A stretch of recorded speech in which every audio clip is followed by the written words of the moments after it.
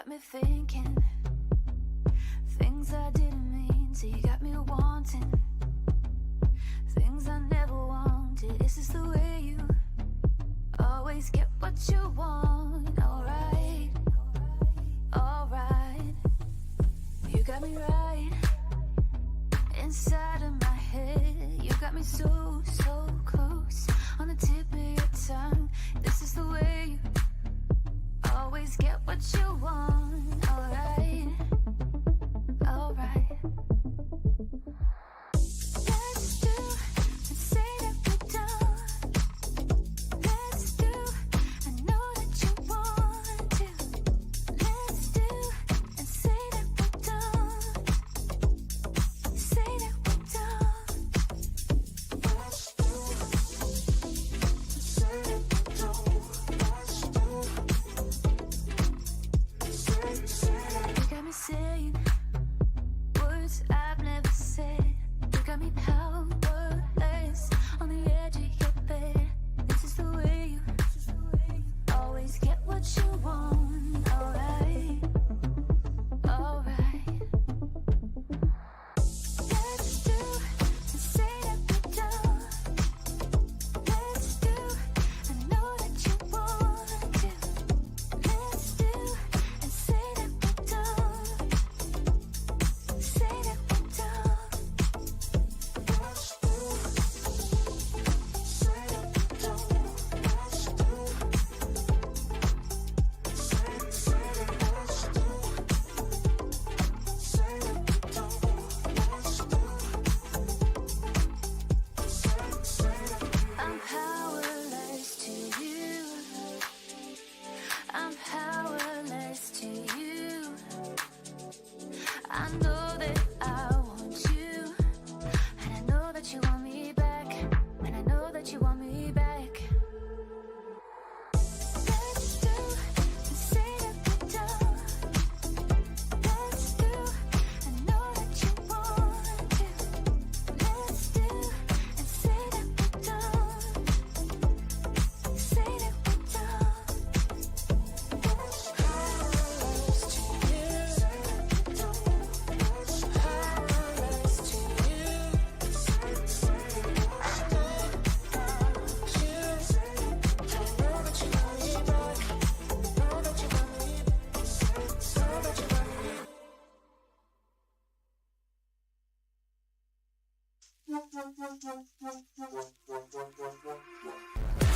Give him more, give him more, give him more right now, right now. Give him more, give him more, give him way more.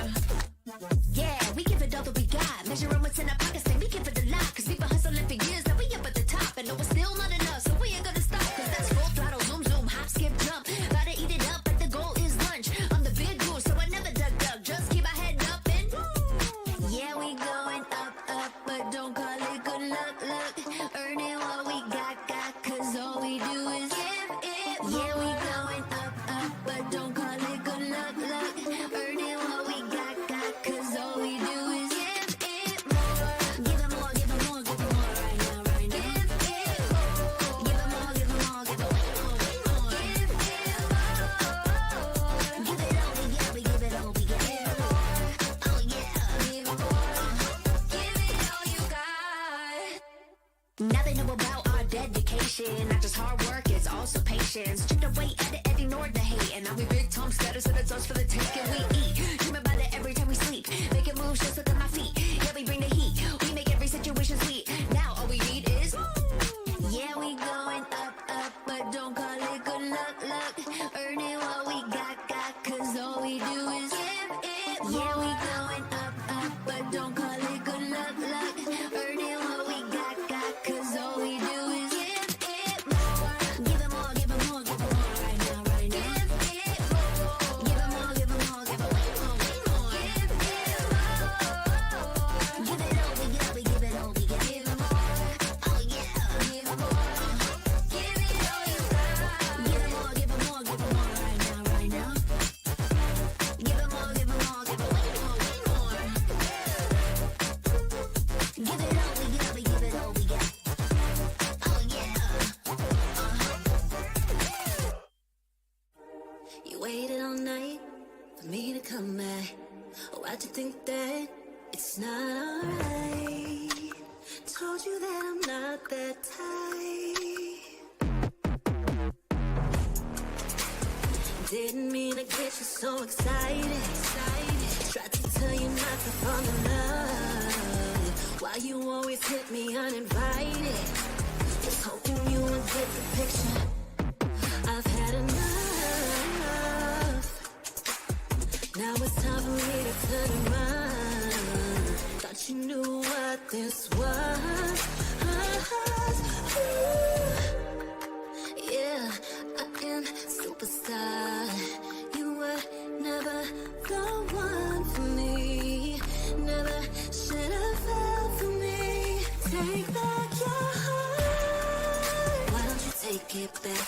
You never had a chance. I'm gonna take back your heart. Call it a savage love. Just till I had enough of us.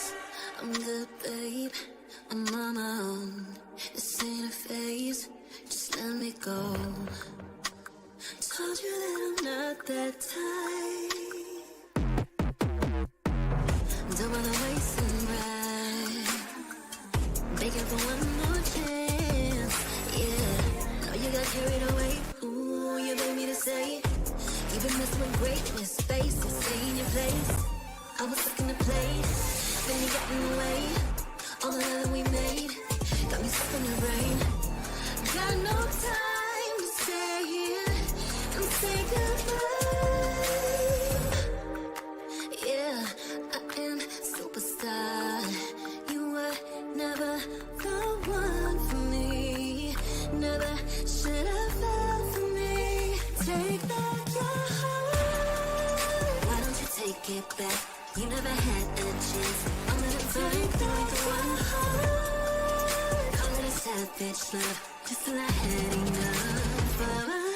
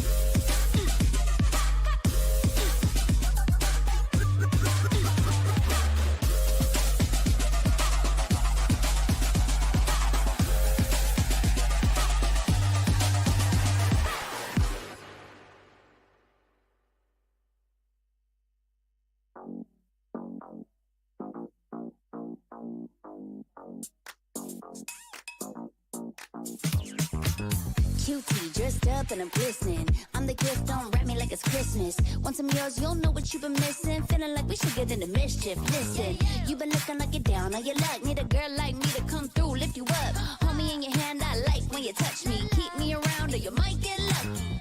I'ma keep you with the good mood. Keep you up all night. Never, never around you. Baby, this is so vibe. Got me dancing like a soul train. Laughing the whole time. Got me singing in the shower. Baby, are you all mine? Baby, I'm your four-leaf clover. Your rabbit's foot, your charm bracelet, horseshoe. Baby, I'm your good, good omen. You wanna keep me with you. Keep me with you. Yeah, it's not hard to see. There's a pattern forming when you got me. 777 all wins, big money. The tramp over here never see me coming. I was in your back pocket the whole time. A quiet power, a silent gold mine. A big old confidence boost, you never to lose. Just know that you'll be winning cause I'm with you in the building. I'ma keep you with the good mood. Keep you up all night. Never, never around you. Baby, this is so vibe. Got me dancing like a soul train. Laughing the whole time. Got me singing in the shower. Baby, are you all mine? Baby, I'm your four-leaf clover. Your rabbit's foot, your charm bracelet, horseshoe. Baby, I'm your good, good omen. You wanna keep me with you. Keep me with you. You been looking like you're down on your luck. Need a girl like me to come through, lift you up. Hold me in your hand, I like when you touch me. Kick me around and you might get lucky. Baby, I'm your four-leaf clover. Your rabbit's foot, your charm bracelet, horseshoe. Baby, I'm your good, good omen. Yeah, you wanna keep me with you. Oh yeah, keep me with you.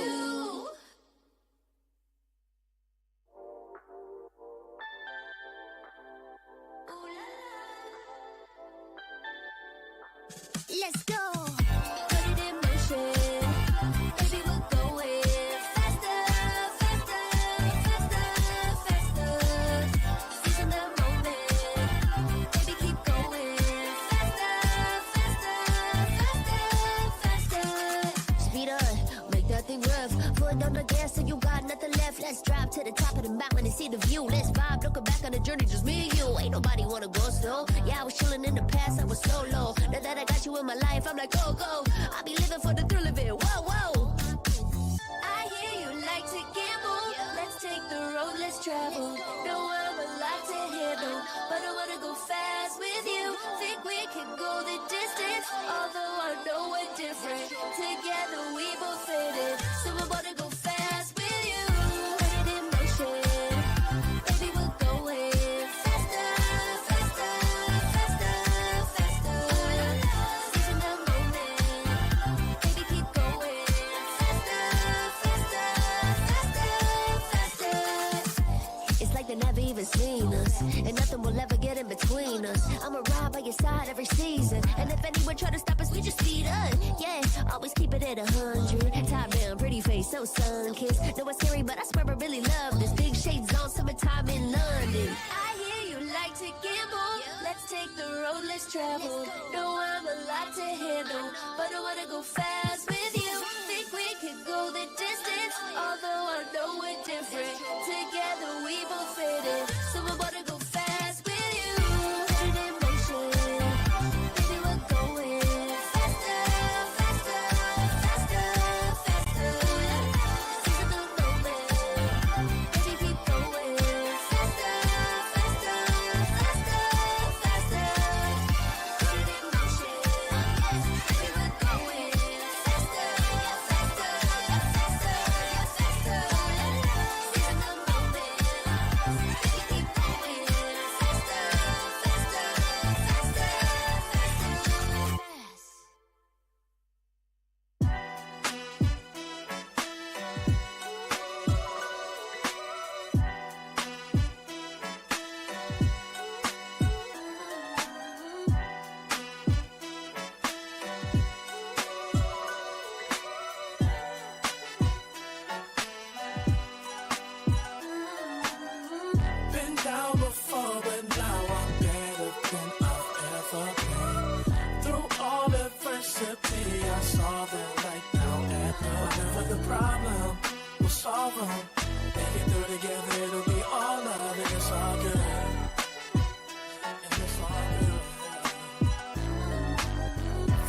big dog, been killing it since tip-off. Come with it or stay home, the people gon' feel ripped off. It's only major leaguers in the office. If you giving half of an effort around the rest of us, you'll make it awkward. I'm about that action, not the one you talk with. You better hope I'm not the one your coach gon' have you out here really guarding.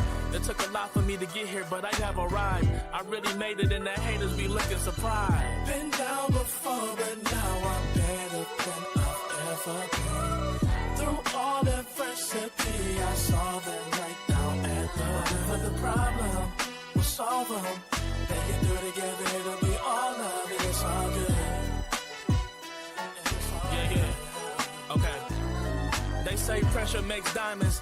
That's what I align with, cause the journey I be climbing is riddled with perfect timing. I'm in a different mode when I be trying to get it. To even get a chance to compete is a form of winning. I mean, what's the point of playing if we ain't striving for greatness? I feel a sense of pride with every play that I'm making. To the top of the world when I came for the basement. Boy, I'm the one and not the two, so don't get it mistaken.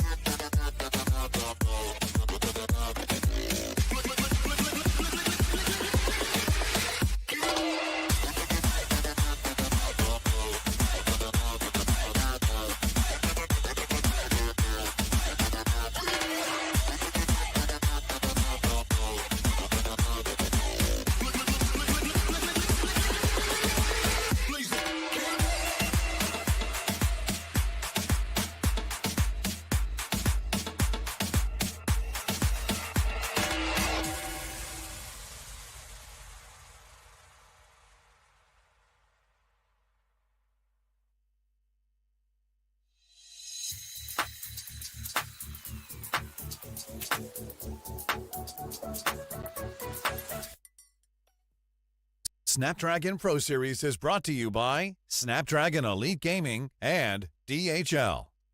वो जो था वो past में था, वो गया, अब future पे ध्यान देते हैं। ये डिसीजन गलत ले ली, जिसकी वजह से बहुत खराब हो गया। मेरे को भरोसा है कि इस टीम के साथ मैं ये ट्रॉफी जरूर निकालूंगा। हम लोग को रियलाइजेशन हुआ कि हम लोग हारने नहीं आए, यहाँ पे हम लोग जीतने आए, जीत गए और कुछ लोगों के हाथ से ट्रॉफी छीन ली। AKOP जो है को तो कोई जानता ही नहीं है।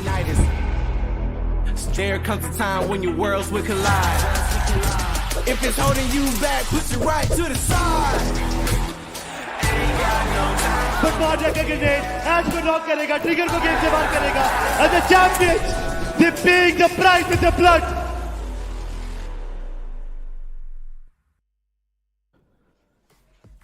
The comeback week is shaping out to be quite astonishing so far. Myth Official, a team that was sitting on 27th, is now currently on 19th spot. And yesterday, even Bot Army Esports played a hell of a game.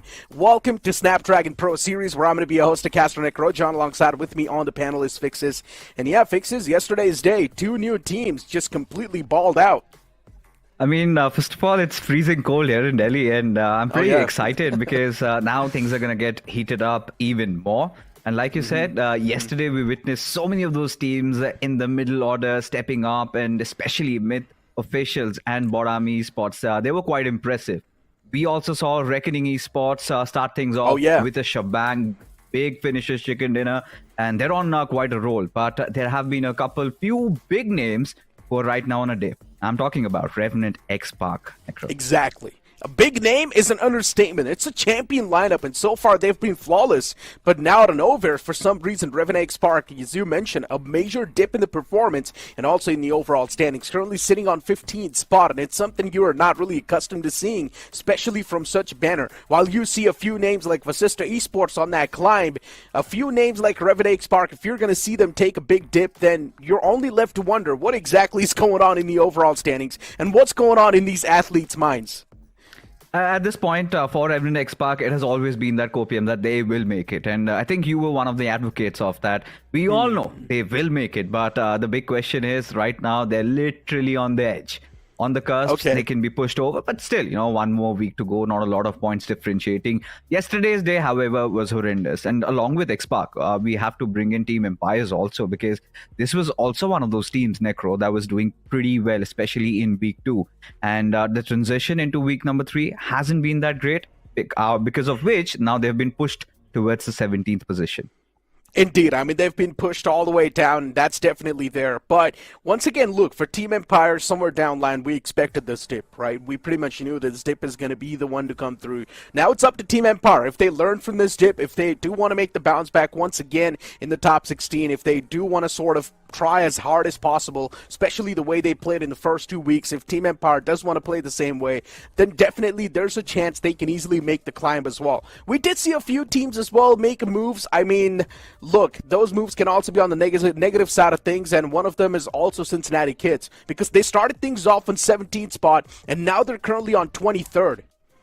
Yesterday's day did not go well for Cincinnati Kids. There were numerous occasions where they were getting third-partied. Even their 4v4 fights weren't going the way they had planned out. And it felt like 8-Bit and Cincinnati Kids are literally brothers and sisters, just moving along with each other.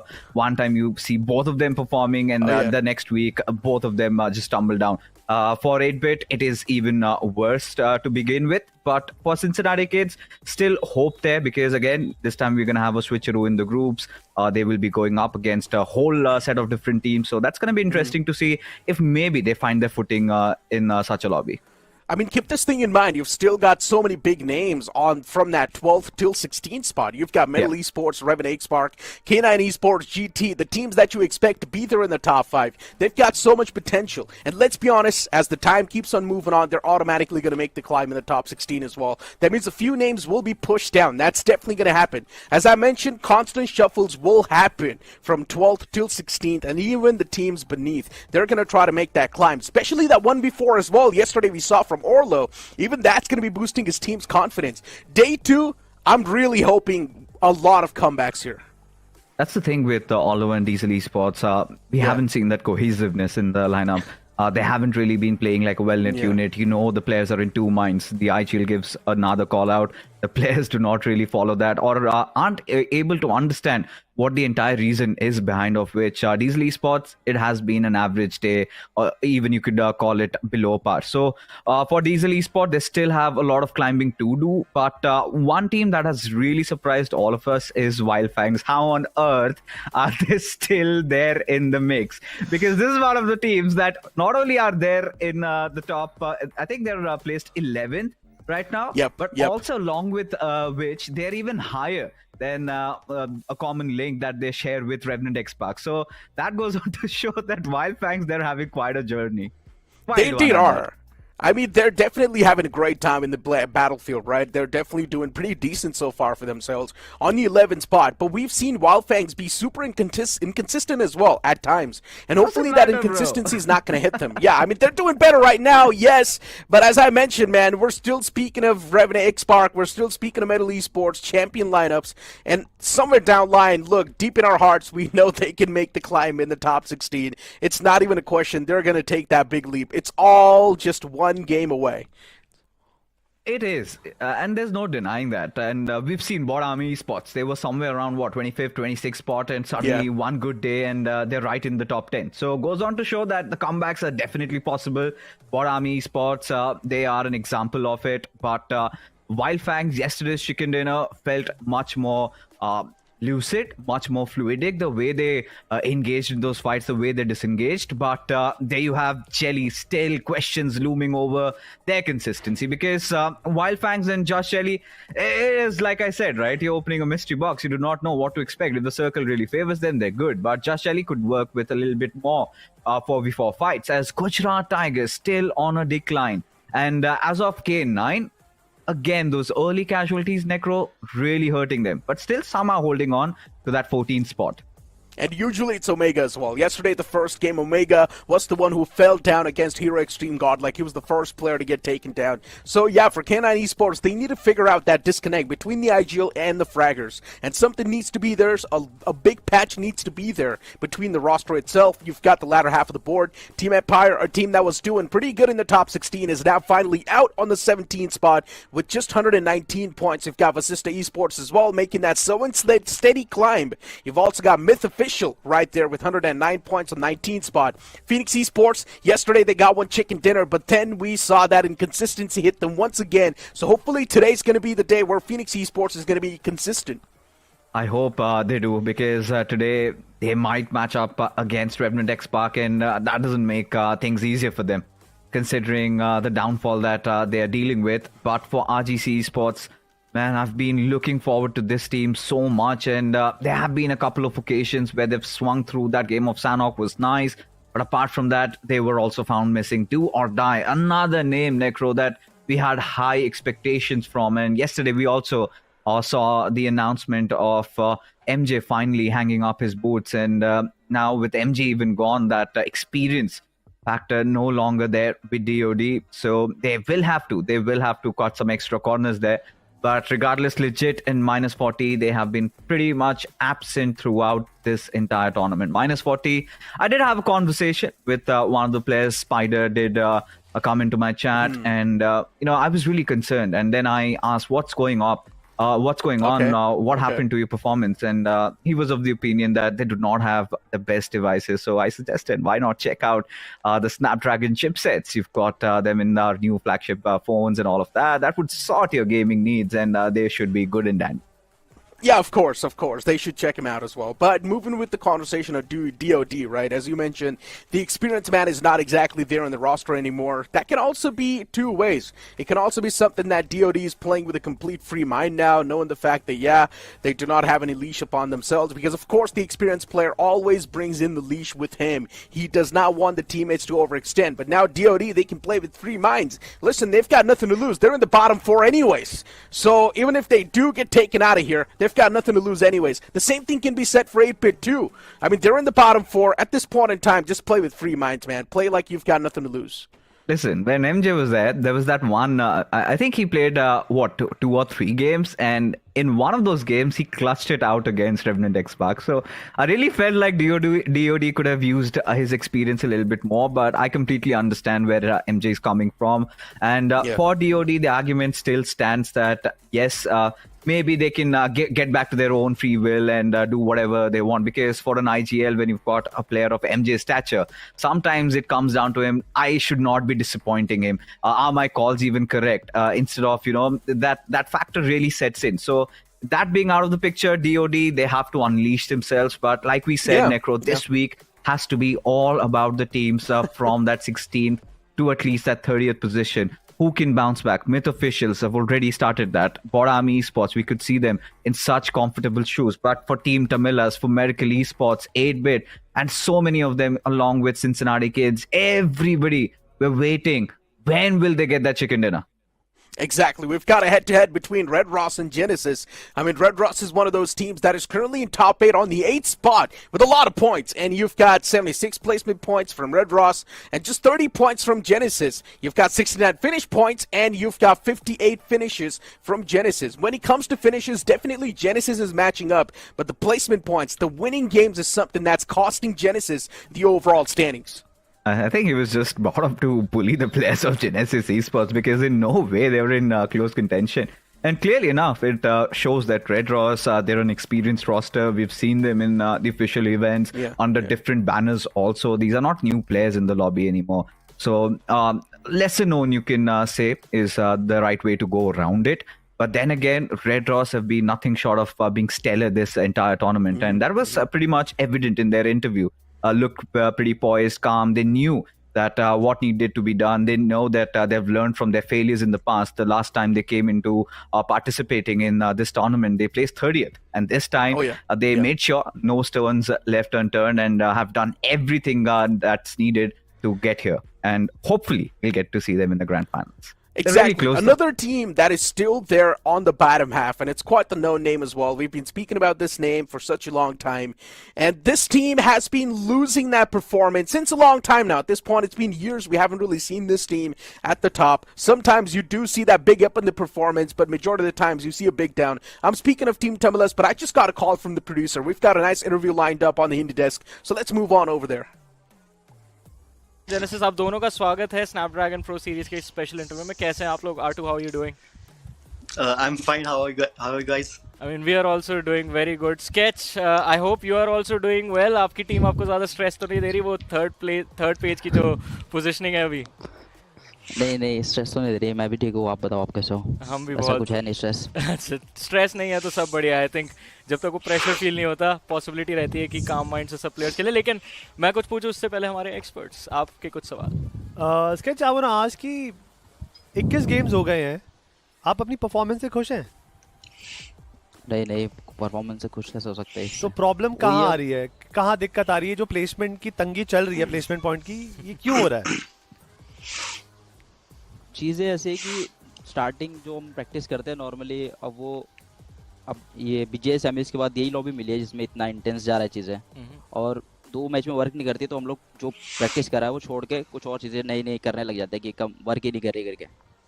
तो वो एक के बाद एक चीज़ build होती चली जाती है, तो ख़राब होता चला जाता है. तो उस चक्कर में फिनिशर्स तो आ रहे हैं, लेकिन हाँ प्लेसमेंट पे कमी है टीम पे, कि प्लेसमेंट पॉइंट्स पे नहीं है हमारे, बिल्कुल नहीं, बहुत कम है.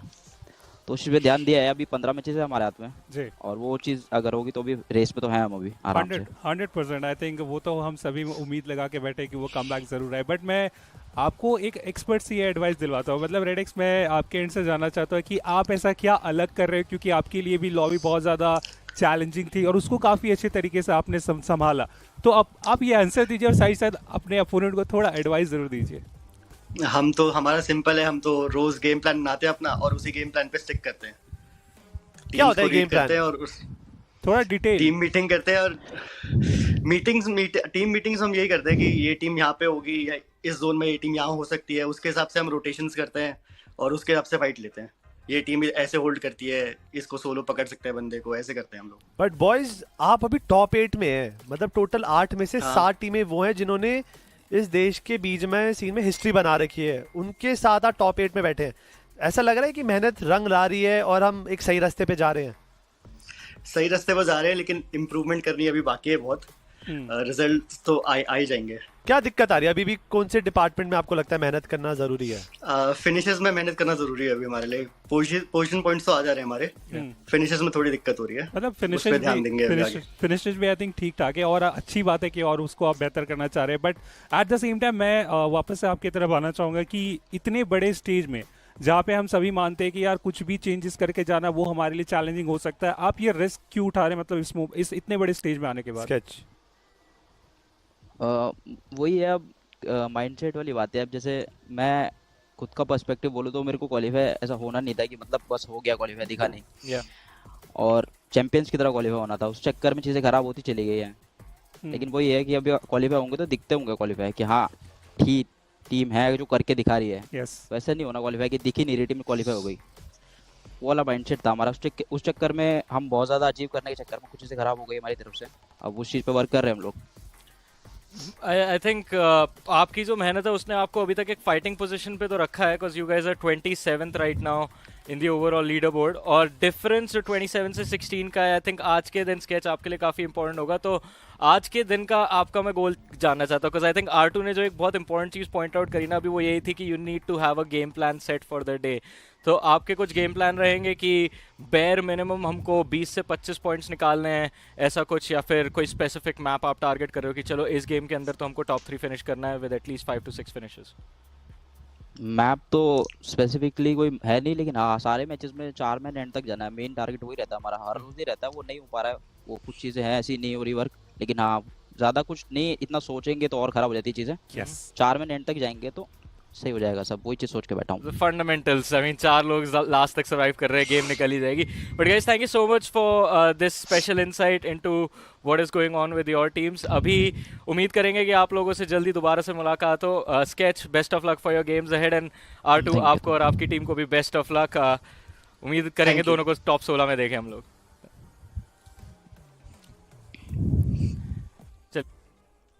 Of course, Red Ross looking much more confident compared to the players of Genesis, which is completely understandable. But, I mean, Red Ross is one of those teams that is there in the top 8.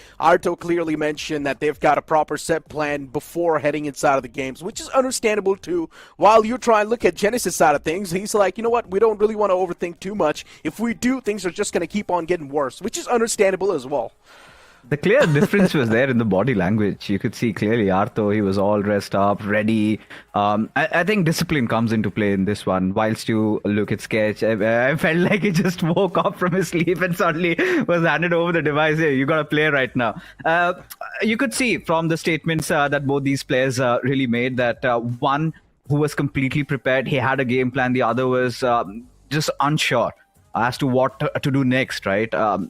Things weren't working out. Even when you take a look at the Open Finals, you go on to see Genesis as a squad. They were getting a lot of those third parties done. They were winning those fights, but the position points were clearly not there. So goes on to show that this team suddenly deciding to change something different instead of playing on their stronger suits. And clearly it hasn't been working out for them, and they are just overthinking. That's it. Head-to-head between Arto and Sketch on the screen. You've got 14 finishes from Arto and 16 finishes from Sketch. Individually, Sketch is doing much better compared to Arto. But you still look at the average survival time, and that's where Red Ross is always going to take the cake, because they've been the one to get a lot of placement points as well, side by side. Yeah, I think, I don't know if the stats and figures really match up or justify both these players and how their teams have performed, because there's a stark difference in that. When you look at Red Ross, even if he might have gotten less finishes than Sketch, still their positions might be different. They must be playing under different circumstances, and their approach to the game is completely different. Where Red Ross clearly specified in the interview, said that we focus a lot on positioning. We still need to work on our finish department. But if you're just working on positioning and that has got you inside of the top 10 and you are consistent throughout the tournament, I'm going to take that any given day. Rather than getting a lot of finishes, where is that putting you in terms of the overall standing? So I think Genesis need to learn, or maybe these mistakes, these failures will enable them to be better next season, because we've got another official tournament after this, and I hope Genesis are prepared for that. Look, for Red Ross, the eliminations are probably well distributed amongst the teammates, while for Genesis, I'm pretty sure it's just going to be one or two players performing out of their minds, while the rest still struggling to find some groove in the game, because clearly Genesis's placement in the overall standings is not good. It's pretty bad on 27 spots, so that speaks volumes about it. You're comparing 27 team to an 8th team in the overall standings. The comparison in the first place just does not align. I mean, if you would have compared TT and Genesis, then that would have made a lot of sense. Team Tumulus is one of those teams, quite the experience bunch, while struggling in the playing field, and the same thing can be said for Genesis as well. It's quite the known banner, but still the players, quite the newer faces on the block, even they're struggling quite a lot. So definitely that comparison would have made a lot of sense. But now, once again, let's just leave both these teams aside and focus on what's going to be up for the future. Genix FM is another one of those banners that we've been talking since day one, and the performance exactly hasn't been there. But we know for Genix FM, yesterday as well, we did see a little bit of those glimmers where Genix FM do want to fight for the survival, and they're just keeping that same spot pinned down. They're not even moving up, they're not even moving down. They're on that same freaking spot. Listen, Necro, they got to that first hurdle, that major hurdle that we were talking about. We'll get to that in a wee while, because now we've got the schedule in front of us. So today it is going to be Group B and C battling it out against each other in the first set. We've got Erangel, Miramar and Erangel. and then we'll have A&D playing Sanhok, Vikendi, and Erangel. So a quick look at both the groups. We've got Genesis coming into play right from the get-go. We've got Red Ross against them also, but eyes will be on the likes of Carnival, K9, you've got Phoenix, Just Jelly, Team Empire. All of these teams need a lot of points to solidify their position. And same goes for even Ico, Revenant over there. For Myth Esports, they've been on a very nice climb. We want to see more of that. And Godsend, I finally find that little bit of solidity that I was talking about, that now they're sure of what to do. They did lose a couple of fights yesterday also, and it was against, I believe, Diesel, but doesn't matter. As long as they've got all those good points coming in, couple of bad games, they can get over it really soon.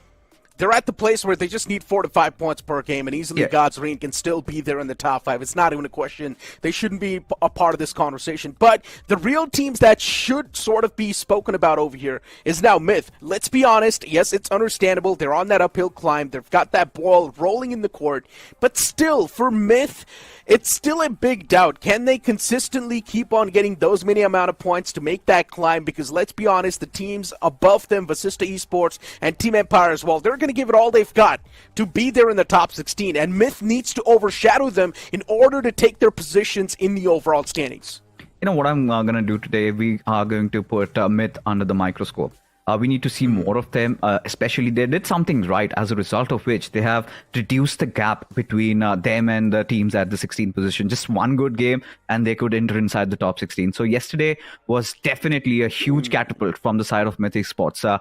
Whatever the changes they've made inside of their style of play has worked out for them. Now, we've also discussed that today is going to be an entirely different day when you are going to be matched against different teams. So we do not know what mystery waits for us as it gets unraveled in this first game of Erangel, folks, as the flight path trajectory heads up from the southern side, goes all the way towards northeastern Kameshki. So at this point, all we're hoping that we've had enough of those southern circles. Give us something different. Please. You know what? I want to see a Southern Circle once again. It no really way, just Necro. throws We had a lot of 3 teams off guard. I do understand, but all those games were super fun. You can't deny that. Circle? How about a Zaki Circle, bro? Well, fine. You know, that works. That, right? If a lot of the part of the circle is in the water, then that makes a lot of sense. I would love to see these teams, fight tooth and nail. Did you not see yesterday's final circle, bro? I did. 50% of it was inside the water. Exactly. I mean, those type of circles really do make it super fun, right? Because you do not really have a lot of that playing surface in the first place. So you really need to adjust off the rip. So it's pretty much like you're playing on stage 5, even though you're on stage 3. So that's how it is. But for now, looking at the plane flight path as well, a lot of the teams are not going to have any sort of issues to move in towards their designated drop location. Wingod Esports 2 moving in towards Primorx. You've got CK moving towards Fairapir, which is their OG drop location.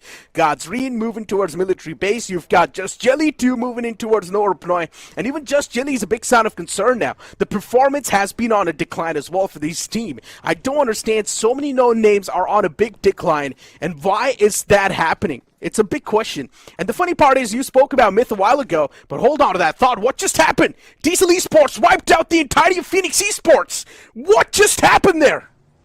What? Wait, hold on. Oh. Does not get any worse than this. Yeah, just shanking each other. Soul-wrenching for Phoenix Esports.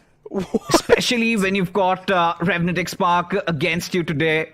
And the first game you come in and you get clapped by Diesel Esports, Phoenix Esports. This has to be the end of things, right? If there was any glimmer of hope left, I do not know how on earth can Phoenix Esports pull back from this. They can. They're not doing too bad in the overall standings, but I mean, for Phoenix Esports, I don't understand how do they put themselves in such scenarios every single time. Phoenix Esports, it's one of those teams that these sort of scenarios happen to them majority of the times. And once again, it happened. Just shanking each other to death, just hoping for the best, cross your fingers. Whoever gets their hands on the vehicle or even on the weapons the first will be the one to come through victorious. And at that point in time, there's a lot of that RNG that's involved. So you really do not want to place yourself in those scenarios where you're completely hoping for the best. That should not be a case. You should be relying on your skills much more than the hope and the dreams. But you know what? Let's just speak about the better part for now. And let's just go back to the conversation that I was trying to bring up, because Phoenix Esports is done for anyways. And speaking of Just Jelly, right, on a big decline, and for some reason it feels like all the teams in the top 16, not exactly all, but majority of the teams that were doing really good in the week one are now slowly and steadily fizzling away, and that's a big sign of concern. Yeah, I think for Just Jelly, this circle does not make it any easier for him, considering their recent performances where they've been focusing a lot on those positioning, and they've been looking rather a little bit hesitant in engaging in those fights. And, I have to go back to that previous fight, and because I needed to break it down, and I saw the players of Phoenix Esports actually drop down to get a couple of vehicles, and Diesel Esports, they also wanted the same, but hold on, K9, they're already on the hunt, and they're going after the Giants themselves against Revenant X-Park. Sarang already down on his knees, Spray God not having the best of HPs as Joker out in the middle of nowhere, just randomly spamming around, couple of shots, to no success, as even for K9, they've lost out Ninja Boy in the process. Now Slug going after the IGL himself, Shadow. This has to be one of the scrappiest early fights that we've witnessed. Yeah, taking a fight against Revenant X-Park might just not be the best thing for K9 Esports, and vice versa.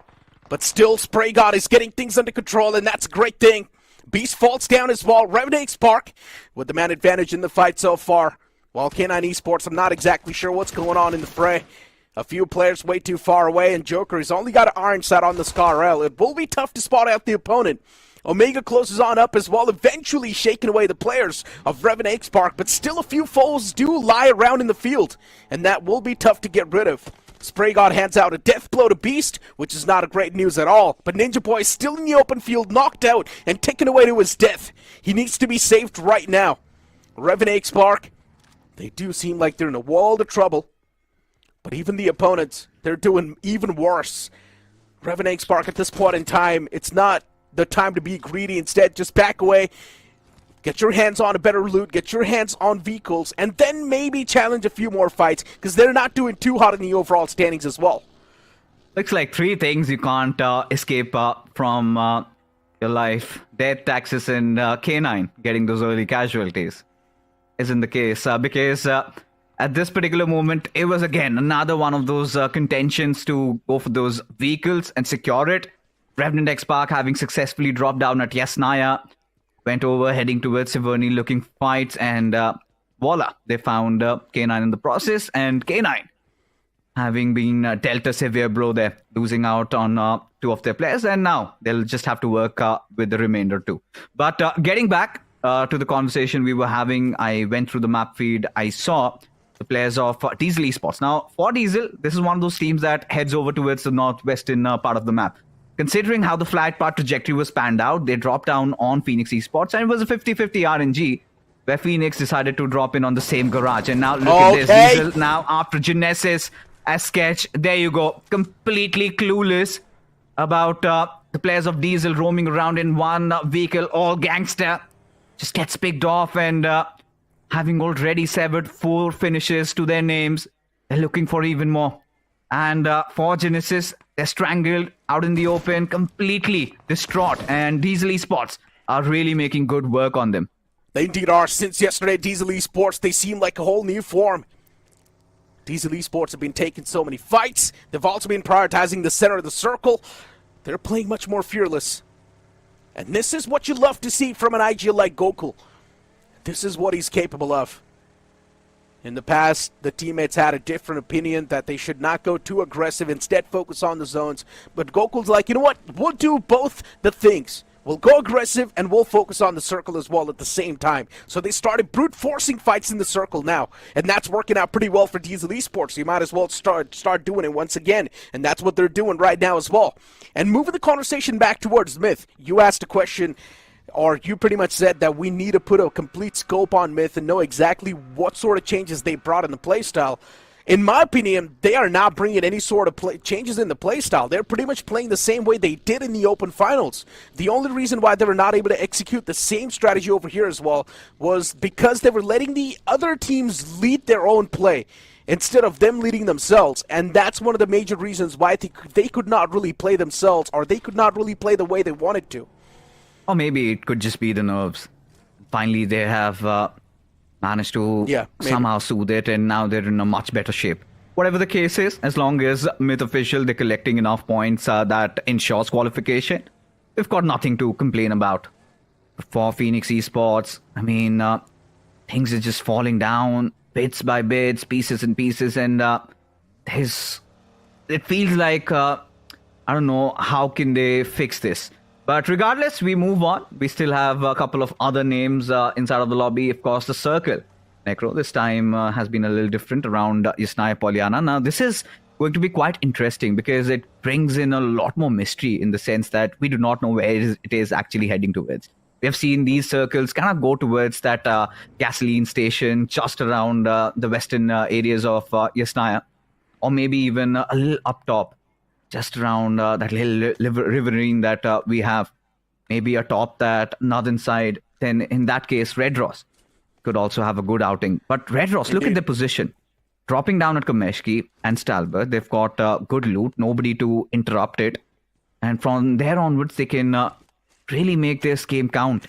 But if the circle goes to Yasnaya, Necro, that is where I'm starting to get a little worried because you've got so many of the other teams already hunkering down there.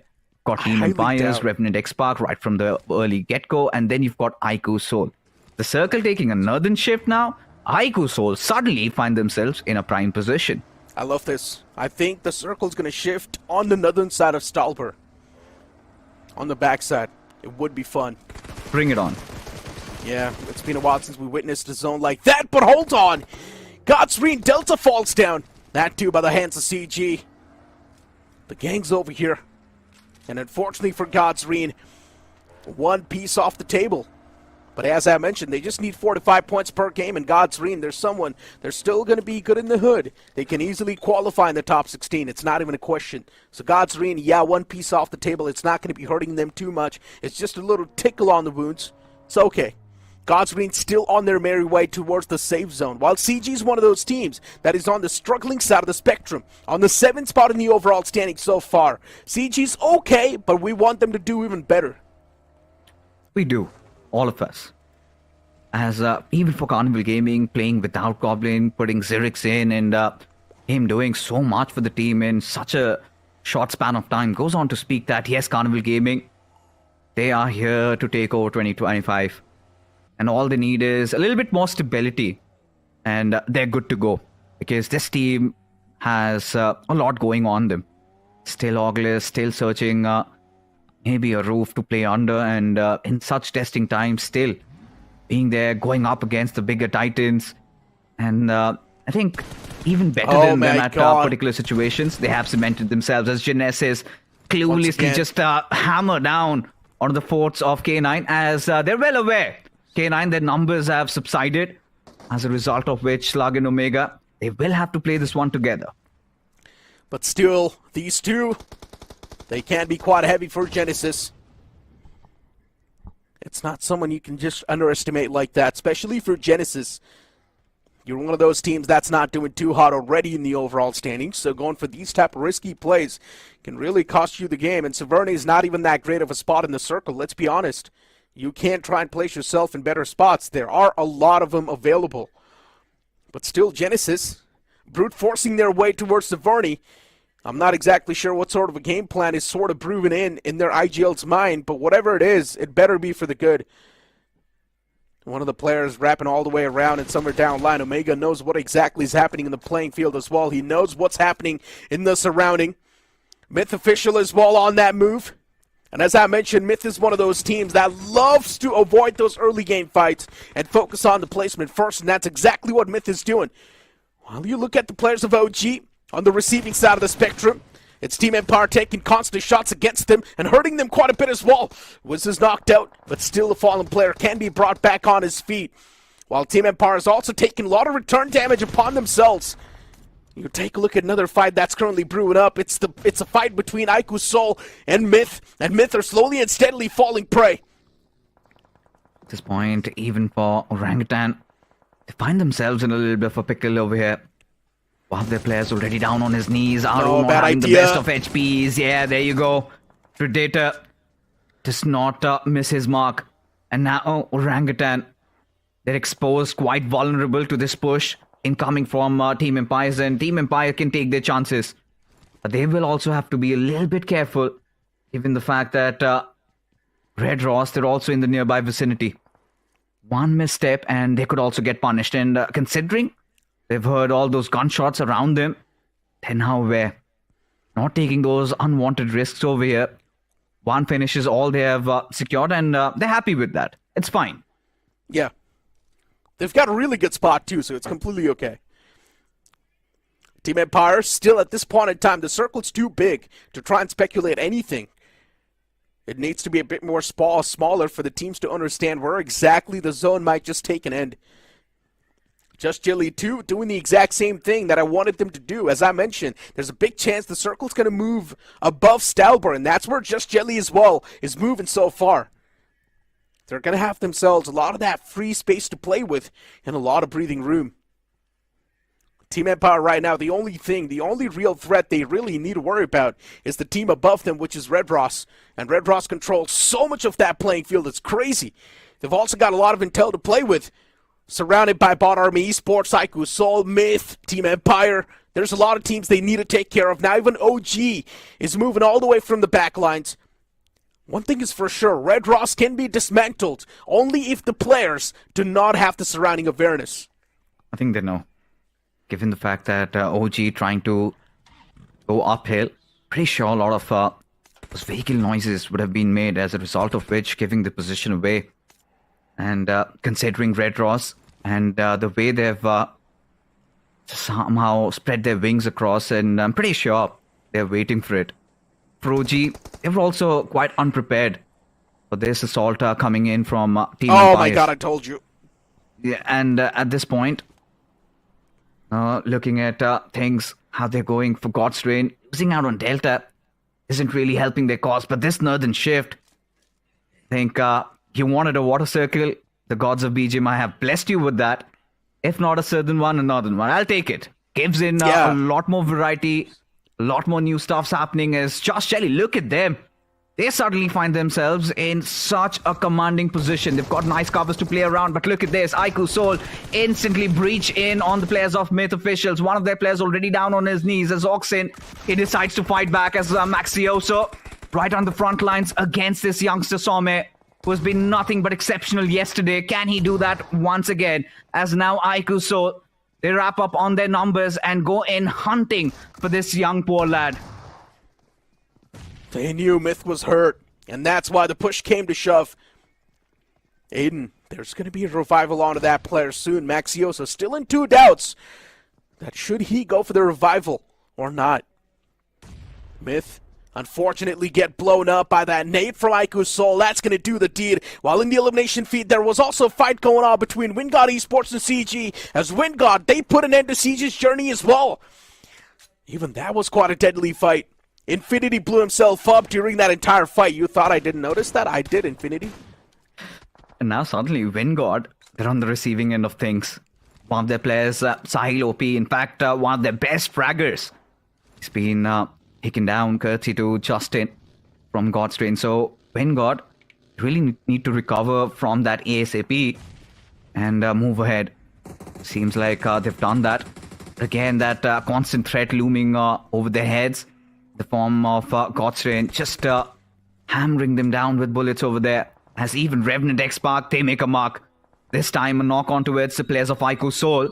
And seems like showing those signs of interest where they want to initiate that push. Indeed, they join the party now. Revenant X-Spark definitely do want to shred a few players away as well of Aiku Soul. Just wanting that piece of the pie, nothing else. Just even one elimination point that can put a big glimmer of hope in front of Revenant X-Spark. They were able to dismantle the players of K9 Esports off the rip, but after that it's been a while since they've taken any sort of fight. And now you've got God's Reign just peppering a lot of the shots in the front. They do not want to let the team make any sort of escape from that spot. Ninja Jod, though, does manage to get rid of that vehicle. It's smoking. And Ninja Jod now finally stops taking those shots. He's also burning through a lot of ammunition, and the game is just halfway done. He needs the ammo. God's Reign, unfortunately, Delta PG was the casualty off the rip, but as I mentioned, it's just a little tickle in the wound. It's not going to hurt them too much. maybe could be one of the difference makers in them getting a chicken dinner. But if they can somehow compensate it in terms of getting enough frags for them, I'm not the one to complain as Diesel Esports. Now they're once again on the hunt. K9's Omega could be on the receiving end as he has to step out from his vehicle. But Omega still somehow manages to knock onto it, Sham, as Diesel Esports completely distraught in a whole different frenzy as Orlo. He's going to wrap things up. But the big disappointment over here is Sham has been done and dusted. So an early casualty, but still for Diesel Esports, work in the right direction. Another squad wiped out and 7 finishes, and it's just stage 3. So Diesel Esports, they have definitely amped things up. That was such a deadly knock by Omega, though. As soon as you ejected from that vehicle, he got a knock. Yeah, indeed. I mean, I did not expect that from Omega. But man, mechanics on point at that time. Aim was really crisp. Snappy, yeah. But look at the zone. It shifts even more up north. And Just Jelly, they can be in a really good spot. I do understand Genesis as well. They're currently doing really good. But Just Jelly can cover even more playing surface if they keep on playing the same way. They just need to move the same way, the same direction. They can have that 2-2 split going for themselves, even inside of the circle, and play from the edges. The only concern can be if there's a lot of cover available or not. At this point, Genesis might really be kicking themselves in the foot, given the fact that if they had a few extra men, they could have really carved this chicken dinner out. It was waiting for them, but now you could see that paw come in. Revenant X Park from the western shorelines, they're going to push through, and if they're aware of Genesis' position, they're not even going to flinch to go in for a slam in there. As Kyolamau out in the open against Borami Esports, you've got Monty already pinning Kyolamau out, and there he goes down. And just like that, Team Jelly, they're in again a heap of trouble. What was Kyolamau doing? Just running out in the open. Look at Ninja. I'm not exactly sure what was happening to Kyolamau in that scenario, but I guess he was a bit too exposed even from the top. And that's why Kyolamau was constantly trying to bob and weave to try and make sure he's tossing as many bullets as he can. But then he forgot he's not Neo from Matrix.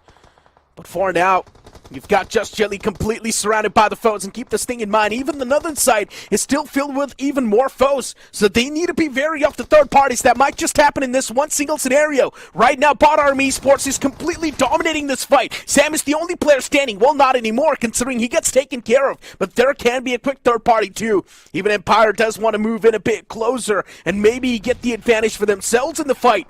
This can be a great third party from Team Empire, but instead they don't do so. They still hold their own ground. You've got OG on the screen, and right now Red Ross is getting picked off from all the different angles.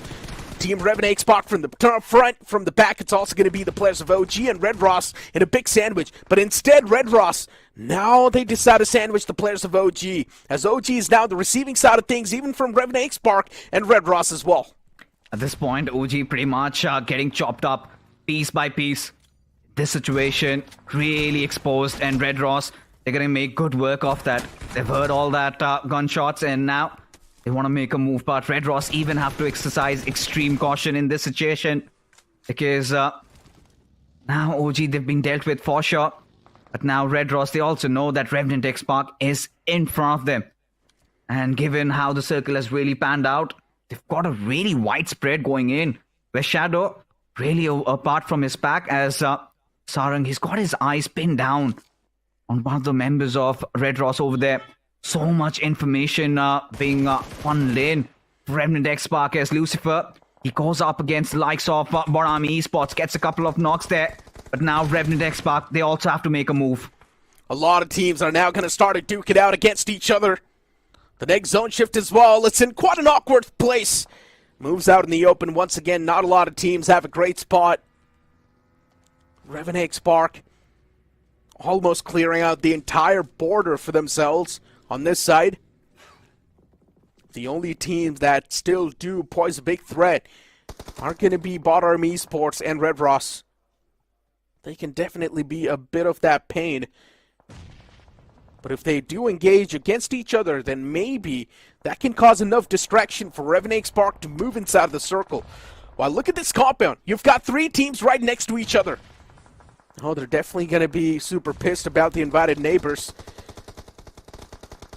You've got Genesis in the same compound, Godsreen, Wingard Esports. Genesis was the one who first came to this compound, and then Godsreen as well moved right on the same tracks.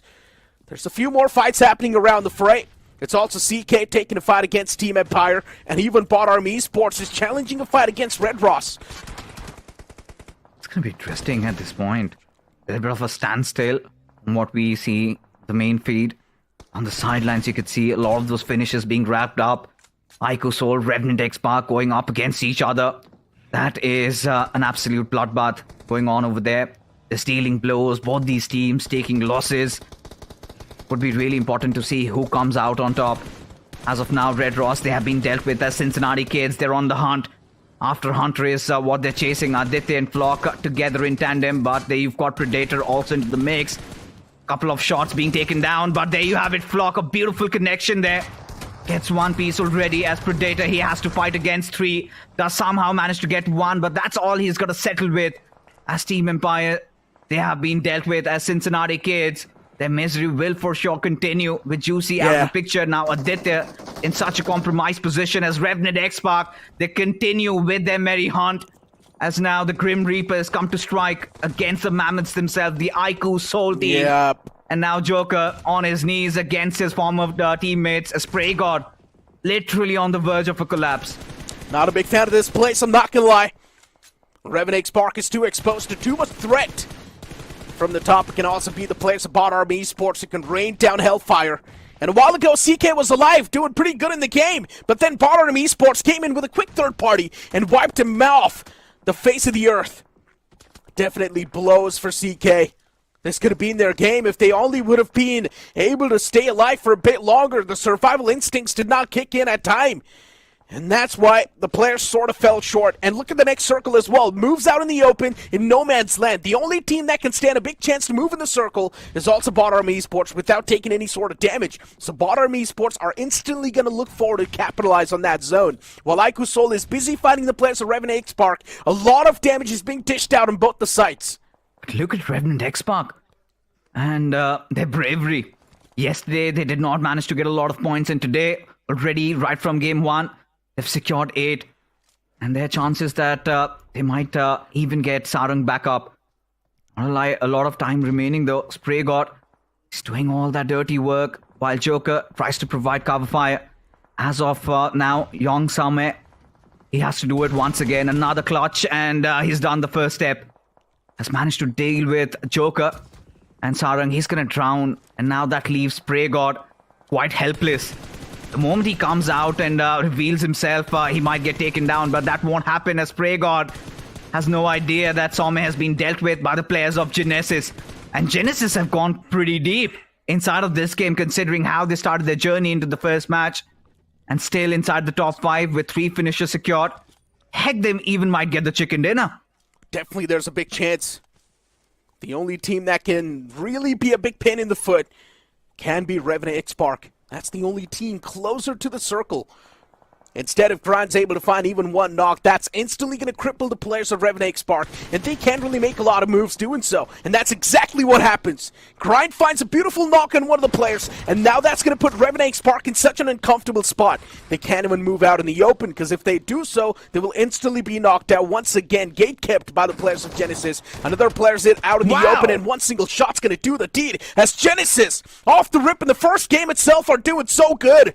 Now the only team they really need to take care of is going to be Bot Army Esports, but still the teams that were there in the compound next to Genesis, they unfortunately got wiped out by fighting against themselves. And this is where the real problem really begins. I mean, for Bot Army Esports, just one man standing, there's not a lot of chances that he can come out on top, but still a 1v2, we've seen a lot of the times happen in the past, so there's definitely a big possibility, and Grind is not going for the shots just yet. He wants to make sure that this is going to be his victory. Runs out of bullets in the M416, now moves out in the open as well, wants to go up close and personal. Unfortunately, his teammate's taken down. It's taken down to a 1v1 now. Monty is doing his job slowly and steadily. He's still cooking up another nade. If it does find the connection, that's going to do it. But no, instead the nade is going to be the one to find the ending piece. And that's going to be the chicken dinner that Bot Army Esports were looking for, and they do steal it. A nice 1v2 in the end. What a play from Monty. What a game of Erangel it was, and for sure, Army Esports continue their winning ways, getting another chicken dinner back-to-back perhaps. Somehow feels like they've cracked the code, but for Genesis, they have definitely gone deep into this game, and for a second it felt like they could have had really gotten this game in the bag. Given the fact that Shiro, he gets picked off from Monty over there, that was absolutely unnecessary. Could have really bought in a little bit more time, and they knew they messed that one up. Of course, out of ammunitions over there, but still, regardless, a valiant effort from the young lad. Yeah. As towards the end circles, what really amazed me was Grind and his quick mechanical skills against that fight with Revenant X-Pac. He was so smart in making those maneuvers. He knew that Revenant X-Pac had no idea one of the players will be behind that monster truck, and instantly cut off the rotation inside the circle. And just not that, he was drawing in so much tension that Revenant X-Pac, they were in a frenzy, what to do next. And while they were getting inside the circle, you could see how he switched the position from his buggy, went in for those shots. Of course, the player fell down to the zone, but the damage was definitely there. And from there onwards, he goes on to carve a chicken dinner. This could have been a majestic one had his teammate not really up. And it sort of goes on to show that at this point, Genesis are finally standing up to their names. They are finally starting to deliver, and this was good stuff from both the sides. The funny part is things could have been much more worse, because the compound that Genesis was in was shared by two other teams as well, God's Green and WinGod Esports. But luckily enough for Genesis, both those teams ended up fighting it amongst themselves and were eliminated by the play zone as well. And at the end of the day, let's be honest, the main MVP was the Circle 2, because the shifts that he was taking out in the open, there was not a lot of cover to play with in the first place. And that's why so many teams were eliminated by the play zone itself. One of them was also Revenant X-Pac, because they were way too out in the open, exposed. When they tried to make it inside of the circle, that was next to impossible, because Genesis had their vehicles intact, and that's where Genesis found the real advantage. And they were also in the advantageous shoes in that 1v2 scenario as well. But at the end of the day, it's Bot Army Esports, and we spoke about the firepower this team possesses. Monty especially, he's always been in the forefront of the action. Absolutely, and every single time you watch Bot Army Esports, they kind of get you excited on the edge of your seats. What are they going to do next? Because they are so efficient in their 4v4 fights, so good at that. And given the fact that they've gotten their positioning also secured right now, getting back-to-back chicken dinners goes on to show that this team means serious business. No hasty commitments. They're finally putting a leash on each other. They know when to engage and when not to. And Monty clutching it out, especially in situations like that when you are starting to pin a grenade, it could heavily backfire, because if the player just pushes right on your face, you either somehow get yourself executed or something might go awry.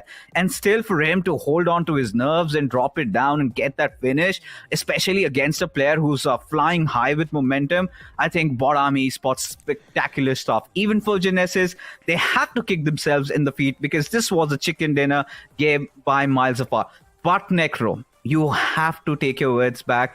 Northern Erangel circles are goated, man. I mean, come on, did you not enjoy that? I mean, look, they are pretty much goated, but the amount of teams that got taken down by the play zone just eliminated the majority of the competition.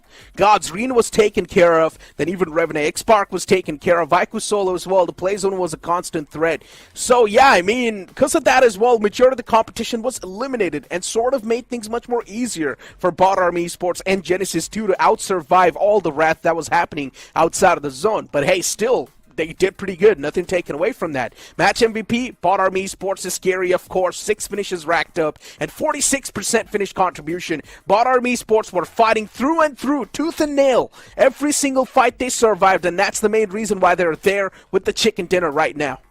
And, again, one of those things I loved about the circle over there was the fact that it's relatively a different playing field there. You've got different ridges to play around, so kind of really tests how topographically sound you are as an IGL.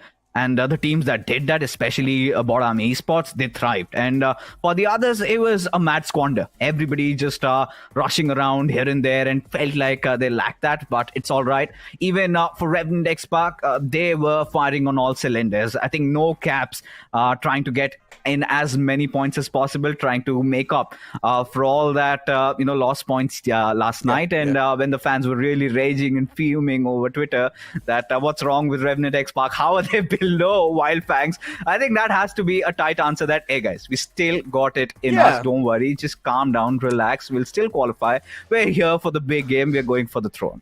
I mean, look, if the fans are still doubting this lineup, then I don't know what's wrong with the fans, because man, look, they don't need to prove themselves time and time. We all know they're going to make a bounce back no matter what. The way they were playing the previous game is well off the rib going for the fights, even though sometime we did think that they can definitely be the one to lose that fight, but still they instantly know how to bounce back, even from the worst possible case, and that's the best part about this team. Even if you put them in a disadvantageous spot, they know how to come out on top, and that's exactly what happened in the fight against K9 Esports, because K9 was the one to find the first knock, but then instantly Spray God stepped in and got things under control, and that's the best possible scenario that you can have for Revenant X Park. Off the rip, they got those points, then you move on forward. Revenant X Park also inside of the circle, were taking fights left, right, and center. They took a fight against Taiko Soul as well. Just the problem is the place where they placed themselves wasn't really that safe. It was way too exposed to too much threat, even for the teams in the front. They were too much exposed. Taiko Soul as well were taking constant shots against them. Even Genesis from the compound was constantly peppering down the shots. So Revenant X Park getting eliminated there, we all saw that coming, but at least they got away with a decent amount of points. Look at that, 12 points is more than enough. And Vingod, really, I did not see that coming. 14 points, I'm going to take that, considering they were going hot and heavy right from the get-go. Were the ones who wiped out Carnival Gaming, if I'm not wrong, were under severe fire, but still good rotations coming in from this young team. And for Genesis, 10 points, we'll take whatever we've got. But even for Diesel Esports, they were also a breath of fresh air inside the lobby tonight. And it feels like they've got that fuel burning once again. I think now the players look like they're on the same page, finally engaging in those fights, finally really not backing away from it, and now they're on the winning spectrum. So that's a good thing. But for Carnival, K9, a little bit of work needs to be put in, and even for Red Raw, seems like all the planning and plotting that they had done did not work out this time around. And for Just Shelly, the misery continues, also with Phoenix. Look, God's Arena and Ico Soul just did enough to keep themselves pinned down in the overall standings, right? 7-6 points. That's how many points they got. Yeah, and Just Jelly, Phoenix Esports, still sign of concerns. Just Jelly's performance is on a big decline. Previous game, 0 points. Don't exactly know what's going on there, but hopefully they're once again able to tie things up, because in the week 1 itself, Just Jelly was doing really good. In week 2, okay. And in week 3, they're doing bad. Overall standings on the screen. Look, top 5 not really changing. Bottom Esports, though, instead they crack in. And Wingard Esports, they moved down a bit, but it's completely fine. It is. I mean, at this point, for Wingard, they've pretty much been around. It's not like they're going through a severe downfall. Empire. But for Red Ross, yeah, they have to wake up right now. Need to have a good couple of next games. But for K9, I'm starting to get worried, and even for Josh Shelley, because these are the games where you really are under heavy scrutiny, because at this point, if you do not perform, a lot of these teams are waiting for you. The next set of groups, when they come to play in, I'm pretty sure they might just throttle you out of that top 16. So even for Team Jelly, having secured 0 points out of this one is kind of not acceptable. And the same goes for Myth Officials. Clearly had to get on that momentum train where Bottom Esports succeeded. Myth Officials, they failed. But Genesis, a nice climb, now inching in closer to that 100 points marker. I think that the target has to be somewhere, get yourself to 130 points by the end of the evening. If they can somehow manage to do that, I think that would be a huge success for them.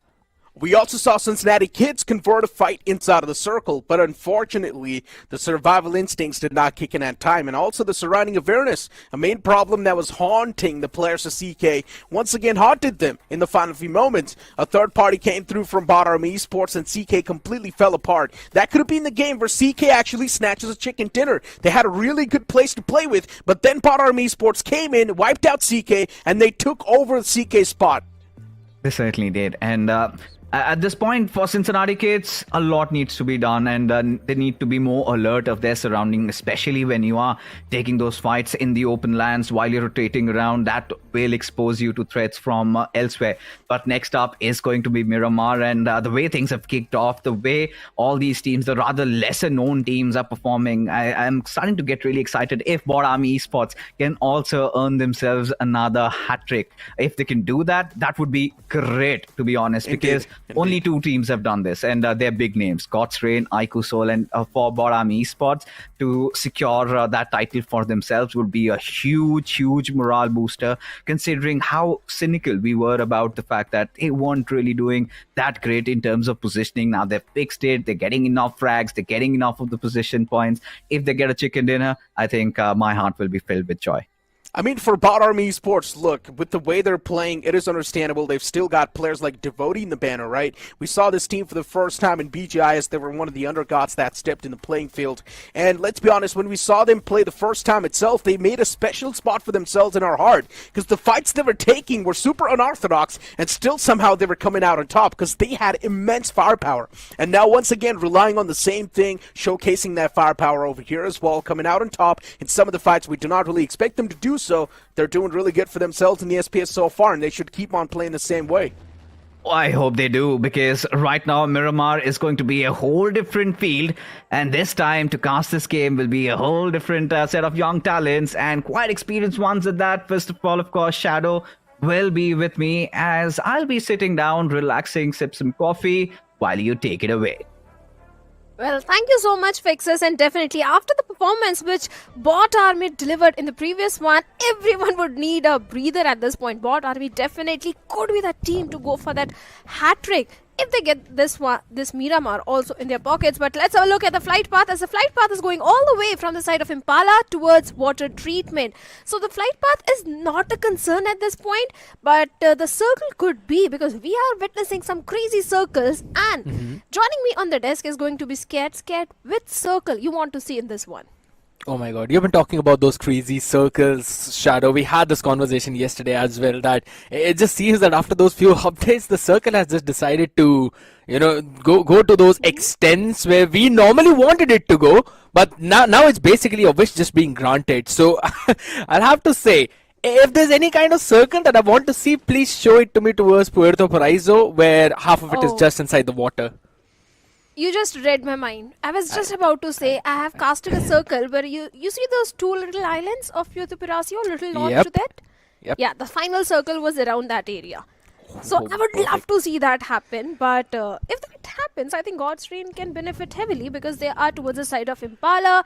Then we also have the players of Team Orangutan and Bot Army Esports in a very close proximity to each other. The entire city of Los Leones for now belongs to the players of Cincinnati Kids, but there is a cluster forming towards the side of Hacienda. We have Red Ross, Reverend X Park, even we have got the players of IQ Soul.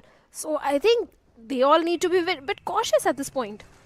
Very cautious indeed, and specifically the point that you mentioned about Bot Army Esports around the team of Orangutan right now, considering that previous game was won by Bot Army Esports, that too with some good amount of points, over 20 points in that previous one, they entered into that top 5. 159 points is what they have. So you can clearly see that the rise in performance is coming in along with the confidence, but you mentioned about the teams around that area, and now we're going to see a fight as well in the meantime as Genesis, they just wipe out K9 entirely. What is happening in these games, man? In the previous one, we saw that early opener by Diesel, and this time is Genesis. Of course, Genesis in the previous one also, they had a very good outing. They came on the 2nd spot, good placement point, good finish point, and seems like Genesis, they have found that momentum train for themselves. Already early 4 finishes is going to help the case of Genesis to propel themselves in the leaderboard, but K9, lots of concern are for the players of K9 at this point, because they were on the 15th spot, and if this continues, maybe they can be out of top 16. I agree, because if in case this goes a big bonkers game for Myth, maybe they might, climb up in the ranks as well. If for Team Empire this game goes pretty big one, they can make that big amount of climb too, because they're not that far behind. Just 9 points is what separates them and K9 Esports. So potentially grabbing just those 10 points was the average we always talk about. whenever you're anywhere from that 12th spot coming all the way down to even 24th spot, you get those average points, and that's what paves the way for your comeback history, comeback story. And we can potentially see that happen for either of these two teams. And considering the previous one did not really go that well for Team Empire, I think so this being the second game of the evening, they need to make it big. Oh, they have to, because if they don't, I think K9, they won't find themselves in the top 16 tomorrow. Myth officials, definitely, they had a very good day yesterday. They started staging a comeback in the map of Sanhok, where they did showcase good rotations, and after that, they went on to get a victory in the map of Vikendi. Even the last Erangel went decent for the plus of Myth, where they came on the 3rd spot. So Myth, they are definitely on the choo-choo train. The momentum is in their favor. Okay. Yeah, that was funny. No, it was not. Train. Yeah, the momentum train, you know. Yeah, I know. That's what I said. That was funny. The choo-choo train. It indeed It's was. at least better than your hee-haw. No, that's not hee-haw. It's hee-haw. Okay, you have to put that feeling into it whenever you say. It's probably something that I know. It's more of a men thing who will understand, because we all love cowboys. We all love to be like, there's this imaginative story. But for now, there's one thing that I don't really imagine, but it is something that can happen in reality. And that is the fact that Genesis, who are all the way down to the 25th spot, if they get all those average points somewhere around 9 to 10, maybe 11, then they can make their comeback story real too. Because guess what? The total number of points that's separating them from K9 is literally just 27 as well. And it's not humongous. We saw Bot Army Esports take somewhere around 23 points in the previous one, so they can definitely do that too. Oh, they can. Genesis, they are already having a good momentum. Yes, I agree they are on the 25th spot, but few good games and they can easily propel themselves in the top 16. But the competition is also in the name of Diesel Esports, because it's not only Genesis who has started staging a comeback. It's also the plus of Diesel Esports, because if you notice, Diesel yesterday also they had decent amount of points in their hands. So today also Diesel might have a good outing. So Diesel Esports is also one of those teams which can definitely propel themselves in the overall ranking. But Phoenix Esports is also one of those concerning names, because the way Phoenix started in week 1 and week 2, they were looking so strong. But now sitting on the 24th spot with just 19 points yesterday, I don't think Phoenix is looking that confident. I agree, since they've already played one more game as well, and again the other teams from the different groups, they haven't really played that fun. I kind of agree that their position might even be dropped down to that 22nd or 23rd maybe, if in case the next two games also go in the same way how the first one went. So I really want to see them pulling up their socks, stepping things up, because as I have mentioned it previously, if Genesis's comeback story looks possible, so is Diesel's, so is Cincinnati Kids. And specifically talking about Diesel, Shadow, what kind of rampage was this team on in the previous one? They only had, if I'm not wrong, 4 placement points, maybe 2 placement points. They had 8 finishes. Yep. But the thing is, yes, they do have good amount of finishes in the previous Erangel, but Diesel Esports, considering the position in the overall ranking, they need to focus on the placement points. Yes, they are on the right track, but with only few numbered games remaining, Diesel Esports, they need to find the perfect balance. They need to focus on the survival as well as engage on those good fights. But yes, good improvement as compared to the previous week in the games of Diesel Esports. But Bot Army Esports, talking about them, yesterday this team got the highest total points. That was 43 points. And they were literally raining hellfire in the lobby. But Phoenix Esports is also one of those teams which need to do a similar thing, because all the bottom teams, now their improvement has been showcased in the gameplay. I'll be brutally honest about a few points. One of them is that we will potentially see all the other teams all the way from, let's just say, 5th position down to 16th spot. I don't think so these are the teams that are going to stay there. I think so all the teams who are below that 16th spot, at least 5 to 10 of them are going to take those spaces away. It just feels like that is something we might possibly see, because the more close we go to week 4, or rather the more games we now complete, the more potential of the comeback is what I see from all these bottom table teams. And Half of it is because of the fact that now they don't really have a lot of pressure onto them, right? No performance pressure whatsoever, that it's absolutely fine. If everything goes in the same manner, we're not qualifying, so you know what, let's drop every baggage that we are carrying, let's quickly just pull up our socks and do what we like to do the best, and that is just frag out the opponents. That's what Diesel has been doing, and I think so that is something what all the other teams really need to do. But there's another team who has been pretty consistent for week 1 and week 2. For week 3, they are kinda on a struggling road, but I wouldn't really say that much because they've been getting around, 15-20 points every other game. And that's going to be OG. I think OG got a chicken dinner also yesterday in the map of Sanhok. So I have no complaints from the side of Orangutan because every week they get good amount of total points. Week number 1, they had total of 62 points. Week number 2 also went in their favor. So no complaints. Even the rotations, if you look at it, they are going towards the southern side of the map, where only few teams are there. But look at the cluster which is forming towards the northwest inside. We have the players of Team Red Ross, Aiku Soul in such a close proximity, and as the circle takes a northern shift, I think Phoenix Esports can benefit heavily in this one. Because if you remember, yesterday also they got a chicken in the map of Miramar. Yeah, until of course Diesel ruins their plan by, hopping on behind them and be like, hey, what's up? Open the back door. But on the other side of the spectrum, we see a lot of the teams as well. They sometimes like to take all the way, all around the globe rotation, take those sideways and then move directly on the other part of the map. Specifically, what I'm talking about is going to be Bot Army Esports. Is something that they like to do sometimes. Whenever they see that there's a humongous cluster in front of them, they avoid all of that and they directly go up north. And I think so we might possibly see that. In the meantime, though, Carnival Gaming, they had a very solid game in the previous one. I would have to say their position, it looked good until they got wiped out by Vingod. Oh yes, that was an early exit for the players of Carnival Gaming. Vingod, even they also came under heavy fire, but I think Vingod did survive in that situation and they went on to come on the 3rd spot. But Team Empire in the previous one also they were struggling, and seems like the struggle is still continuing as Sarang of Revenant X-Park finds Ace out in the open and instantly finds a knock onto him. Predator also spotted down out in the open. Team Empire, they need to find a better spot for themselves, and Sarang might go for the confirmation towards the side of Ace. Yeah, there's absolutely no way Ace is getting revived. Team Empire understand that as well. They're just deciding to retreat now. Can't really hold on to that angle. But on the other side, it's going to be Aiku Soul who are now taking the fight as well, firing a few shots all the way from Farfrey. Knuckle will get the confirmation as well. Red Ross is the team who was on the receiving end of the spectrum.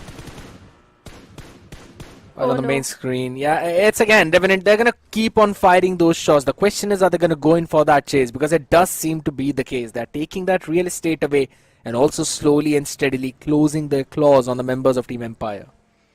This was an important week for the players of Team Empire. They are on the 16th spot. The previous Erangel didn't went in their favor, but seems like Revenant, they're also fighting with the players of Carnival Gaming as Hector has been eliminated. Out in the open, Carnival was not even aware about the position of Revenant X-Park, and Spray got the opportunistic one strike at the right moment. Yeah, Viper needs to really run away. And will be able to dodge all of those bullets as well. Spray could not really connect onto those shots, but still they got everything that they wanted out of it. Empire Esports, Hunter as well, down onto his knees. Will be taken down. There's no way he's going to be surviving out of that one. They're just kind of waiting, the carousel of victories. What Revenant right now doing, Revenant X-Park. We have talked about this team. We have talked about the potential they have. And of course, we have the history for both of these teams too. Empire Esports, they're the bunch of lads who everyone thinks as are the very solid underdog team, but Revenant X-Park on the other end, a very experienced bunch of lads, good amount of firepower, and they're constantly portraying it as well. Of course, Revenant X-Park, they have already grabbed too many bragging rights in their backpack, but for now, Carnival Gaming, even they are also coming under heavy fire as Viper survived on a sliver of HP. They need to find those hard covers as they were trying to get a knock onto Vizgod, but Vizgod do have a certain little bit of the lowerage cover for himself. All the backlane support which he needs at this point is being provided by Viper. Is going for the close frontal battle with the DBS in his hands. But seems like Carnival Gaming, they have decided to stay in the hard covers because just look at the position of the remaining players of OG. Yeah, they're providing the cover to their man. Vizgod in the meantime He'll finally slowly and steadily move back as the smoke wall was being created by AK and the cover fire being provided by the man himself as well. The only reason why Wiz is up on his feet is because of those cover fires and long range high angles that forced back the members of Carnival Gaming into that compound. Otherwise they would have been taken down. They would have been on the receiving end. 1 and 3 split, if I'm not wrong, for Carnival. Oh my god, up close, Neo catches Wiz by surprise, deletes him. And with that, now the numbers equalized. Carnival Gaming, if anything, they now have got an advantage because they know one of the players from OG is just all the way far back on the hilltops. So they've got that number advantage, and that's why they're closing in the gap as well. Oh, yes, they certainly are. Carnival Gaming, they need those points. 1 finish point already in their backpack, but they need to be a bit cautious from the position of AKOP right on the rooftop. But seems like Xerx is aware and he's providing all the backline support to his teammates to charge on to the compounds. And finally, Viper reunites with Neo. Like you said, Carnival Gaming, they do have a certain advantage in this particular fight. On the other side, even the players of IQ Solo are also locking horns with Red Robber. Seems like OG, they have found a knock onto Viper and Carnival Gaming. Certainly, the tables have turned now. Yeah, absolutely. Atanki jumps in as well, catches another one. And that's the big play coming in. The man stepped up when he was needed to. Catching in on Neo. This should be a confirmation flush too. No big problems onto there, but Carnival Gaming, their problems have just now started. How are they going to hold on to their position is going to be the big question, because all of this commotion is also being heard by all the other teams that are around them. And we might possibly see a few others maybe jumping in, trying to take the advantage, going in for the third party as well. So you've got to be very careful. Just look at that. Revenant X-Park, they also want you to be a part of this fight, and Cyrex was placed perfectly to find a perfect connection onto one of the player, and Revenant X-Park seems like also they are on the receiving end. This trifactor seems like Carnival Gaming, Cyrex, 2 finishes, going for the third one, but Revenant X-Park will shut him down, and with that, Carnival Gaming has been eliminated on the 15th spot. But now Revenant X-Park and OG, they are all locking horns with each other as AKOP is still down on his knees. He will be revived, but the question is, are we going to see the players retreat back to safety? And if yes, then what's going to be their pathway? Because every other space which can help them out has been occupied by some or the other team. And with the way how other teams are rotating, we'll potentially see IQ Soul knock onto the exact same doors in just a little while as well. So Revenant X-Park, whatever decision they are making, they have to make it quick. Same goes for Orangutan. You can't hold on to this exact compound or this exact part of the map for a long duration. And it seems like they've just decided that they're going to fall back all the way. Aro is the man who's going out, scouting out the areas, making sure that this team will eventually be brought in onto the safe places. But this could be a very well good opening for Revenant X-Park, jumping onto the 2 members. No cover fire from Aru. But here's the thing, we know that. Not Revenant X-Park.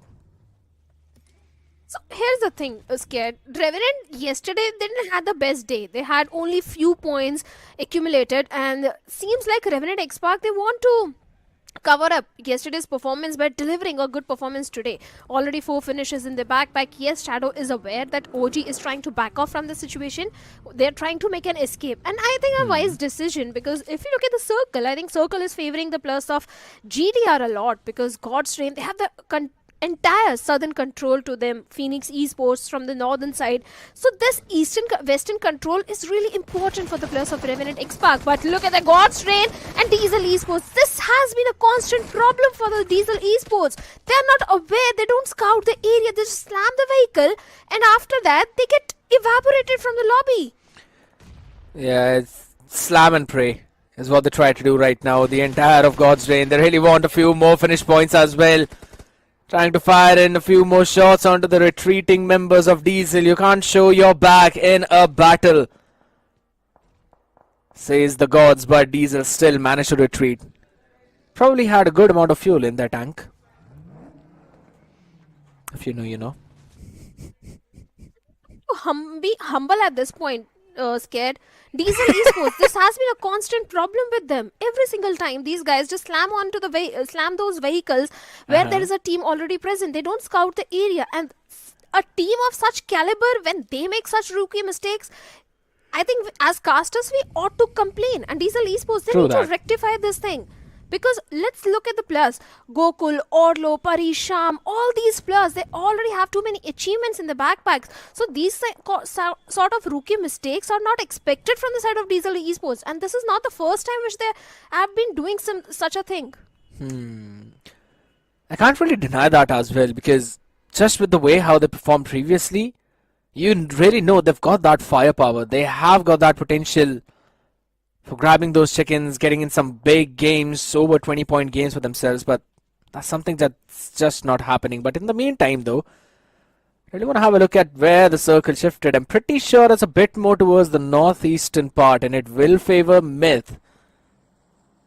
And we were talking about the team God's Reign. They were having a full control of the southern part. Now they have to slam in, and that too against other teams. Now, given the history of this team, Shadow, if you're not just talking about SPS, but rather the entire history of 2024, they have always struggled to move in from this exact same position that they are at. Oh my god, what? I'm just not going to talk about it. We're going to say that Ninja had an amazing spray down. Diesel Esports have been eliminated though, so maybe a glory for the previous one, but a short-lived indeed. Wingod on the other side, they're also firing a few shots against Team Empire. They're on the receiving end of the spectrum, and guess what? OG out in the open. Aru's been taken down. That's a big problem, as AKOP, he has to move up front. But he's got opponents at every other place. Spreader's gonna be on the receiving end of that three-pointer from Infinity. Wingod Esports wiping out everyone who's close to them. Orangutan, they were pretty much stuck in this situation, because if you notice, Myth officials, they have the higher ground. Then Wingod were also peppering few bullets from those compound. Team Empire was also in the close proximity. And OG was just trying to find a better spot for themselves. But look at the rotation. Look at the position where Wingod is at this point. Yesterday also, they came on the second spot in the Miramar.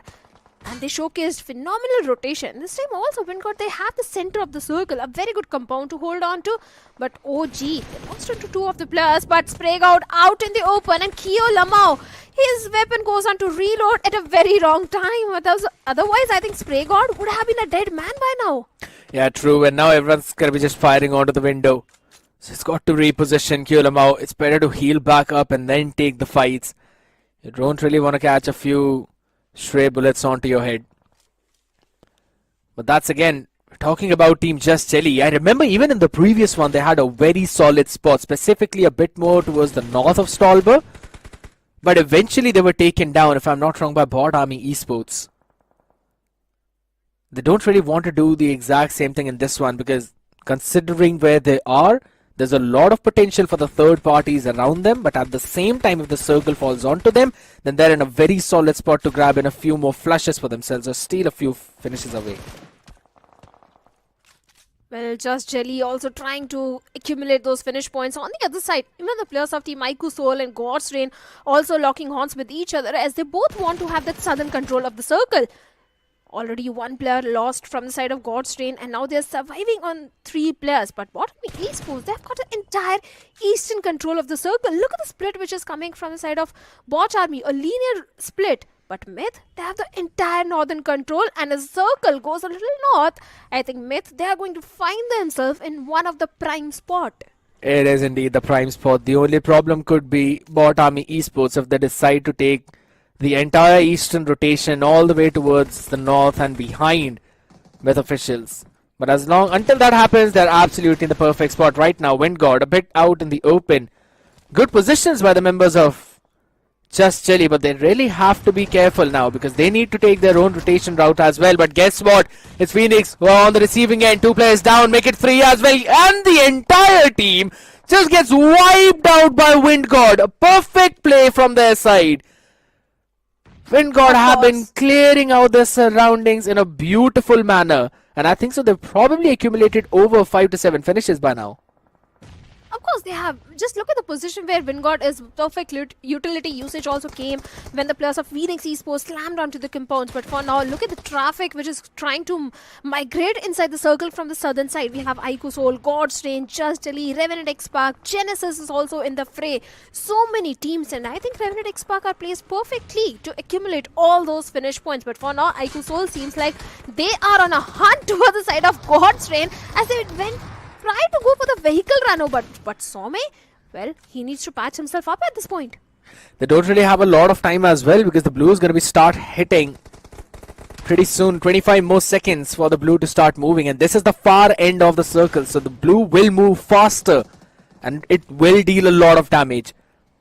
Iku Soul, they've kind of given away all of their advantage and they're all now on the lower ground, and that's exactly what Astro was using. Catches down a couple of players. Iku Soul messing their fight up humongously, and this is just the way how God's Reign played. Opened up their claw, waited for Iku Soul to hop there, and then just closed it.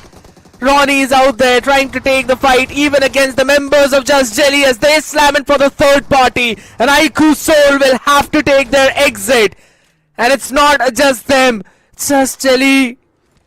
They can also wipe out the last few remaining members, the few embers of God's Reign too. They got most of them. Yes, what they've got. Yeah, they've got all of them.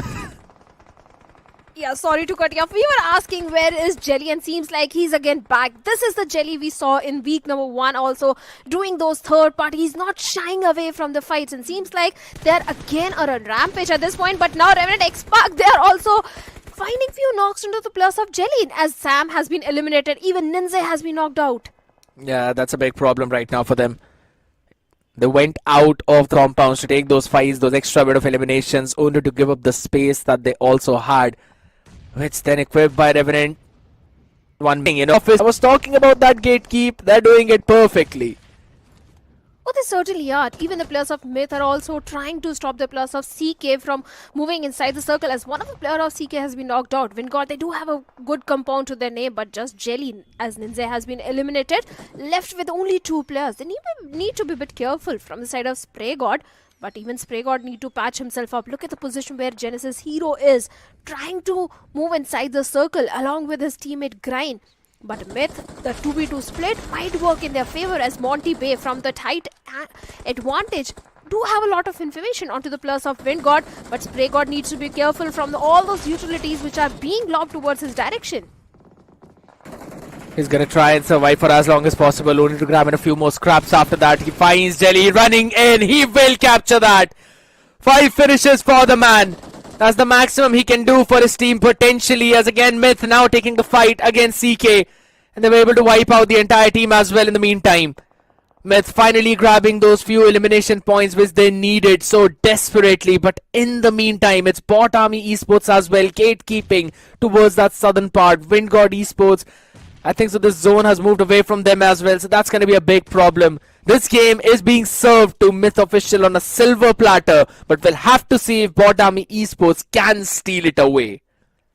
The chances are definitely there for the players of Bot Army Esports to get a victory in this one. They just need to play all their cards right. But Vingod out in the open, and Monty Bay plays perfectly. Finds a perfect knock onto Sahil. Will be looking forward to the confirmation point as well. On the other side, Henry is also keeping an eye onto the players of Team Myth Officials. Myth being the silent ones at this point. A perfect nade right in the face of LeBron also takes him down, leaving Vingod with only 2 players. Yeah, it seems that you can have a LeBron for yourself, but we'll have the Stephen Curry. Henry taking a few extra shots. We'll have to go back to the safety. They have to be wary about where Myth Official is. But here's one thing, Juicy from CK has been surviving for such a long time. He can play a massive spoiler. He probably is already hearing what Oxen is doing, so he can try and fire in a few shots. In the meantime, Yash and Infinity, both of them have to be smart. But Oxen, that was a mistake. Up close and personal. Still have a player around you to help you get back up on your feet, patch you up. But as I said, Juicy was being a nuisance for them. But Devotee, they'll be taking the fight against the remaining embers of Wind God, only to extinguish them perfectly. 1 player remaining, and it's down to just 3 teams. Bot Army Esports, they've got to go uphill, and guess what? They have taken away the space. They have technically stolen the space away from Myth. And they can slowly and steadily move up as well inside the truck. That's a good Molotov, forcing back Aiden. All the way behind those solid compounds, behind the pipes. Oxen in the off angle. Entry goes in. He wants to take the fight. He misses it up big time. The F12K.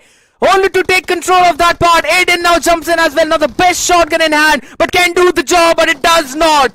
A scary Jord indeed is being scary. Takes down 3 and it's just one man. It's just Spear and he needs to obliterate the other side. But the shield is just too strong for Bot Army. What a play from the side of Scary Jord. Single-handedly, this guy took down 3 players from the side of Myth. And when God Yash is going for the mid strat, 8 first hit still remains and trying to survive till the second spot. But Scary Jord, finally he has been knocked out and Spear is going for the close frontal battle against the players of Bot Army Esports. And Henry finally shuts him down. And with that, Myth, they have been eliminated. Bot Army Esports going for the hat-trick in this one. 13 finishes already in their favor. They're matching up exactly with what they had in the previous one as well. This is just insane. Are they going to jump in for one extra finish is the question. Nah, that's a nice try. But I think so they might not get it. Yeah, they do not. It's the play zone that finishes off the last player. But Bot Army Esports, Shadow, you mentioned the hat trick again.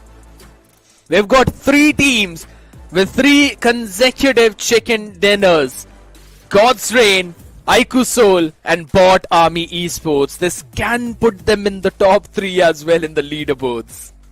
Top 3, I doubt, but this is going to give such a good confidence boost to the players of Bot Army Esports because this was one of those teams which was struggling in the previous weeks.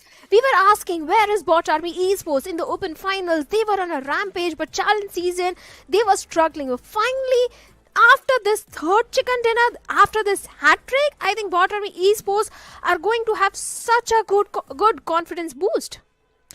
Confidence boost is the most minimum thing that they're going to get after that. It's also, the aura. I'll just have to say that it's a plus aura for them. They played like absolute chads in this one.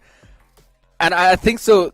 It's not just about them being super solid on that confidence, but also the other teams who will now have to give respect to Bot Army Esports considering how they're going in for their rotations. They like to move into the circle, and also inside the circle they like to play around the areas that are a bit more towards the southeastern part, control the entire pace, control the entire flow, clear out the surroundings, and then they like to move forward. And even in this one they did exactly the same thing. In the previous Erangel they did the same thing. I think so if there's another Erangel which we'll see, we'll have the northern zones in the next game, we'll potentially see the same thing happening for Bot Army Esports. Maybe that could be a possibility, but in this Miramar, the thing that worked really in the favor of Bot Army Esports, like you said, was the rotation, because they had the entire eastern control of the circle, where all the teams were trying to migrate either from the western or the southern side. Myth and Bot Army Esports, they were the only one who kept themselves away from all that commotion. When the circle favored them heavily from the very start until the end. Myth, they kept themselves towards the northern side of the circle, and Bot Army, they kept themselves towards the eastern side, not having too many teams. And after that, the way they gatekept all the teams who were trying to migrate from the southern side accumulated too many finish points, especially the position where one of the player, I think it was Henry, he dealt with the players of team Wingod Esports after that scary Jord. The way this guy single-handedly dealt with the players of Myth officials, that was so fantastic. But Monty Bay is the MVP.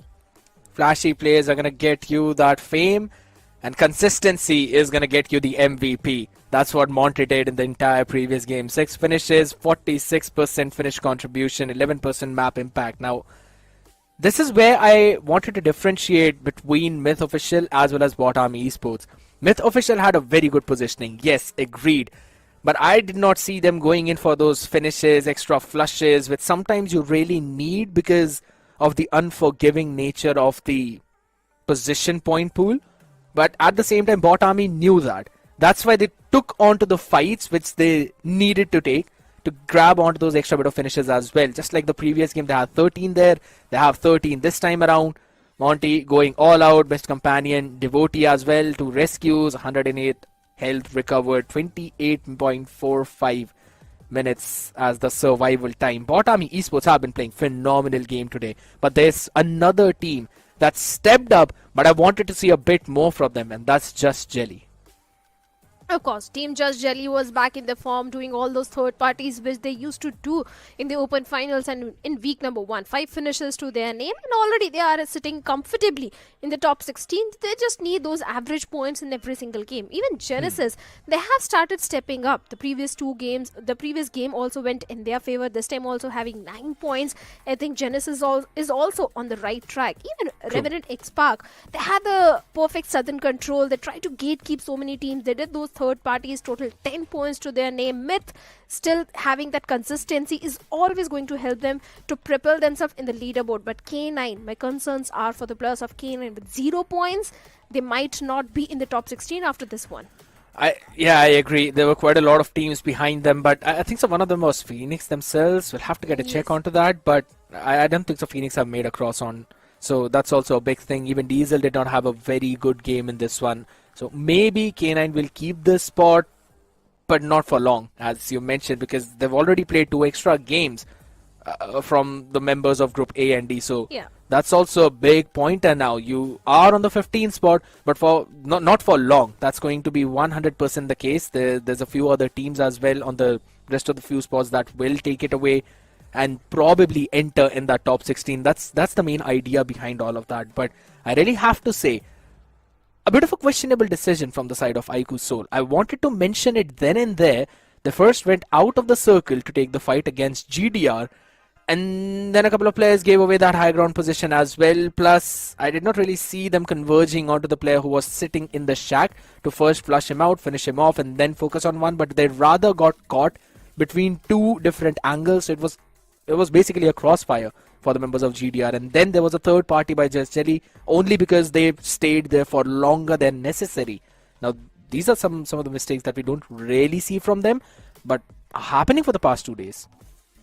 I think iQOO Soul, they are on the experiment phase. Once they get a comfortable spot in the leaderboard, they usually tend to do such sort of things. They go on a rampage, they try something different, and that is exactly how iQOO Soul loves to play. They just get a comfortable spot first in the leaderboard, and after that they go for a YOLO place.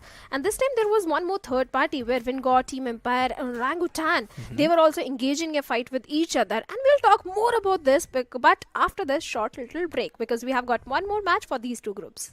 So we're just gonna do our thing. Ain't never do the Broncos thing. We're gonna bring you down. If you think you'll stop us somehow, just let us do our thing. So never do the Broncos thing. So Neeraj, slide path देख के आपकी landing strategy क्या होगी? बस सही angle, right grip, focus, और फिर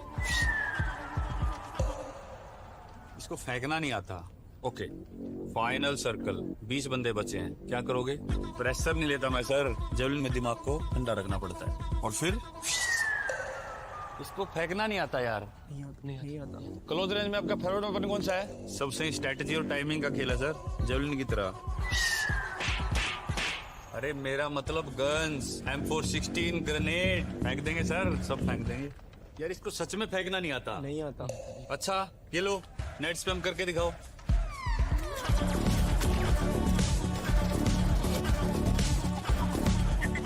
wow, इसको फेंकना नहीं आता, मगर इसको नेट फेंकना आता है यार. आता है. नीरज तो फेंकने में पास हो गया. आप भी BGMI खेलो और रश करो और चिकन डिनर. यार तुम तो फेंकने में चैंपियन निकले. चैंपियन नहीं sir, conqueror. O yes.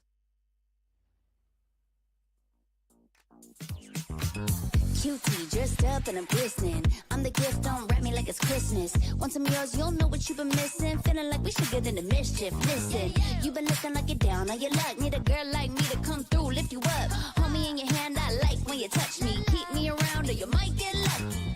I'ma creep you with the good mood. Keep you up all night. Never around you. Baby, this is soul vibe. Got me dancing like a soul train. Laughing the whole time. Got me singing in the shower. Baby, are you all mine? Baby, I'm your 4-leaf clover. Your rabbit's foot, your charm bracelet, horseshoe. Baby, I'm your good omen. You wanna keep me with you.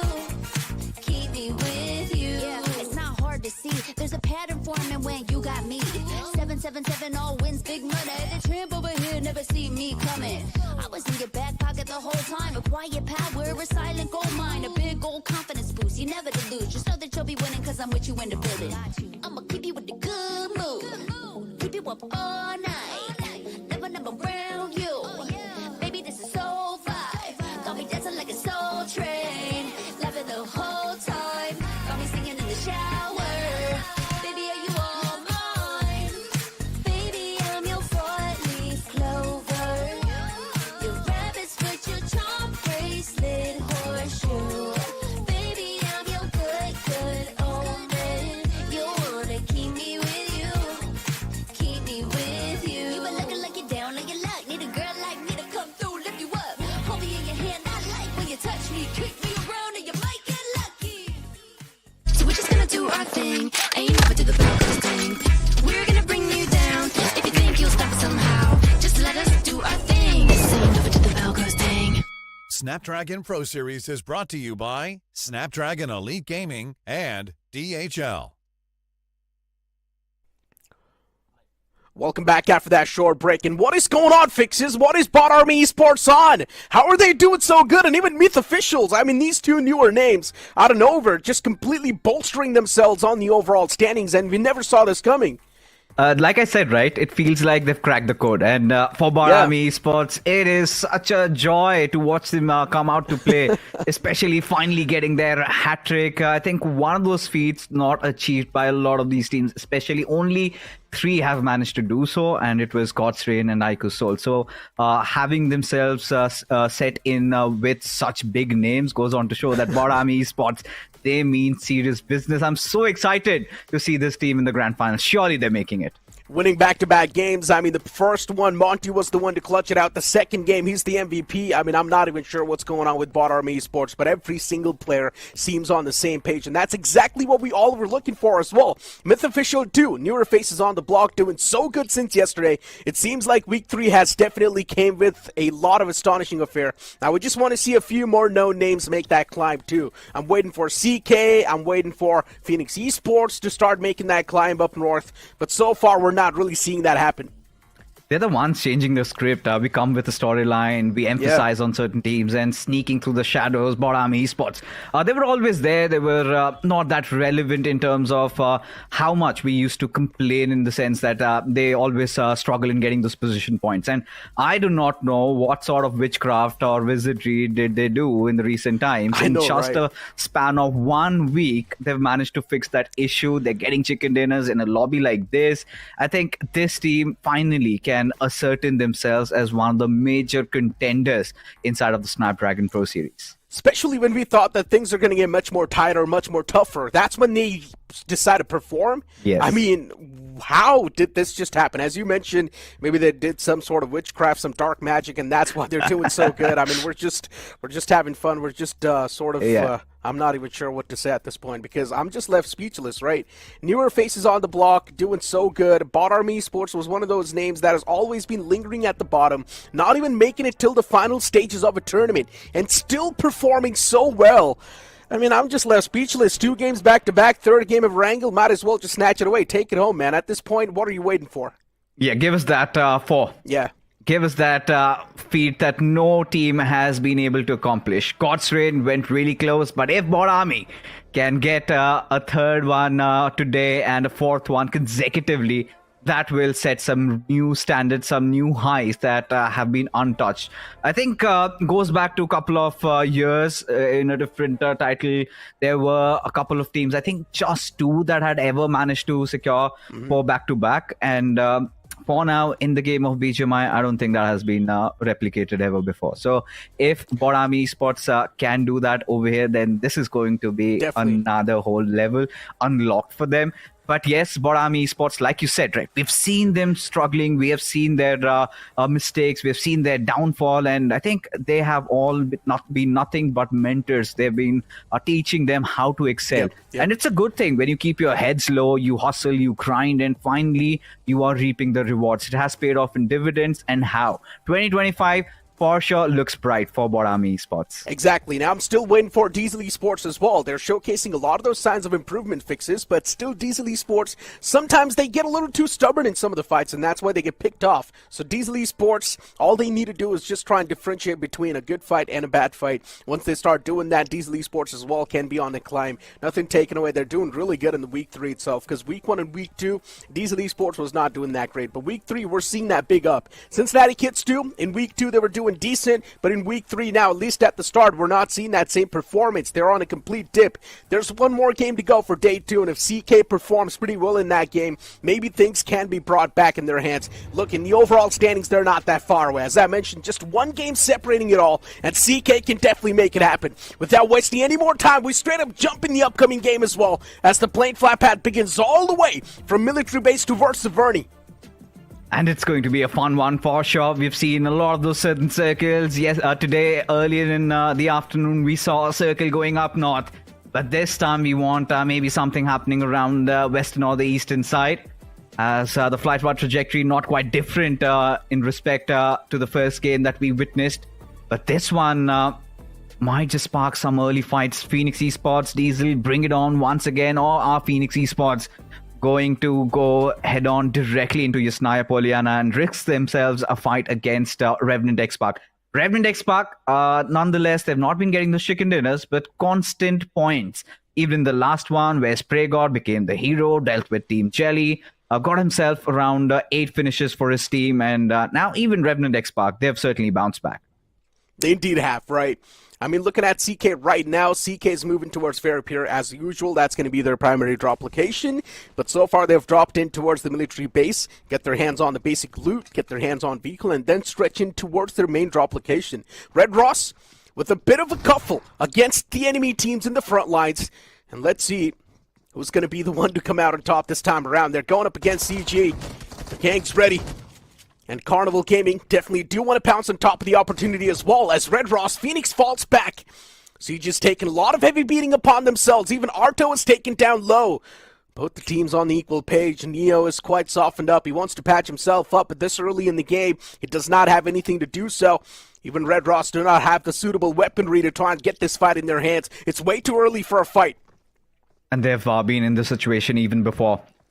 Gone against such Giant Slayers, and Carnival Gaming have always swung through despite any given odds. They've got a really good success rate to work around with. And as all these players are positioned, Red Ross finally reuniting forces as Carnival Gaming waiting for them. Scarcity of grenades pretty much visible as Phoenix just charges in, blitzing through, gets that knock onto Zurix as Lucifer again goes in for a dive, this time against the lads of Carnival. One more being dealt with as Neo goes down on his knees. That leaves Hector to be the final member standing. And he is lost. 4 players charging at his direction, rampaging bulls just to torn him away out of it. As Carnival Gaming completely annihilated. Red Ross getting a beautiful squad wipe with 4 finishes in their bag. CG taken out of the game off the rip. But they're still on the 9th spot in the overall standing. So for CG, it's not that big of a problem. Okay, 1 game left out for today's day. CG not doing that great. Fine. They can easily make the comeback tomorrow as well. I mean, on 9th spot, you don't really need to make a comeback. You just need to keep that spot pinned down. Phoenix Esports is also there around the fray, but Phoenix Esports, they've taken a lot of the early game fights, and they've already learned their lesson. They do not want to be part of those early game fights anymore. And Phoenix Esports would just love to keep their heads down and keep on moving towards their main drop location. And that's what they're exactly doing. Myth Official doing really good towards Pachinki. I mean, for Myth, now they can afford the extra bit of risk if they want. The same thing can be said for Bot Army Esports too. They've earned that comfort zone. They're on the 2nd spot in the overall standings. Fixes, can you imagine? Bot Army Esports was one of those teams that was all the way on the last page. And now look at them on the 2nd spot. That's impressive stuff. And any team that has managed to get hat tricks, we've seen how they've leapfrogged their way up the standings. And for Bot Army Esports, I think they are an inspiration to many underdogs who are constantly hustling it out, who are on the verge of a breakdown. But always keep your heads low, always keep hustling, because one day it is going to pay off. And for Bot Army Esports, I do not know what the future holds for them. But I'm pretty sure if they keep playing like this, even in the official tournaments, they are bound to shine. Indeed. As of Myth Official, of course, a beautiful game in Miramar. Erangel did not really go their way they had anticipated, but that could be changed in this one because the circle right now is really favoring them.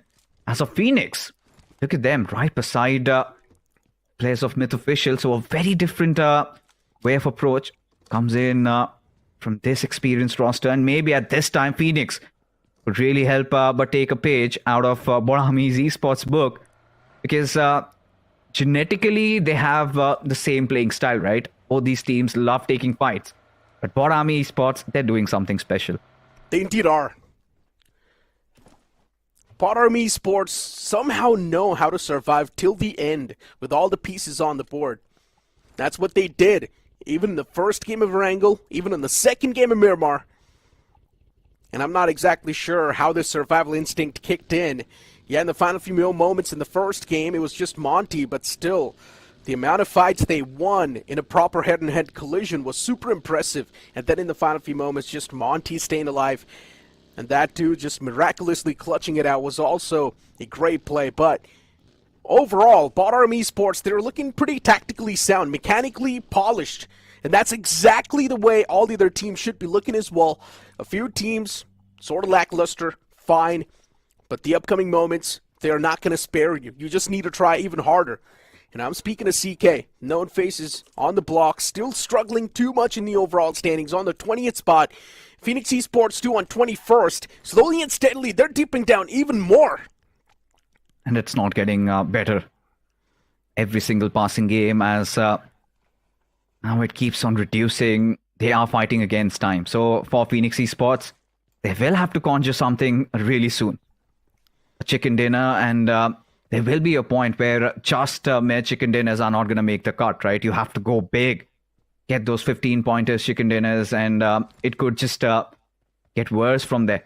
But talking about how they're shaping things up this time around, a complete revamp in their way of approach. Phoenix Esports heading over towards Northwestern Georgia, something that we have never seen them pull off before.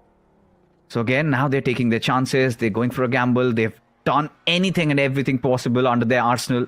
And nothing has really worked out. So maybe this does, because now they're going to have enough of those loots. And it all comes down to their decision making. Because for Phoenix, they have to climb back. And right now, for Cincinnati Kids and all the others that are struggling, it's all about Bot Army. They have to be inspired from them because they're going hot in terms of how good their form has been lately. Like every single player knows that he's feeling it. And once you're in that flow state, everything just aligns for you.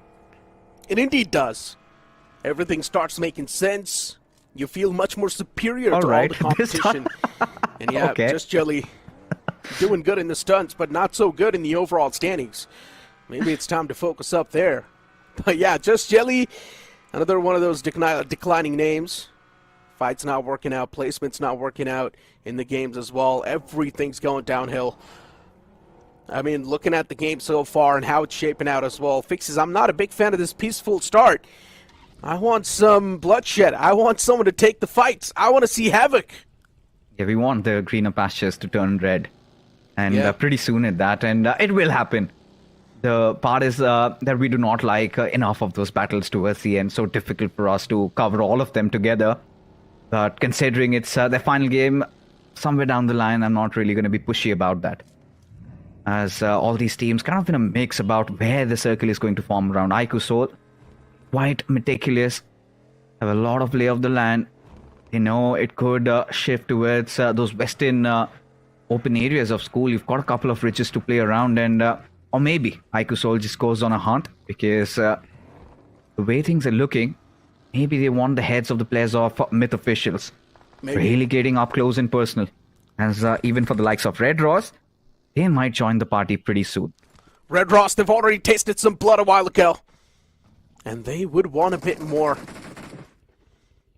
All they're going to start to see now is red. Their hands are bloody. Intentions, pretty deadly as well. And Red Ross, for now, just calming their instincts down. They don't really want to be a part of the fight anymore. Just play for the survival, play till the end. Eliminations are anyways going to funnel in. That's what the game plan seems like. Next zone's about to pop up soon, and that will be the main dictator off the pace. If it does take another shift, then everything will go haywire. And that's exactly what happens. Now if Team Empire wants, they can instantly move in towards the Big Boy Mountain and go for that control. And that's exactly what Team Empire will do. You could see how they quickly steered off their vehicles and instantly called for a holding on to Mount Everest there. As even Aiku Soul making a quick run around things, and that might eventually lead to a collision, out of which the likes of Myth Officials, even Josh Shelley, Red Ross, a lot of beneficiaries just waiting for a fight to trickle down, and that is how they will also follow suit. As even for K9, this time, however, out of ordinary, they've not engaged in any of those early battles, haven't incurred any casualties. But they also need to watch their six, because Revenant X Park might come in charging any given moment. Even for Diesel, they've done something different. They've taken over those northeastern territory. And Revenant X Park, if they're unprepared for an assault from their backlines, they might be in a heap of... Hold on, just Jelly. Spotting a few foes around the vicinity. Hands are quite tickly as well. They do want to press that trigger. But it's Myth in the front. Myth is one of those teams that will try to avoid the fight for as long as possible. But if someone forces it, they're not going to back away either. Just Jelly needs to be careful. They're on the receiving side of things. And looking at the way right now, Just Jelly seems comfy on this spot. Even the surroundings, they seem pretty clear too. Teammates are right there around the fray. It's all looking good. Team Empire, they've got such a great spot to play with. We mentioned this right towards the Big Boy Mountain. Team Empire is now in a comfort zone too, but soon that comfort zone will be broken when a few teams do decide to take that fight against him for the supremacy. Aiku Soul in a decent spot as well, but getting annoyed by that one single foe that's there around the fray, and that will be Slug from K9 Esports. Of course it's K9. They always send that one individual to sort of annoy the opponents, and then that one individual gets picked off. They're really playing with fire. Really do not fancy their chances, but Manya, he's got to be a little bit more careful, especially in his approach, considering right at the smack center, a lot of these teams might have their eyes laid out on him. Has to play their cards pretty safe, but look at Omega. He's instant so close to Nakul. For a moment, he froze to death. And now Omega has been taking quite some bashing there. All by his lonesome, alienated from his squad, and will be an easy task for Nakul to deal against the IGL himself. As Aiku Soul really reading through K9, and K9 being quite hasty with their approach. They are getting smacked down now. Ronnie just outplaying the players of K9 as Ninja Boy comes in for report alongside Beast, and Ronnie very well prepared for this unleashing. Menace coming in from Aiku Soul, as even Knuckle from the backlines. He is hitting his shots right. It's done. K9 don't stand a chance anymore. Manya's the only casualty. Even Ronnie falls down. Hold on. Tables flipped. Things can once again be brought back alive. And as you mentioned, tables being flipped. Yes, definitely that has happened.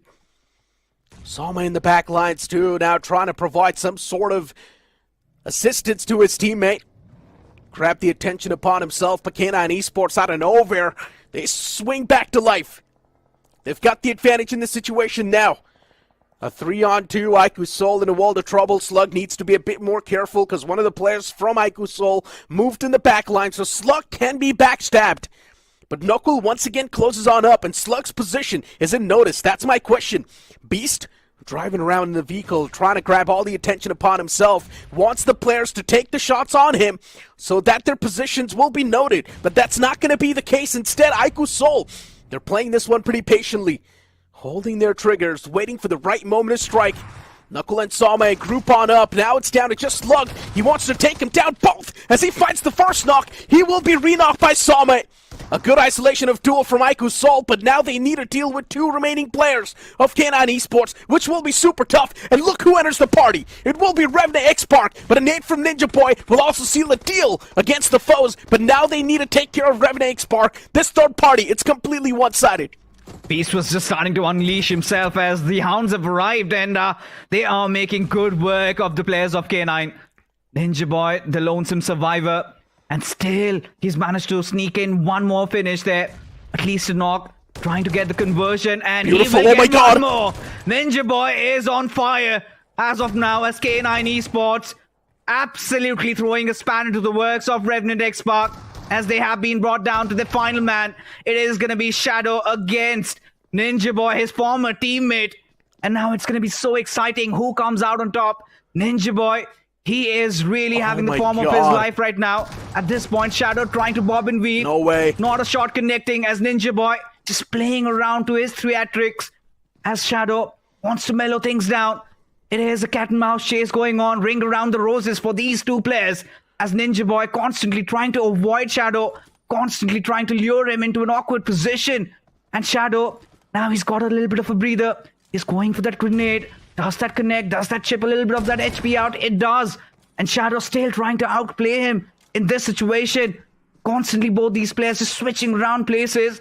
And now Ninja Boy, he is cornered. And Shadow, he has that final laugh. But no! A grenade flung over. Both these players have No one wins. exterminated each other. No one wins. But Ninja Boy, he 1v4'd Revenant X-Park in the end. Oh my God! What an ending to that fight! It's ludicrous. He's the one who got the final laugh for sure. Ninja Boy is the one to have the smirks on his faces. Because he just 1v4'd one of the most brutal forces in the lobby. A champion lineup. Ninja Boy with ease just takes care of him. But in the end, even Shadow takes down Ninja. No one survives that onslaught. But oh boy, technically Revenant X-Park should have came unscathed from that fight, but they still were the casualty. That has to be where they go back to their drawing board, but hold on, so much action on our way. We've got Orangutan making good work out of the players of God's Reign. One of their players already done and dusted as Delta, almost on the verge of getting taken down, but hold on. Has to be Henry, isn't it? From Bottom Esports, out of nowhere. It's that knock, and we'll also have that finish secured. As Team Orangutan closing in sooner or later, they have to be also wary of the fact that their backlines aren't really clear. They know that Bottom Esports, they are a constant looming threat, but still wrapping my heads around how Revenant X-Park choked massively. Yeah. Especially given the fact that K9 not just dealt with Aiku Soul, but they also wiped out the entire squad with just 2 men alive. And it was Ninja Boy pulling off a 1v4. So yeah, at this point, Revenant X-Park really need to get their heads back. And that's 8 points right there, by the way. They got 8 points secured. K9 Esports. So, yeah, I guess in this game they've done their job. They got enough points. They've just been playing around that average, honestly. K9 Esports isn't really getting those big games. Instead, just getting 5, 6, 7 points, sometimes even 8. Right now, they got 8 points. So, yeah, K9 Esports just playing for that average. Playing for the bare minimum. But Revenant X-Park, yeah, it's going to be a clutch of the century. For sure. Revenant X-Park crumbling like that. Just cracking open against that one man of K9 Esports. We always knew that Ninja Boy is a mechanically gifted player. But to this extent, oh man. And what a time to come alive, Necro, isn't it?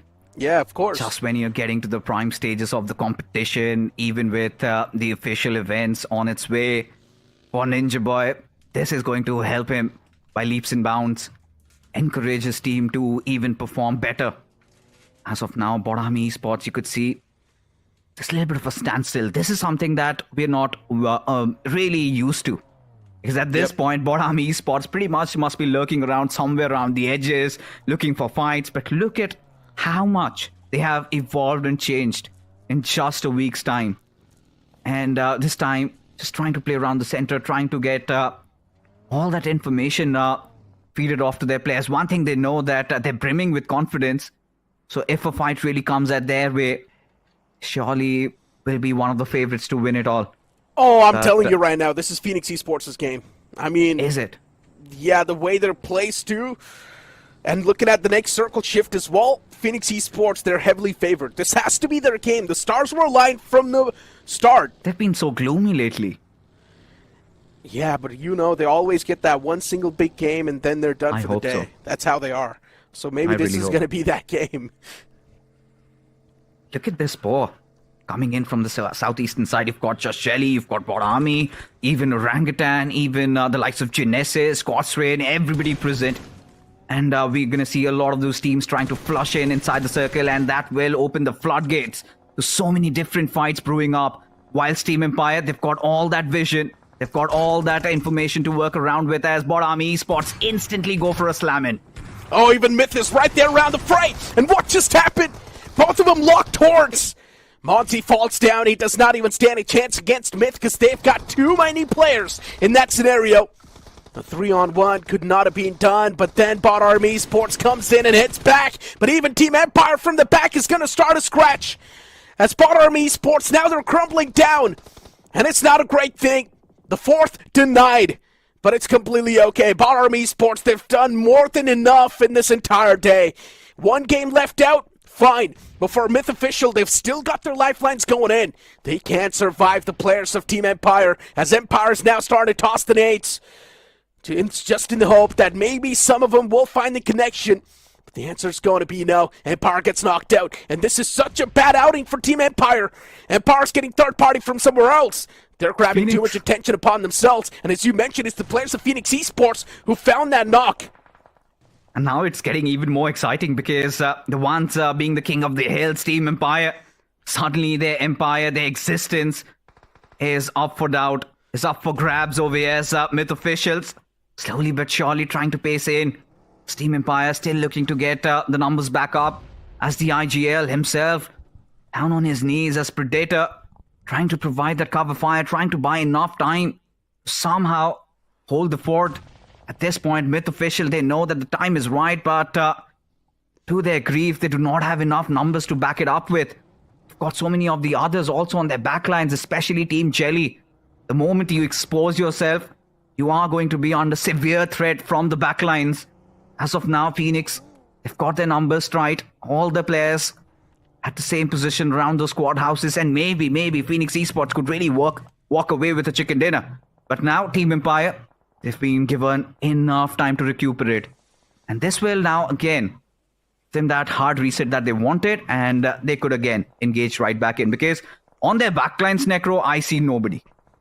Yeah, you don't see anyone, but hold on to that thought. OG, just spamming the grounds, finding that confirmation. Genesis in a world of trouble. Down a man. And OG making sure that the opponents will now cripple.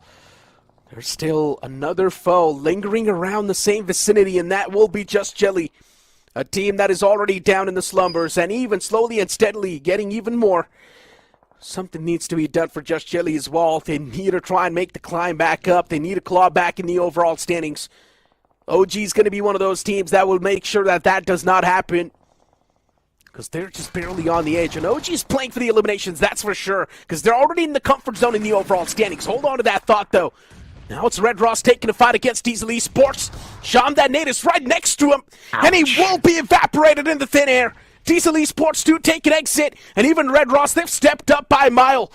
Even the first game, Red Ross was doing really good. Now this game as well, they've got 8 finishes. Red Ross is always there on the board every single time, making themselves noticed in the game. And they're still cooking. Hold on, Lucifer has taken some hefty amount of damage there. Instantly backs off, needs to patch himself up, administer that first aid, and get themselves right back in, because the circle, it has shifted away from them, and now even Phoenix Esports, they have to come out of their hiding. That squad house no more in near contention as Team Empire. They might devour all the others and get the chicken dinner to themselves. Given the fact that they have their backlines clear, they have to deal with the players of Myth Officials, as even Red Ross, they're looking for a frontal assault, but every single team knows the moment they dive in, they are going to be under constant threat of fire coming in from the backlines. Somebody has to get that trickles so that the others could follow. As Empire, he starts opening up, and the next foes on their hit list would be the players of Wingod. one of the players already down, and now Team Empire, they've got a really nice spread to work things around. Especially, they've got all their corners covered. Now, Phoenix Esports, they have to find those ridges. They're a little bit of those dips which they can really play around. The best part is this game could really go well for them. Yeah, the best part is they've got the man number to do so. So Team Empire can easily hold on to that pinnacle. And that's what they're exactly doing. A lot of foes now starting to approach at the same time, and Team Empire, for them, it's going to be hell break and lose up on top of them. But they're still constantly fighting, giving it all they've got. OG, they come crashing down against Team Empire as well, but Empire making sure that they're giving all the answers to the players of OG, and that's what exactly happens. OG, they crumble, but now still another foe's lies, and that's going to be Just Jelly. Two players standing in the front, utilities tossed against them. Empire himself is going to be the man leading the pack. And Team Empire, they've got such a great spot to play with. Sam is going to be the one to close on up against Empire. If Just Jelly comes out on top of this duel, this will be important. Empire gets taken down, and now the entirety of Team Empire has been handicapped. A three-man squad looking to take down the entirety of Just Jelly will be a tough pill to swallow, but they can still make it happen considering they've got the advantage. Look at this, Team Empire still have that high ground to play with. Sam just trying to pick up any scraps that he can get, salvage any finish that he can possibly bag as Josh Jelly. Again, it is going to be an uphill task, and quite literally they are doing that. They also have to be careful because they're not inside the circle. As Myth Official, they still are. However, the numbers really not helping their case over here. As Team Empire, they're lying in wait. They're waiting for Josh Jelly to make a mistake. They can also make some good work out of the players of even Wingard, just being one of the last men alive as Phoenix Esports. They also decide to dive in. Altu, he's found a good spot for the team to hold on to as Team Empire can go downhill from the sidelines as Lucifer has been spotted by Jelly himself. And Jelly shows no mercy as Beast trying to inch in a little closer. A little bit of a misplay there. And he's been punished. That leaves Red Ross with the last man alive. And he is going to be Arthur. Everyone needs to move out in the open, because the circle itself is in the open. A few teams have already got a great spot to play with. One of them is also Phoenix Esports, but even Team Empire, they've got the man number, so they can gather a lot of that intel and a lot of the place for themselves in the circle itself. But Just Jelly, as they try to close on up Myth, they make sure that Jelly will be in pain. Two players knocked out. Team Empire still from the top. They can try and steal a few elimination points away, get that piece of the pie for themselves. At least get the advantage in this fight, and that's what they're exactly doing. They've got the high ground advantage in the fight itself. As Oxen once again gets back in the vehicle, but a beautiful place nade from Fury. He's gonna nail that player down. Phoenix Esports still in the race, looking pretty strong, but there's one man from Red Ross all the way back in the blue who can be a potential threat. At this point, Phoenix Esports, they've got their hearts almost out of their mouth right now. As Fury spotting out Team Empire's Hunter. The only disadvantage is they're playing from the lower grounds. Gives Team Empire an advantage to play around with, and they've also got the better of the zone. For Phoenix Esports, it is going to be such an arduous task, especially with their players falling down one after the other. Really does not help them in their endeavors of securing glory. As Phantom, he's got a different angle to play around with, but Predator, a constant looming threat, just bombarding them with all the resources that he has under his arsenal. As even for Hunter, he's got Phantom pinned out, but Yash, he is quite sneaky. He's still hidden. He's still alive. This seems like an Empire game. They've got the zone to play with. They've also got the high ground to play with. If Just Jelly somehow pulls a rabbit out of their hat, then maybe it can be stolen away. It can. As long as Team Empire is not going to be backstabbed, it all seems good in the hood. Phoenix Esports, they can't do anything from the lower grounds. They're forced to take a fight against Just Jelly and take that position over. But instead, Ninze finds a beautiful knock. And that will be a return knock that they needed. But Arto from the back will also divert the attention upon himself. And now Team Empire from the back will also get rid of the players of Phoenix Esports. What's going on, Phoenix? Completely lost in the sauce. They don't exactly know what's going on there. They decided to stop between the players of Just Jelly and Team Empire, and instead got sandwiched to death. And Team Empire from the top is now just raining down death and destruction. Do they know there's one man from Phoenix Esports? Yes, they do. They sniff him out as well as they put an end to his story. There was one player of Wingard Esports in the outskirts who's gone for that Met strat, and he's still doing so as well. He's been spotted. Shots taken. Even that elimination's collected. Team Empire absolutely on fire in this game. They were, and the moment the gods of BGMI blessed them with the circle, they made sure that they had this in the bag, and no denying Ace will get that final nail in the coffin. With that, Team Empire script their comeback inside of the Snapdragon Pro Series. A beautiful, well-fought chicken dinner. It was not really easy considering so many teams had their attention spent on them. And there were those occasions where the circle also betrayed them and they still were quite valiant and just refused to die. And finally, the boys are back and they're here to make a statement. And this is where we had our concerns over this roster. We felt like heading on into week 3, week 4, this team might crumble, considering did not have a lot of experience going on. But this chicken dinner is going to be so helpful, especially for these young lads, especially when you are given a circle, you are bound to convert that, and they did. But for Phoenix Esports, I still feel they made the best out of the situation. They were caught between a rock and a hard place over there. Nowhere to run, nowhere to hide, surrounded by teams. But the ones that really impressed me were Team Jelly and that last player from Wingard who survived till the very end. Yeah, but I don't think so Phoenix Esports was able to squeeze a lot of elimination points away in the first place. So they don't have a lot of points from that previous game. But yeah, it really does feel like Bot Army Esports and Myth are sort of inspiring the newer faces on the block here, man. Even Empire now stepping things up. Fixes, if you remember, Empire was one of those teams that barely qualified from the Open Finals on the 16th spot. And now look at them. They're doing so good in the top 16. Hell, rule out some of the teams that are the T1s that we call them. Phoenix Esports, 8-Bit, CK, struggling over and over again.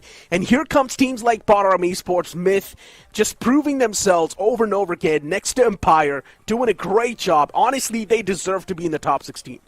Pretty much all these teams, there are lesser known faces are playing as if their life depends on it, on this tournament. And quite literally, given, we've said, right, this is such a huge tournament to kick things off, kind of sets the ball rolling. You've got the officials coming up next, and now you are going against such a stacked up lobby and doing so well for yourself. That will instill that confidence within you. And this match was so wholesome considering what we witnessed from Ninja Boy. Surely, I'm kind of really bummed with the fact that he did not get the MVP in this one, because boy, he surely did. But still, nothing taken away from Beast. He's been such a young lad. He's been so dynamic. Previously used to play for WSP, now under Red Ross. I think he's also been cooking. 5 finishes, well earned.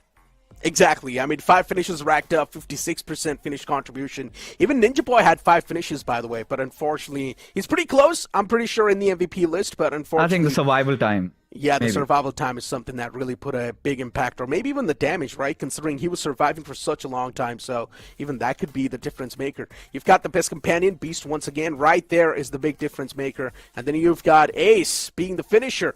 Team Empire, every single player, once again, seems like they're awake. For some reason in the week 2, Team Empire weren't really able to do that great, but in week 3, definitely off to a great start, off to a flying start. Day 2, they're doing really good. All they need to do now is just hit that average, keep themselves pinned down in the overall standings, and then you're good to go in the LAN finale.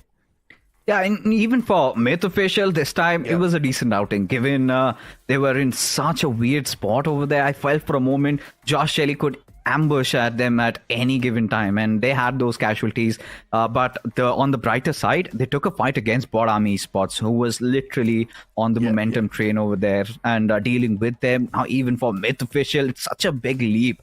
I would love to see where they stand in terms of the overall standings. Have they squeezed in through the top 16? Because today's games for Myth Official are finally over. Next up, we've got a whole set of different teams coming up, and with Empire also getting a chicken, Josh Shelley getting decent amount of points in these 2 games. There you have 15 points is quite a number considering how volatile the standings have been looking like. And Team Empire, this 21 is definitely going to catapult them quite up in the standings, maybe even inside the top 6.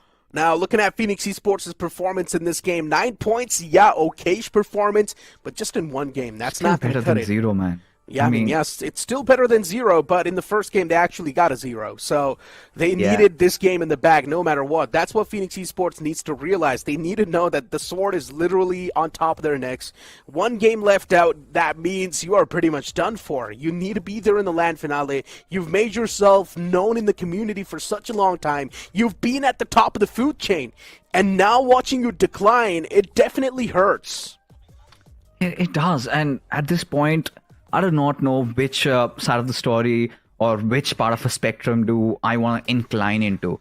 Is it about us paving the path for the new underdogs to come into the scene and, just make sure that they've been getting that spotlight? Or is it about us talking about the old dogs making their comeback? Because the way the hunger, the desperation these new kids are showing, I think I'm kind of inclined into their way. I think it's due time where we usher in to the new era, or where these young lads are giving it their all and finally getting their money's worth. So at this point, I think for all these new rising talents, I think they are setting an example. Myth Official, Bot Army Esports, Team Empire, and I hope all these newer teams get on inside the grand finals, and we have a whole new exciting 2025 with so much happening. I think this will get the scene right back as it rightfully deserves. You know what? The bragging rights we speak of, it really does give a big ego to a team, right? Especially when you win a tournament or when you're even in the podium finish. That's a big bragging right for you. And as soon as you get those bragging rights, you sort of feel that you're supreme. You sort of feel that you're the best. And for some reason, it really builds up that complacency. I understand having an ego is a good thing, but justifying that ego is something that you need to do as well as an esports athlete. Just doing good once and then letting it go completely and still having that ego is a big problem, man. Always keep justifying your ego. Having an ego is a good thing, but just justify it, man. Simple. Just simply put your money where your mouth is. If you are a talker, make sure you walk the talk. So that being said, of course, we've got two new groups coming into play, and there will be a couple of these teams we will be looking out for Miracle Esports. 8-bit, definitely once again, the attention is shifted on towards them. Can they somehow script this comeback? I do not know. They are pretty much down the rabbit hole, struggling, and anything and everything that has gone wrong. Yes, Murphy's Law has literally happened for them, but at this point, I would love to see 8-bit get a chicken dinner. Do not give me a chicken dinner with 15-20 finishes. Just give me a chicken dinner and I'll be a happy man. I mean, look, this is going to be the last day where I hope that 8-bit does good. After this, we're giving up, right? Yeah, I'm just giving up. I'm done. I'm not going to speak about 8-bit anymore. I'm just going to say the latter half of the board. Simple. I'm just going to count them in that. I'm not going to give them any sort of special limelight saying that, 8-bit needs to try and pop up, because at this point, it's been too long. It's been almost 3 weeks, and we're still hoping that 8-bit pulls off some sort of comeback while 8-bit is just there at the bottom, not doing anything. I mean, we have to give them a little bit of a leeway. Maybe tomorrow also is their final chance. But that being said, we will head over to the rainforest. And alongside that, we've got two amazing casters to take on this game. So over to you guys. Well, thank you so much, Fixes. And yes, definitely, it's high time that we give the due credit to the new faces, new bunch of lads, just like the players of Bot Army Esports. But their matches were over. Now we have got the players of Group E and D coming up on the map of Sanhok, as we have got the Northern Flight Path. And since I can't do this job alone, accompanying me on the desk is going to be Scared. Scared, how excited are you? And look at the circle. Already, I love it. There is some percentage of water in it. Yeah, at this point, I'd have to say that I'm really excited for this one game, since it's Sanhok, and I'd be able to say yee-haw as soon as I see people riding on that horse. But I really like this cat parachute, man. Let's be brutally honest. It's super fun. It's super nice. And yes, I'm more of that pooky stuff. But either ways, now coming back into this group, Shadow, thank you so much for bringing all of us in. The question is, how are the teams who are looking from the 17th spot all the way to the 24th, 25th spot going to perform? That's going to be the big question, because we saw some few names even yesterday, like Team Hero Extreme Godek, who have been on top of that leaderboard. Their positions have been dropped down all the way to the 6th place. And this entire group, if you really look at it, Shadow, apart from the first 5 teams, everyone starting from middle all the way towards M40, they are on the bottom of the leaderboard. Agreed. Only 6 teams. They are in the safe zone. Medal Esports also on the struggling side. And yesterday, the team which had a really good day was the Plus of Team Reckoning, as they got chicken dinners. They got total of 32 points. But Fixers and Neeraj were talking about 8-bit. That it's high time that 8-bit they need to pull off a chicken dinner. But I doubt that can happen because, statistically speaking, if you look at the performance which 8-bit has been showcasing in the map of Sanhok, first week they got only 7 points. Second week, they got only 6 points, and same goes for Vikendi. Just 2 points in week number 1 in the map of Vikendi, 3 points in week number 2. So Sanhok and Vikendi have never been the strong points for the Plus of 8-bit. Expecting them to stage a comeback on this day, especially when you have got 2 off maps where you have been struggling, I don't know how 8-bit is going to make it in the top 16. I agree. 8-bit have been struggling out of these off maps, and not just on the off maps, let's be brutally honest. They've been struggling in general. But their Erangel looks a bit more better, a bit more refined. But it's Erangel we're talking about. It looks a bit more better and refined for almost every other team out there. And since you touched upon the point of 8-bit, I was about to say as well that every other team, all the way from the 29th spot to the 32nd spot, I don't see a way for them to make into the top 16 if that performance continues. I mean, let's be honest, for M40, 27 points, yeah, it just seems that they're out of that list entirely. It's 100 points, and you need to grab all of those 100 points in somewhere around 9 to 10 games maybe. That's a big thing to ask, and at the same time, legit, they're also all the way down to just 49 points in their bags. So if not today, I don't think so they'll have any possibility for even tomorrow or maybe even for the next week itself. But for every other team who are all the way to the 28th spot till RGC, they have got a potential chance to make it up. But for now, it's M40 who'd be able to take that one pick away.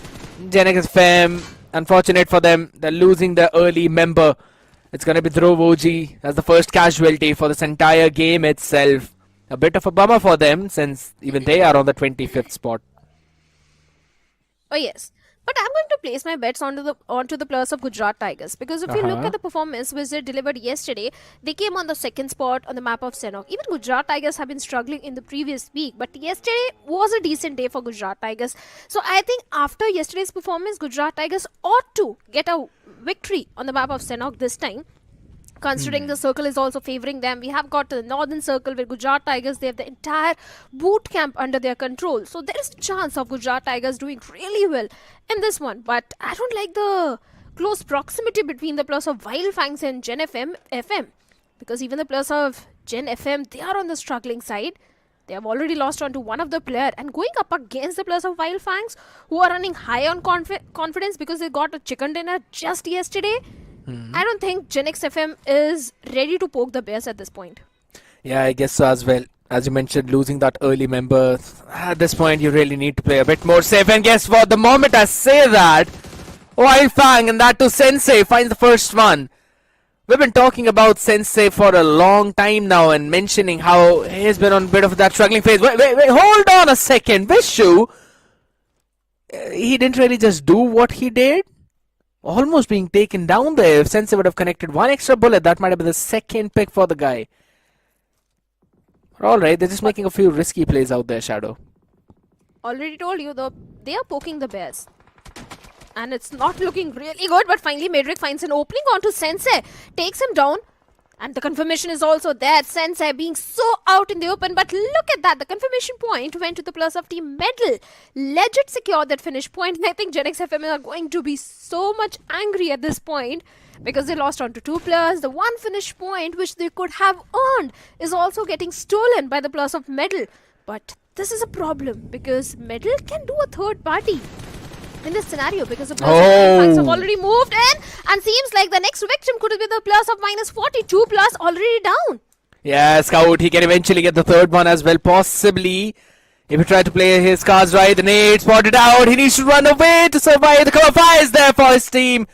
And that's going to be Wild Fang, Trey Scott catching Spider. So that's the third player now they're going to be catching in. The only remaining member for M40, just running for his life. I mean, at this point, you only have 28 points in total. You might as well just go in for the fight. But at the same time, since we're talking on the road of talking about taking the fights and staying up to the places where you need to be, or maybe taking a step back. Sensei, that was a big problem for him. He just overstayed all the way out there. We'll talk about that later. Hold on to that thought, as Dinosaurs is going to be struggling right now. Turns into the FPP, tries to go in for the shots. DPS spin, not good enough. And it's going to be RGC taking down the members of Reckoning. We were talking about Reckoning and how they were doing a pretty solid job, but right now, losing an early member, and now Keoya is also not in a very solid position. It's going to be basically the same thing as it was with Dinosaurs. Dope fires some shots, and the person who was providing the cover has been brought down to the knees. Dope low in that HP by Keoya's nade, but still does not do the job that very well. So RGC should have the advantage, and they will, as they find out with those DPS shots where the one more person is. But guess what? There's another team who's been doing the third party, and RGC Dope finally answering them back as well.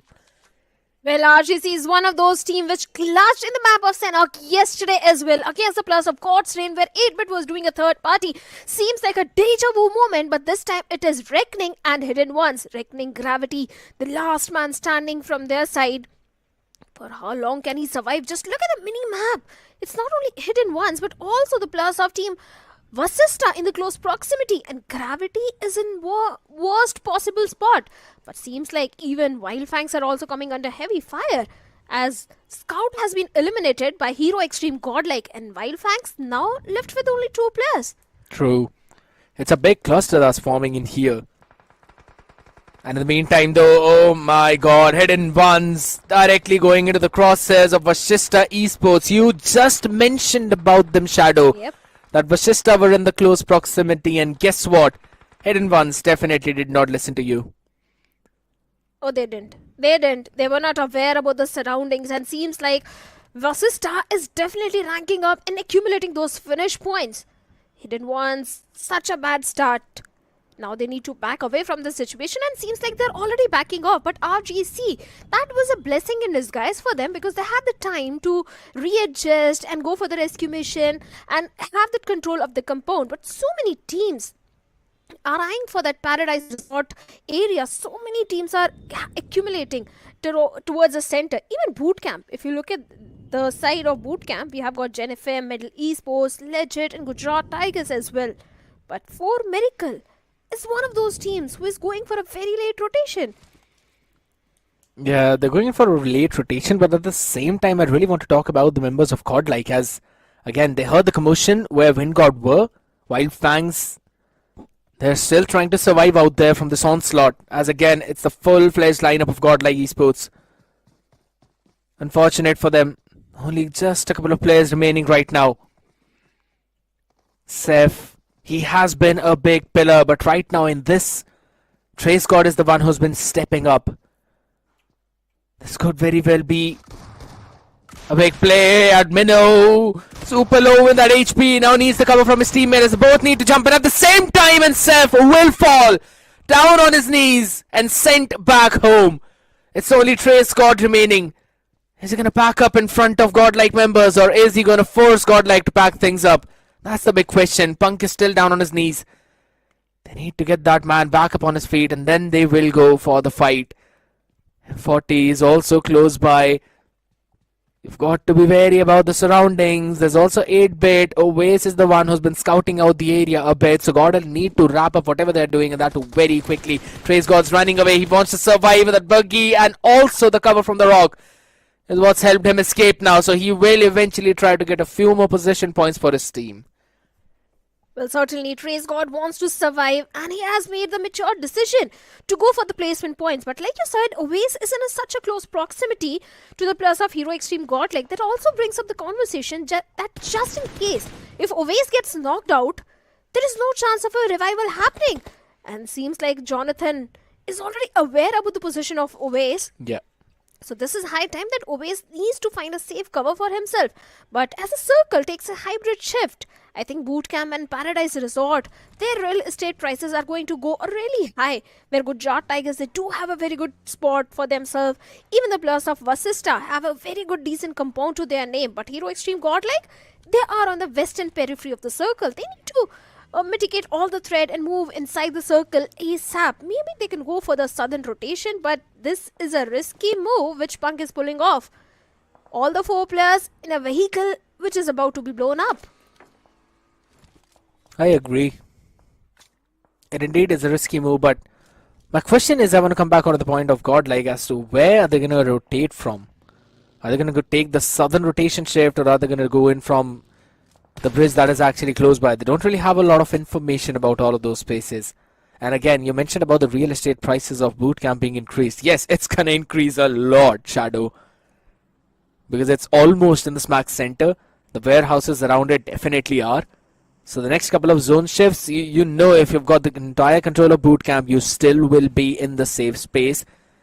So you have a lot more time now to scout out your surroundings, understand which team is playing, where the clusters are a bit more, and where do you need to move. And Gujarat Tigers are the team that have got a good control of that space. They are barely in the top 16 right now, literally at the 16th spot.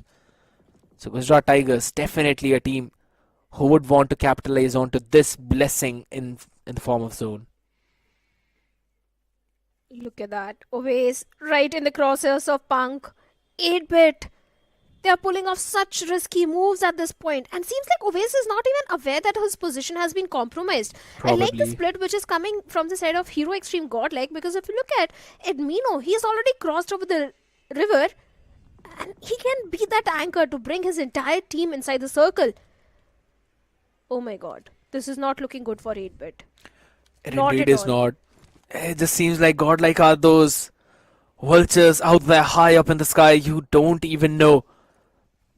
Or maybe the eagles in the forms of vulture can definitely play as a massive spoiler for 8-bit. If not just the spoiler, maybe can end the game entirely. 8-bit have been struggling for their form a lot, and if they don't perform today, their hopes of qualifying in the top 16 are also going to go down into the drain.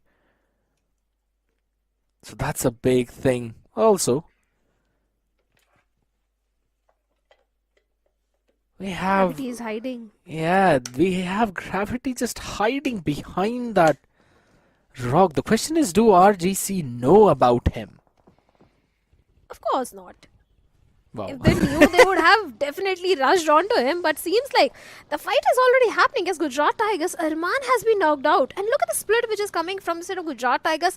They need to regroup, because just in case, if a team rush onto one of the single player, there is no chance of a revival. Also, Gujarat Tigers, they don't want to lose on such a good opportunity where the circle is favoring them heavily. True. So, next circle shift is still favoring the players of Vashishta and Gujarat Tigers. Yeah, Gujarat Tigers can now potentially gatekeep any other team who wants to make their way into the circle through the bootcamp area. But again, from the down south part, that's where Legit Esports slowly and steadily have moved up onto the compounds that are on the southern end. So there's going to be a humongous cluster right now forming just down south of the Paradise Resort. The hills are a very good spot in terms of having that high ground control as well, and that's probably where we're going to see the next few actions. You know what's scared? I'm just going to ask you to give me the prediction for this map. Who is going to come victorious? I go with VXT. VXT can definitely come out victorious, but the question is, are they going to go unscathed against Team Tamilas? Because there's quite a lot of players in the exact same vicinity. In the meantime, though, where it did see in the finish speed, I mentioned about the fight that could break out on the eastern edges, down south of the Paradise Resort. That's exactly where Do or Die just wiped out middle, who were trying to go in and take that rotation. Just a couple of members remaining right now. They got a confirmation of one at least, so the scouter has been taken care of.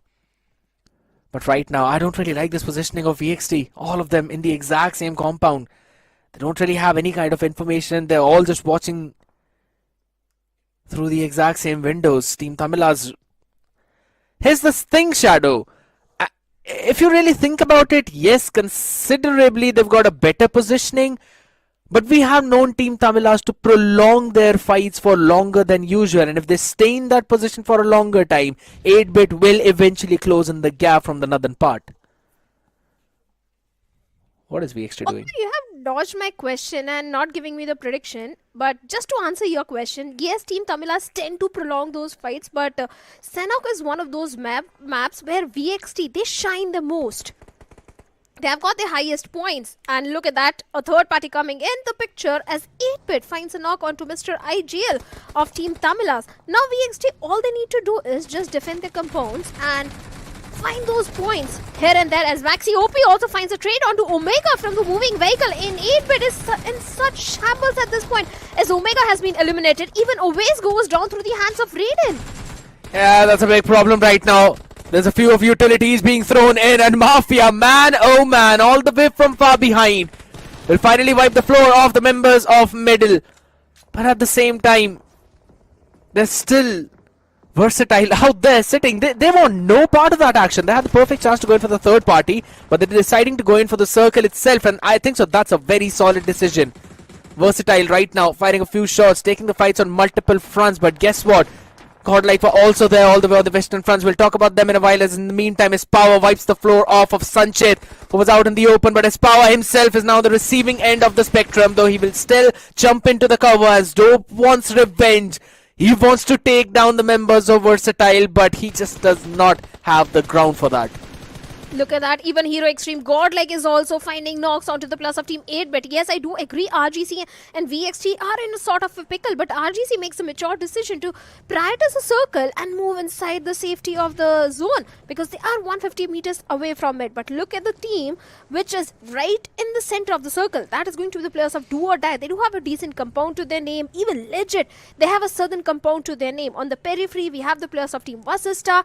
These three teams are heavily favored by the circle, but Hero Extreme Godlike finding the players of Hidden Ones out in the open as Mortis gets taken down, and Jonathan gets a confirmation point, also leaving Alien all by himself. But there is a trade also coming on to Edmino. They have to go for the revival at this point.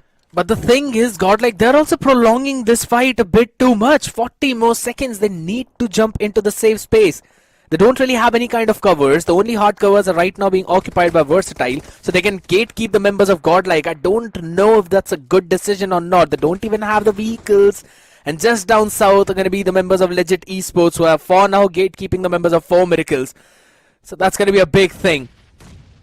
Versatile, they will be able to wipe off Zverev, GT. Oh my goodness, just get obliterated. S-Power, there's a reason why this man is still on top of the Finnish leaderboard, and he is showing us exactly that.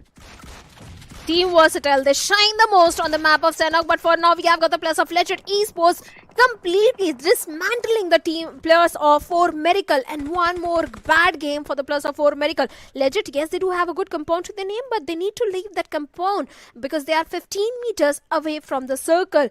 Hero Extreme Godlike on the western periphery of the circle, so adjacent to the players of Team VXT. Even Vashishta, they are in sort of a pickle against the players of Do or Die, as the circle has taken a western shift, and S-Power goes down through the hands of Edmino. Perfect grenade being lobbed. This is the moment where Hero Extreme Godlike need to charge towards the side of VXT. Yeah, absolutely. This could be a very well opportunity for them. Maybe a blessing. Edmino, my god, this man, he always gets those nerves up for us. But it's fine, he's safe. I wanted to point out as well in the meantime that Mafia was taken down by the play zone from 8-Bit, and 8-Bit have been still struggling out of the exact same form, but as of now, Godlike, they're also struggling, being dispensed between a couple of teams, and there could also be RGC who can be a big spoiler for them. Godlike need to be careful at this point. Legit, they don't have the high ground, so they're going to be in a bit of trouble, but Rishi and Dope, they were taken down too, and guess what? It's Legit who eventually saved the day for the members of Godlike, as Zap steals that final finish point away. Legit under the heavy fire in the crosses. Zap has got a solid positioning for his team.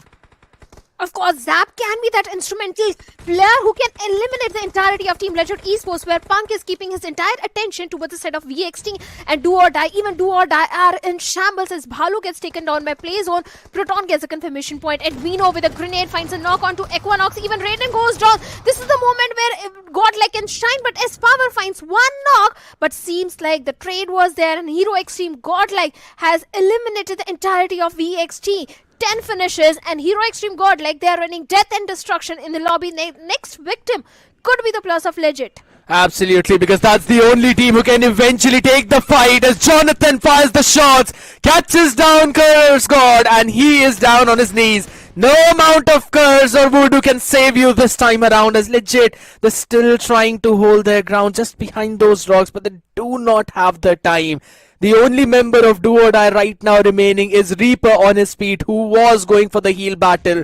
Couple of players knocked out inside the circle, as they were the ones who ruined it as well for the members of Versatile. That's just a silver platter game for Godlike. I wouldn't exactly say served on a silver platter because they had to do their heavy lifting. But right now, Jonathan and Minnow, both of these members can take down or rather gatekeep the entirety of Legit, as Punk is already in the circle. He is in an off angle in a position and eventually stop the pursuit or maybe provide the cover fire as Jonathan fires some shots on Zeus as well, who's down on his knees, and Proton 2 will be taken down. Is the last remaining member, Choco, who will be finished off as well. Do or Die get the second place, but Shadow Godlike will get the chicken. Of course they will. Of course they will. 15 finishes. Hero Extreme Godlike. They were on a rampage in this one. But wait a second. Reaper spots Punk out in the open, trying to take him down. As Reaper will go down by the play zone, but no, Punk will eliminate him. And Do or Die, they have been eliminated on the 13th, on the third spot. For Miracle Hesperos going for the heal battle, getting those crucial placement points for the team. But Hero Extreme Godlike, 16 finishes. They were picking fights on the multiple fronts. One side they were picking fight with the plus of Legit, other side Admino was picking fight with the plus of Team VXT, and Godlike, they were winning every single one of them. Yeah, I'll have to point out one thing. For Miracle Hesperos, this man is going to secure the second place for his team. We have a bit of a leeway with ourselves, Shadow, you know that, and it's the map feed, right? We have the access for that. Hesperos was not even visible in that. That's how far away he was from the entire circle and entire action. We're going to be seeing Jonathan doing those emotes as well. This team is having fun. They know that chicken is inevitable for them, so they will have their own fun time. Hesperos wants to get one elimination. He only got the knock, not the finish. But guess what? It's Godlike with a behemoth chicken dinner for themselves. 26 points in their bag, grabbed for the first game of Sanhok. I think they are going to secure the top spot in the leaderboard after this one. They were all over the place. They were taking so many fights. The rotations were perfect from the side of Hero Extreme Godlike. First, they dealt with the plus of Team Wildfangs. They also dealt with the plus of -40, the last player. And after that, so many fights. They dealt with RGC, Legit Esports, VXT. I think the way Punk is leading the entire team, they just hunt like a pack of wolves, always together, always having the perfect cover fires for each other and picking up multiple fights and winning every single one of them. I think Godlike is looking so prepared for the challenge finals. I'll just have to say, this team, there were a lot of people who were having some of the question marks when the IGL was replaced. Jelly was the one who was leading the team, and then Punk was brought into the lineup, and then he started to lead the team. Yeah, there were struggles in the early phases, but then slowly and steadily we saw how team adapted and adjusted around that IGLing and how Punk was enabling his teammates. I'll always, like to mention the point where if the team is performing really well and your star fragger is fragging out like crazy, yes, in terms of the aim, he's got a cracked aim, but also it's the IGL who enables that player, who enables your entry fragger. So that's a very solid play that Punk always likes to go with, that he enables his team, he gets them in the position where they can use their strengths to win out the game, and that's exactly what has been happening with the members of Godlike. They have got a solid firepower in the form of Jonathan and Minnow, and Punk really knows how to play around both of them, and Zap is also adding a good mix. For me, the star player and the main player who took the main fight were Admino and Zap, because Zap, he was keeping an eye onto the plus of Legit Esports, and Admino, I think the most important fight which the plus of Hero Extreme won was against the plus of VXT, because VXT were in such a good contention for that winner chicken dinner, but Admino's grenade found the perfect knock onto 2 plus of VXT, and after that 50% of the battle was won, and Hero Extreme Godlike, they had the entire northern western control control towards them. All they had to do is just look in the front and find those frags, which they did after eliminating the players of EXT. But so many teams also staged a comeback, like the players of Do or Die. They were in such a dire need of points. Even legit Esports trying to get those points in this one. Yes, they have got the placement points, but for Miracle, they were also on the struggling side. So this day, I think this group, they have started with a comeback story for so many teams. At least in terms of the placement points, the comeback is there. I 100% agree. Specifically for 4 Miracles, you mentioned Hesperos. Yeah. He has been the man who's a bit of a star for the team too, who frags out a bit for his team, but also he knows when to play it safe. And that's why he was the one who was doing those heal battles. Now, you would never imagine someone in this kind of situation to be in the second place, but he eventually pulled his team up. I believe his team had 2 finish points as well, so that puts them up in the 8 point, and that's the average that we always talk about. But if you're 4 Miracles, do you think the average is going to work out for you, or would you have to do a bit more heavy lifting? Because we'll talk about that in a while, we'll get back on that point, but in the meantime, the man who did a lot of heavy lifting for his team, God like Jonathan, 5 finishes, and guess what, Shadow? With 5 finishes, he only has 31% finished contribution. And that's because the entire team was accumulating those finishes. 16 finishes to the entire team. And he's the best companion as well. 2 rescues, 1 assist. I think Jonathan was doing wonders in this particular Sanhok. Hero Extreme God, like I said, they have worked on the off maps. Erangel and Miramar were already very strong. And they are looking so refined for the Challenge Finals. Maybe they can be in the top 5 in the Challenge Finals as well. Some big statements out there being said, but you know what, Shadow? I'm actually going to agree with your point. I think so. You mentioned that maybe top 5. I'm going to say that they can also be top 3 or even lift the trophy if this performance is kept up. Again, star point if this performance is kept up. But at the same time, there's still a few other teams, not in these 2 groups though, that have been really cracking in for that top 5. But rather who are still trying to struggle to enter even in that top 16.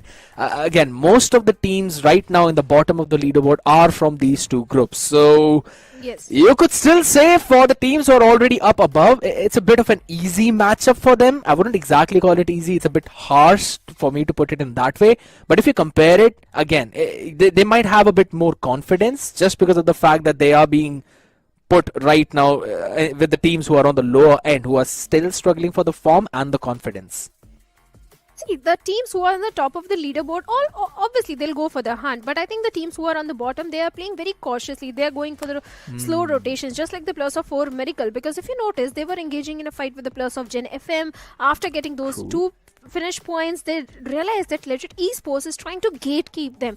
Immediately, they decide to go for the mid strat, because if they had decided to move inside the circle, I think even Hero Extreme Godlike would have done a third party. That was a very wise decision from the side of IGL of 4 Miracle. But we have got 2 more maps lined up after this short little break. So we're just gonna do our thing. Ain't never do the Broncos thing. We're gonna bring you down. If you think you'll stop us somehow, just let us do our thing. Ain't never do the Broncos thing. तेरे वास्ते में कर लूं अपने squad से fight. कब तक हम ऐसे डिफेंसिव खेलते रहेंगे?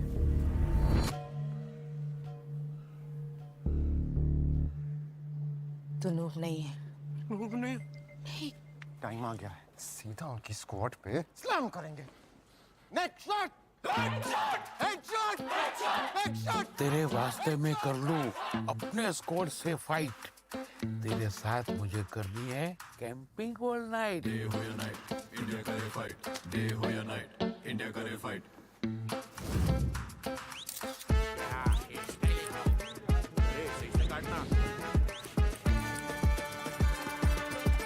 मैं नूब नहीं हूँ. मैं नूब नहीं हूँ पापा. नूब नहीं हूँ. मेरा बेटा नूब नहीं है. तेरी आंखें M416 ग्लेशियर का हथियार बेबी. हो गया दिल के आर पार बेबी. टीपीपी पे जा. FPP. TPP. FPP.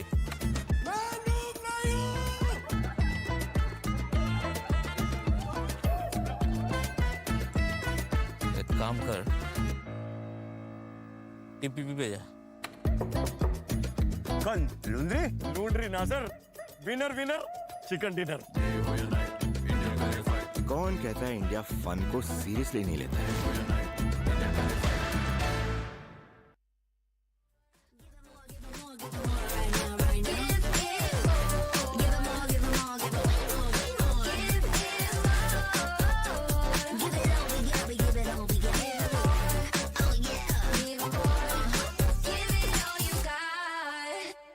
Now they know about our dedication. Not just hard work, it's also patience. Stripped away, edit, and ignored the hate. And now we big time status and it's us for the taking. We eat, dream about it every time we sleep. Making moves, just look at my feet. Yeah, we bring the heat. We make every situation sweet. Now all we need is, yeah, we going up, but don't call it good luck. Earning what we got, cause all we do is give it. Yeah, we going up, but don't call it good luck. Earning what we got, cause all we do is give it more. Give it more, give it more, give it more right now. Give it more. Give it more, give it more, give it way more. Give it more. Give it all, we give it all, we give it more. Oh yeah, give it more. Give it all you got. Give it more, give it more, give it more right now.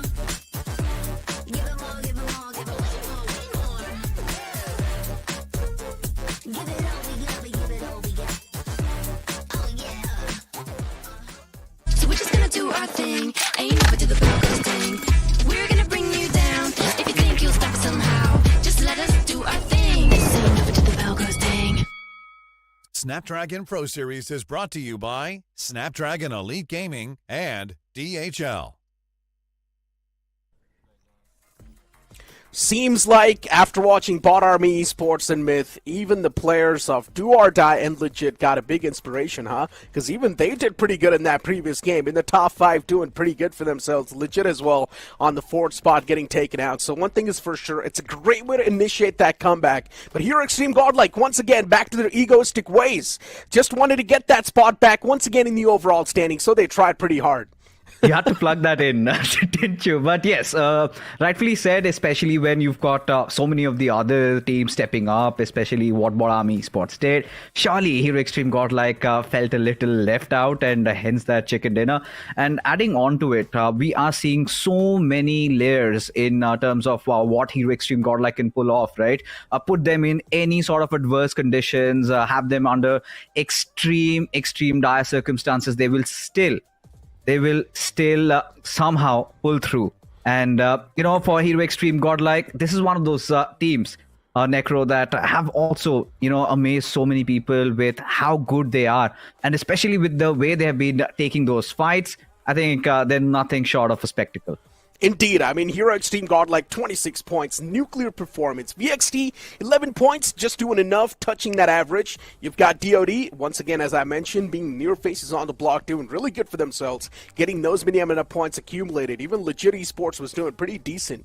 Now you flip the page and you see a few disappointments. Wildfang started things off on a great note, especially I saw Sensei getting that individual knock off the rip, and then overstaying on that same spot for too long, got him taken down as well. I told you, watching Wildfangs play is literally chartering in to the unknown. You do not know what's coming next. And this time they get a squad wipe. The next moment, boom, they're wiped off. So I think for Wildfangs, a little bit more, I think, depth and discovery is needed if we can find that stability around that roster. But regardless, so far, no complaints, major complaints from Wildfangs, because we've already established this fact. We came in with little to no expectations from Wildfangs. And boy, oh boy, they are exceeding our expectations. So I think Wildfangs, if they keep on playing like this, they will be around that middle order. But are they champion contenders? The answer is going to be no, at least for now. But who knows? They suddenly wake up in the grand finals and surprise all of us. Maybe they can. I mean, the fact that you're saying that Wildfangs is going to make it till the grand finals, that's a lot of confidence you're having in the team, right? Because as I mentioned, look. It's the points. They're getting on the board, right? Yeah, they are getting on the board, but still 4 points is not enough. Fixes, understand this. You've still got tomorrow's day to go. And today's day, we saw some major shuffles in the overall standings. By major, I mean Bot Army Esports putting themselves in the top 3. That's one of the biggest shuffles so far. That means if they're placing themselves in the top 3, someone has to move down in the top 16. And that has happened so far, which means few more new names can also have a crack at the top 16 and move on forward. Wildfangs just staying on the latter half of the board, not exactly the ladder, but maybe from, you can say, even in the top 10. They need to at least put themselves in the top 5 to be super comfortable right now in the overall standings. But Wildfangs, still the climb should be there, and considering they just got 4 points, okay, the upcoming games, they need to get at least 9 to 10 points. Look, I feel like you, along with many others, have been caught in their genjutsu, because at this point, they're making you believe exactly that. when you look at Wildfangs, yeah, there are those games, there are those huge blunders, they drop the ball, the fallout, or whatever the case is. But right from week one, let's be honest, Necro, they've always been in the mix of things, and we cannot take that away from them. And that chicken dinner yesterday was literally like an icing. And no matter whatever we say about Wildfangs, I think the approach that they're going with is all about getting a couple of points here and there. Scrappy, hell yeah, we'll take that. 6-7 points. They're somehow making sure that by the end of the week, they've averaged around with their games. So they're scalping, and they're doing a good job at that. Whilst a lot of these teams have been extremely erratic, you see your team getting a chicken dinner, next game nowhere to be found. Wildfangs, every single game, they come in 5-6 points, 10, 12, something, and they're still there. So I think high hopes still from Wildfangs with the way they're performing. I think they might squeeze in through the grand final. At the start of the previous game, Wildfangs was on the 15th spot. So they're really vulnerable from getting kicked out of that top 16. Now, just getting 4 points in the previous game is not enough. That's what I wanted to say. They need a few more points to sort of solidify themselves in the top 16. I do understand Wildfangs is getting that constant point flow, but also having that sword on top of your necks every single time can actually make sure that you're going to crack under the pressure. And we've seen that happen to Wildfangs in the past. All it takes is one mistake, Fixes. One mistake. And considering the competition's getting to the end, you cannot afford to stay in the bottom 4. In the top 16, I mean.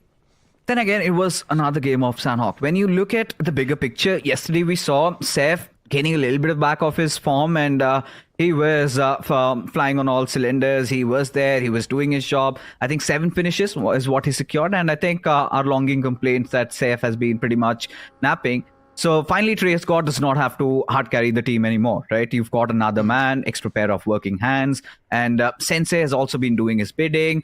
Scout, there have been moments where he's been on those flanks, and I think that is up for questions, because I've seen him pull off some really good moves, but then there were a lot of questionable ones, and the more inclined towards the latter part. But then again, Wildfangs, they've been such an exciting prospect, because like, we go back to discussion 1, where we talk about Wildfangs being in this tournament at the very first place. Have they justified that? Hell yeah, because they have been doing so much better than comparatively other teams who, well, might say that have had a great year being a new team. They have definitely performed better. Indeed, they're definitely doing good right now. Nothing taken away from that. They're doing miles better than teams like CK. They're doing miles better than teams like Team Tumulus as well, which we consider some of the top-notch teams. But still, the only reason why I'm so worried about Wildfangs is because underneath them is also Metal Esports and Vasista Esports. And Metal Esports is one of those teams that is ought to be in the top 16. If Metal Esports is going to move on forward in the top 16, as I mentioned, someone needs to be kicked out. The spot where Wildfangs is in right now, it's a little too sensitive. That's the only reason why I'm saying Wildfangs just needs to get out of that spot and move in a comfortable spot. That's it. That's all I'm saying. I mean, we both do want the same for Wildfangs. Just do well and get a chicken dinner. Please your fans. Please satisfy your egos. Do what Hero Extreme Godlike just pulled off. Right? Play fearlessly and give us a good game of BGMI, because what Army Esports surely have done that. Starting things off in this particular group, Hero Extreme Godlike have set standards. Now, moving on, Necro, I think we have to talk about how the map has been really panning out. It's so far been quite a silent affair. Because, indeed. You know, last time we were in Vikendi, we did have those early collisions at the very least. And this time, things like, it looks like we might take a quick nap and we come back and we still won't miss any action. If we have a look at the map feed, though, the zone's panning out in quite an interesting manner. It's 40-60. 40% of the circle is in the water lines and only 60% of playing surface. So you can't say already a lot of that land is being cut off. So there's a big chance we might just see a few fights off the rip. Definitely. 1 or 2 fights at least I'm expecting. As soon as the teams do start to make that rush towards the circle, though. Speaking of Assista Esports, right next to Versatile, these two teams, they've got an age-old rivalry going on. And right now, Versatile definitely do want to target these boys. Just waiting for the first man to move out in the open. And that's where Versatile will go for their first strike as well. But even somewhere down line, Assista Esports, they're way too sensitive right now in the overall standings. They cannot afford any sort of risk just yet. They need to play it super disciplined and super cautiously. Every single step they take has to be to perfection. Indeed.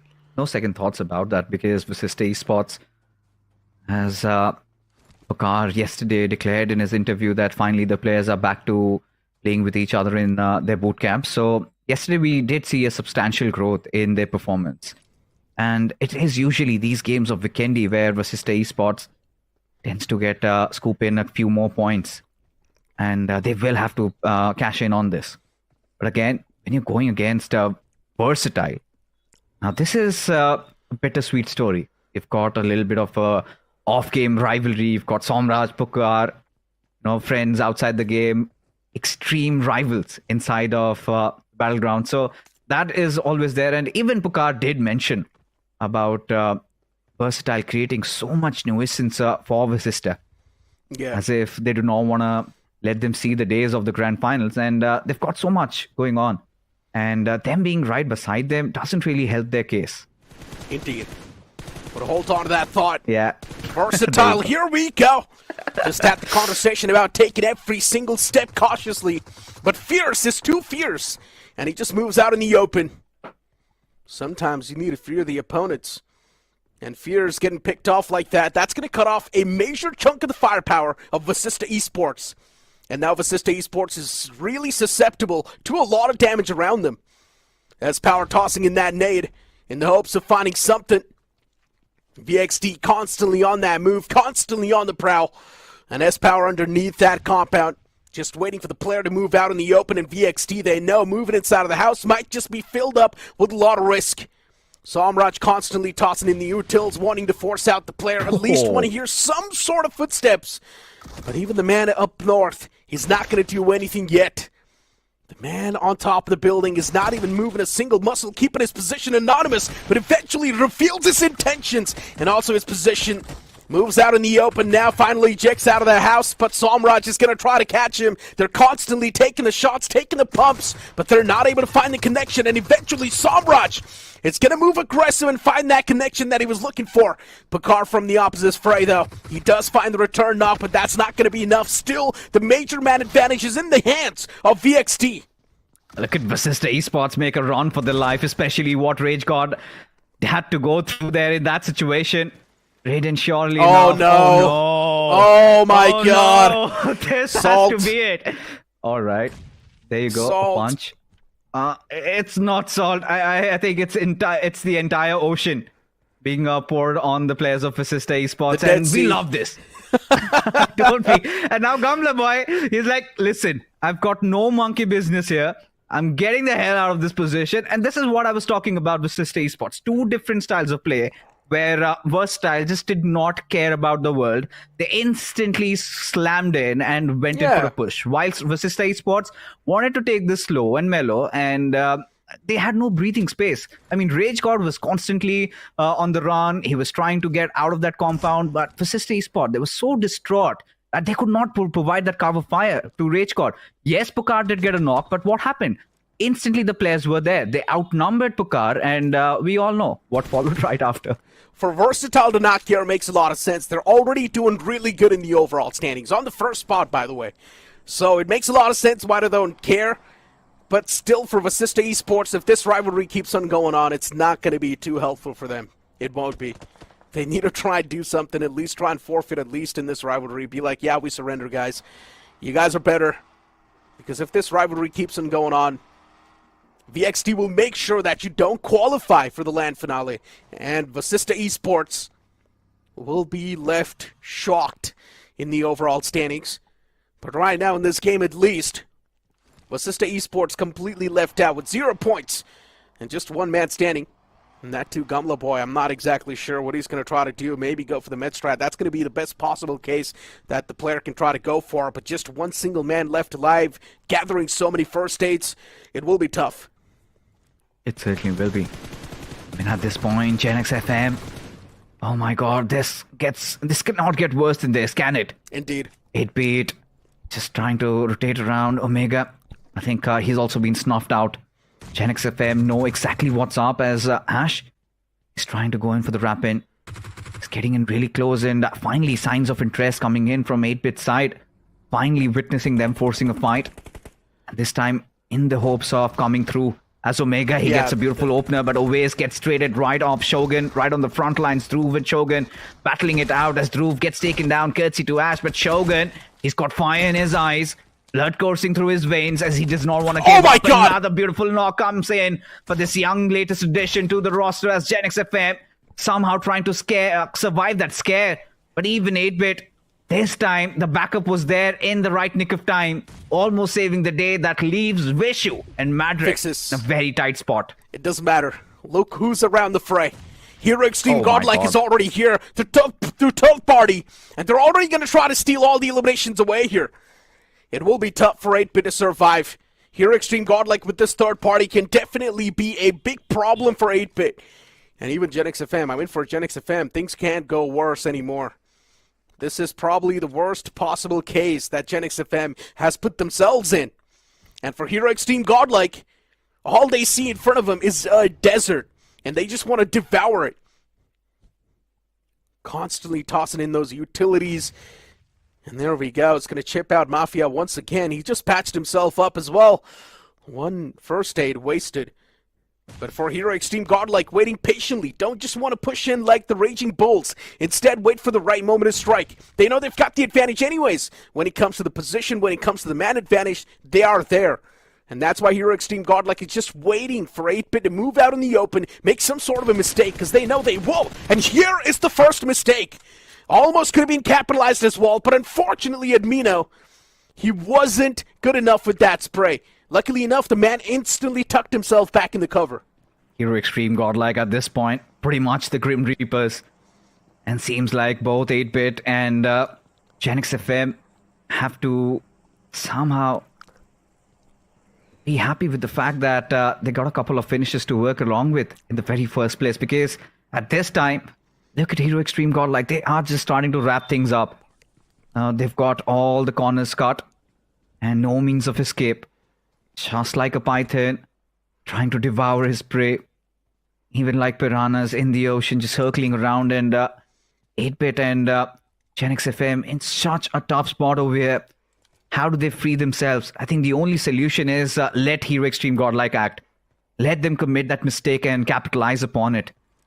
And for Hero Extreme Godlike, given the fact that they've just gotten the chicken dinner, they are soaring with confidence. And for 8-Bit, look at them. They are sort of letting go of all their resources. I do not understand why. Because there will be a time when they're depleted. And that is where Hero Extreme Godlike will strike. But even Hero Extreme Godlike, they're also aware of the fact that the position where they're engaging in is around the center. And look at how split up they are from each other. Now imagine if they do or die, they come charging in on maybe Jonathan or Zap. He's got no cover fire. Will be the worst possible case. But for now, Hero Extreme Godlike definitely do seem like they want to back away from this. Let the situation breathe out a little bit more. They know there's two different teams in the same compound. They haven't seen a proper squad wipe yet. It's a 2-on-3 in this compound itself. 8-Bit having 3 players, Genix FM having 2, and anything can happen. If 8-Bit chokes this, I wouldn't be surprised. We've seen that happen time and time in the past as well.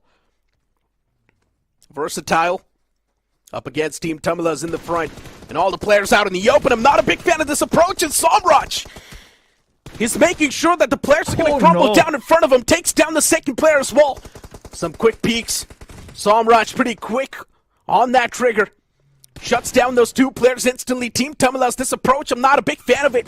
Too much out in the open, not a lot of that cover to play with as well. The players were too exposed, and that's where Somraj finds the major chunk of the HP of the opponents as he takes him down to pretty much 50%.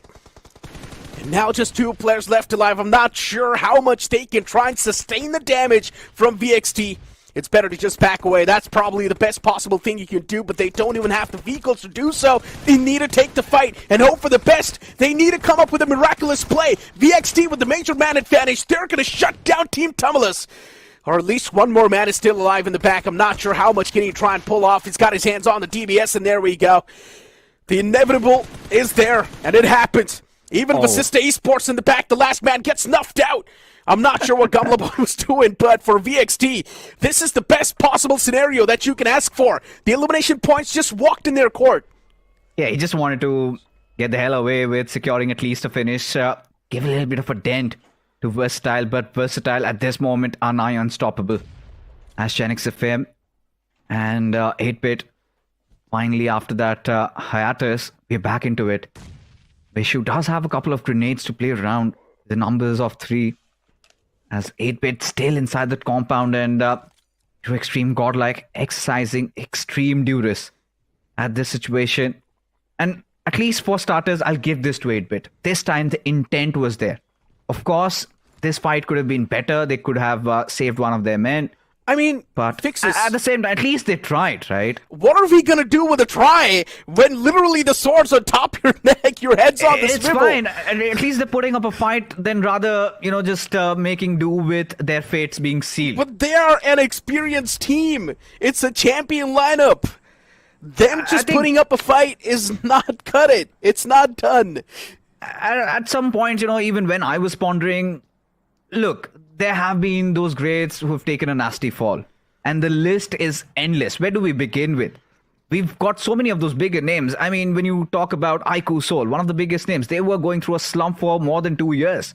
Same goes for even Hero Extreme Godlike. And it happens, you're at your peak of your career, everything is working out, and suddenly a little bit of a mishap and everything goes falling down. But this time, maybe trying to step back from the ashes.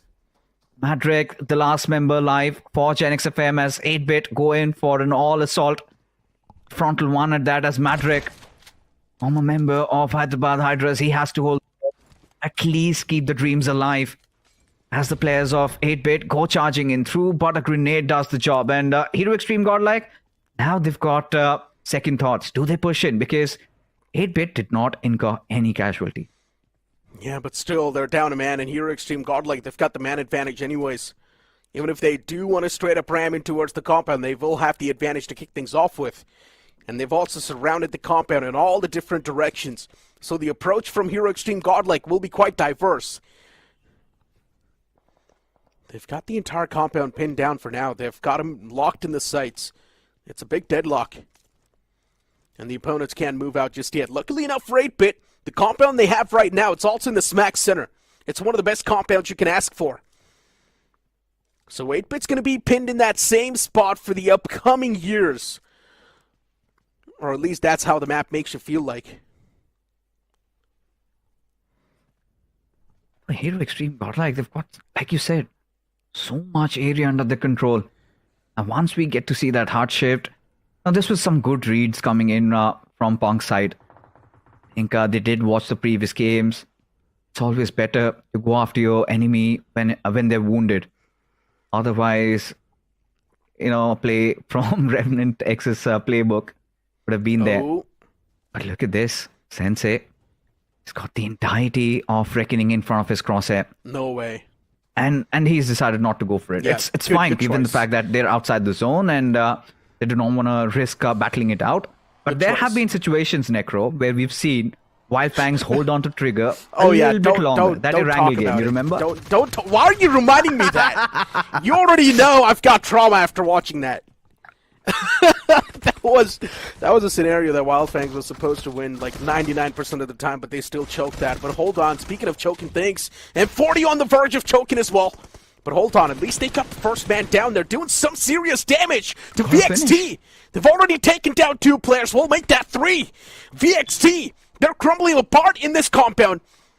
Not a great push at all, but VXT as well, do they really care? That's my question, and the answer is no. They're on the first spot in the overall standings. Even if they do fall apart, they've already got 8 points from this game, more than enough to keep themselves pinned down in the overall standings, and Equinox is still alive. Yes, and we know this man is capable enough of devouring squads all by his lonesome, but this time you could see, right, the desperation coming in from all these teams lurking down the bottom of the table. They want it desperately as for Wildfangs, they've already taken down 1 squad, and maybe -40 would be next on their hit list. Trey Scott connects onto it. Shoker, Seth gets that wipeout onto his Nishu, and this is exactly how Wildfangs have been finding those strings of success. But yeah, task still not over, still not out of the woods yet. Seth, a grenade lobbed into perfection. There you have it. Good amount of finishes gathered. 6.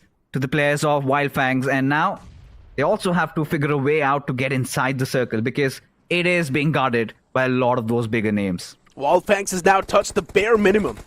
And yeah, speaking of Equinox in that scenario, if it was Yasna Poliana, I would have banked it that he's going to clutch it. But considering it's the map of Vikendi, yeah, I knew that he stands no chance against an entire squad of Wildfangs, so I went with Wildfangs over there. But Trey Scott dominating the entire field so far. He's got 3 individual finishes, but unfortunately, Sensei gets knocked out once again. Sensei has really fallen apart right now. It's the second time he's been knocked out. He will be revived, though. It's not a concern. It's DOD from the back. You've also got M40 in the front. It's just one man of M40, but still that one player can definitely put a major dent if he does find the right moment. DOD from the back is also trying to put in as much hurt as possible. Avnish gets caught. A few bullets onto the dome. You do see Hero Extreme Godlike as well in that little square taking a fight, which now goes away. But once again, moving back to this fight itself. Do or die. They've got a few foes approaching them underneath. But those foes do not want to go for the fight. Instead, they just want to go their merry way. And those foes are also by the name of Reckoning Esports. The Howling Wolves getting caught this time around in that rotation as one of the players gets knocked out. And there's another foe in the clotheslines as well. Do or die, making sure that Reckoning Esports, they don't get away harms free this time around. All these teams are doing whatever they can do to somehow squeeze themselves inside the circle. A Hail Mary dive at that, and Reckoning left without any options, and of course we're in a situation where they could not have fought back. But hold on, Metal Esports against the Hidden Ones. Prince is taking in a lot of damage over here. Needs to administer, but before that, Daniel just constantly pushing through as Executor. Good play. A 2-piece set up, and Prince falls prey. As of now, Metal Esports, the numbers starting to subside, but we know Metal Esports still have legit, still have Cyrix. The 2 clutch Maesters, and even Forservith, he's there. But he's kind of alienated from his squad, and he's got other foes to deal with. A lot on his plate. As now Reckoning, they gave a smacking to the players of DOD, but Clutcher will be the one walking out of it. Or was it Kyoya? Because all I see is he was the one member coming out against DOD. It's such a mad scramble. Barely even really difficult for us to process what's going on. Yeah, indeed it is. And even the circle is doing its own game. It moves in towards the Bawa in no man's land. Only one team closer to the edge, and that's going to be Hero Extreme Godlike. Metal Esports moving up close and personal against Hidden Ones, but what just happened? Sarvith! He got confused who to target and who not to. The target priority not clear enough, and that's why Sarvith gets taken down in that fight, but it's completely fine. Metal Esports could not have survived that wrath anyways. Just getting 1 point from that now, that's a big sign of concern, but let's focus on what's going on right now. Hero Extreme Godlike is the only team who's got a really good spot inside of the circle. Or not exactly really good because they're playing on the edge, but they've still got the compound to play with, so that counts. At this point, even alongst with Hero Extreme Godlike, you've got Fomerical Esports who could make this game theirs. Given the fact that they've got that entire western side to themselves. Now finally going in for that rotation, and got a little bit of those outskirt compounds around Zababa to play with. And even for Kachura Tigers, they've got their numbers intact. Kyoya, the only member surviving from Reckoning, is going to be under severe threat. Just passing by the players of Kachura Tigers, and for Hero Extreme Godlike, they are going to regroup. Rendezvousing at a point, and now Kyoya, he knows he's got to take this one. Gets a glimpse of Zeref. Tosses that grenade instantly, but Zeref is just trying to get the man numbers back up. But what? They are deciding to tuck their tails and run. And this could blow out on big proportions. Of course, Mudit and Clutchcott, they're in the vicinity to provide cover fire, but a little too late because I felt like Kyoya should have gone down. He should have. And there you go. As soon as you say so, Kyoya gets taken down. Not exactly by the same team, but someone else. Wildfangs in the crosshair as well, locked apart. And Sensei once again gets knocked. He's the first man to get knocked out every single time from Wildfangs. He's that domino effect that the other teams are waiting for. Sensei gets knocked out even Trey Scott falls apart. Unfortunate stuff for Wildfangs. They did not really have a lot of that wiggle room in the first place. And a few players as well, they get caught all the way back in the blue. Heroics team godlike on this edge. They're definitely the cleanup crew as they clean up every single team that stands across them. 8-Bit's now going to be on the left lines, and even 8-Bit's catching too much hurt upon themselves. It's also 4 Miracles that can constantly apply that threat and apply that pressure. Wall of Death moving in from the back, and Ash needs to close on up as well. And it seems like Ash has gone for the med strat too. In the back lines, he's constantly patching himself up. I'm not sure what 8-Bit is doing. But let's just hope that whatever he's trying to do is do good. But what just happened? Ash gets knocked out to the play zone. 8-Bit, how are they making so many rookie mistakes? 8-Bit does not have a proper playing structure inside of the game, and it's not the first time we're seeing this happen. And now 8-Bit's getting dismantled as they walk into a complete spring trap of teams.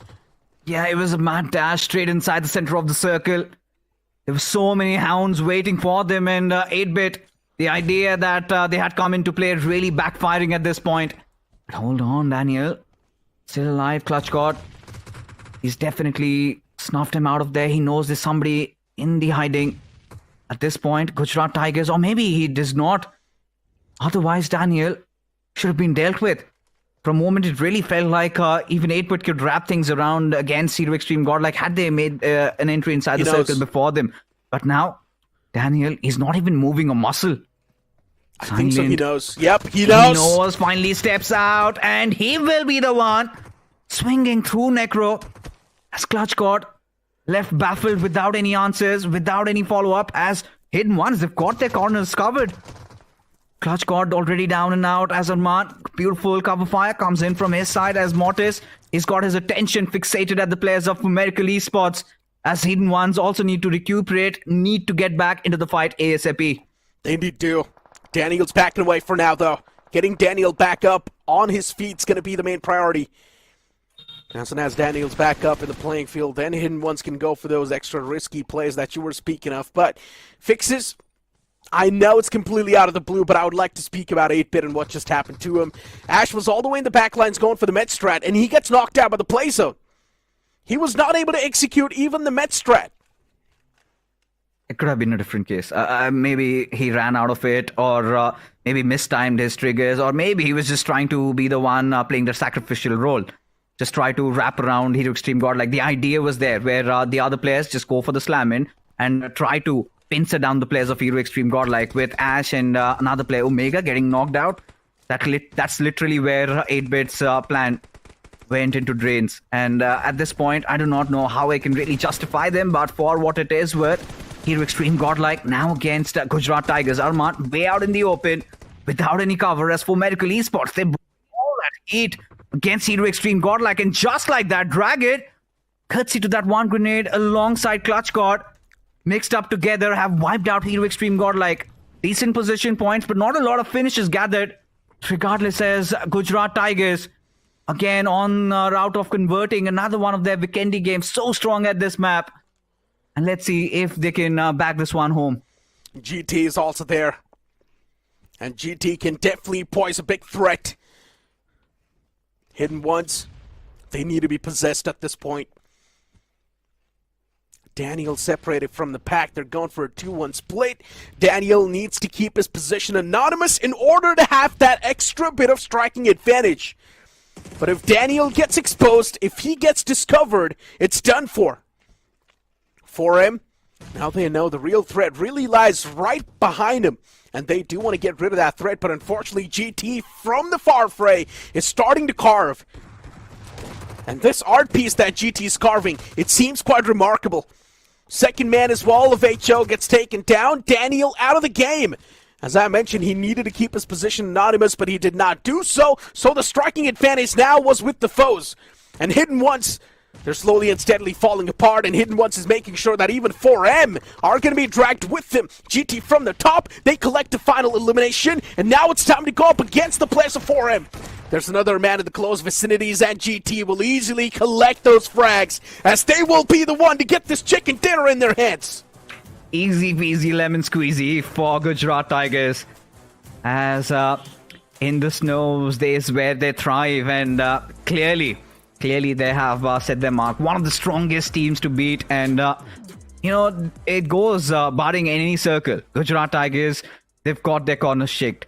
such a shame that it has been removed from the official events. This map no longer being a part of that, as Gujarat Tigers get to relish one more. And that was a well-fought one, especially it went in very close the moment Clutchcourt got knocked out. But I think the resurgency was there from their side, the backups being there, how they kind of managed to get themselves back together in that sticky spot. There were moments where even Arman, so much out in the open, for a moment I felt like they're dealt with.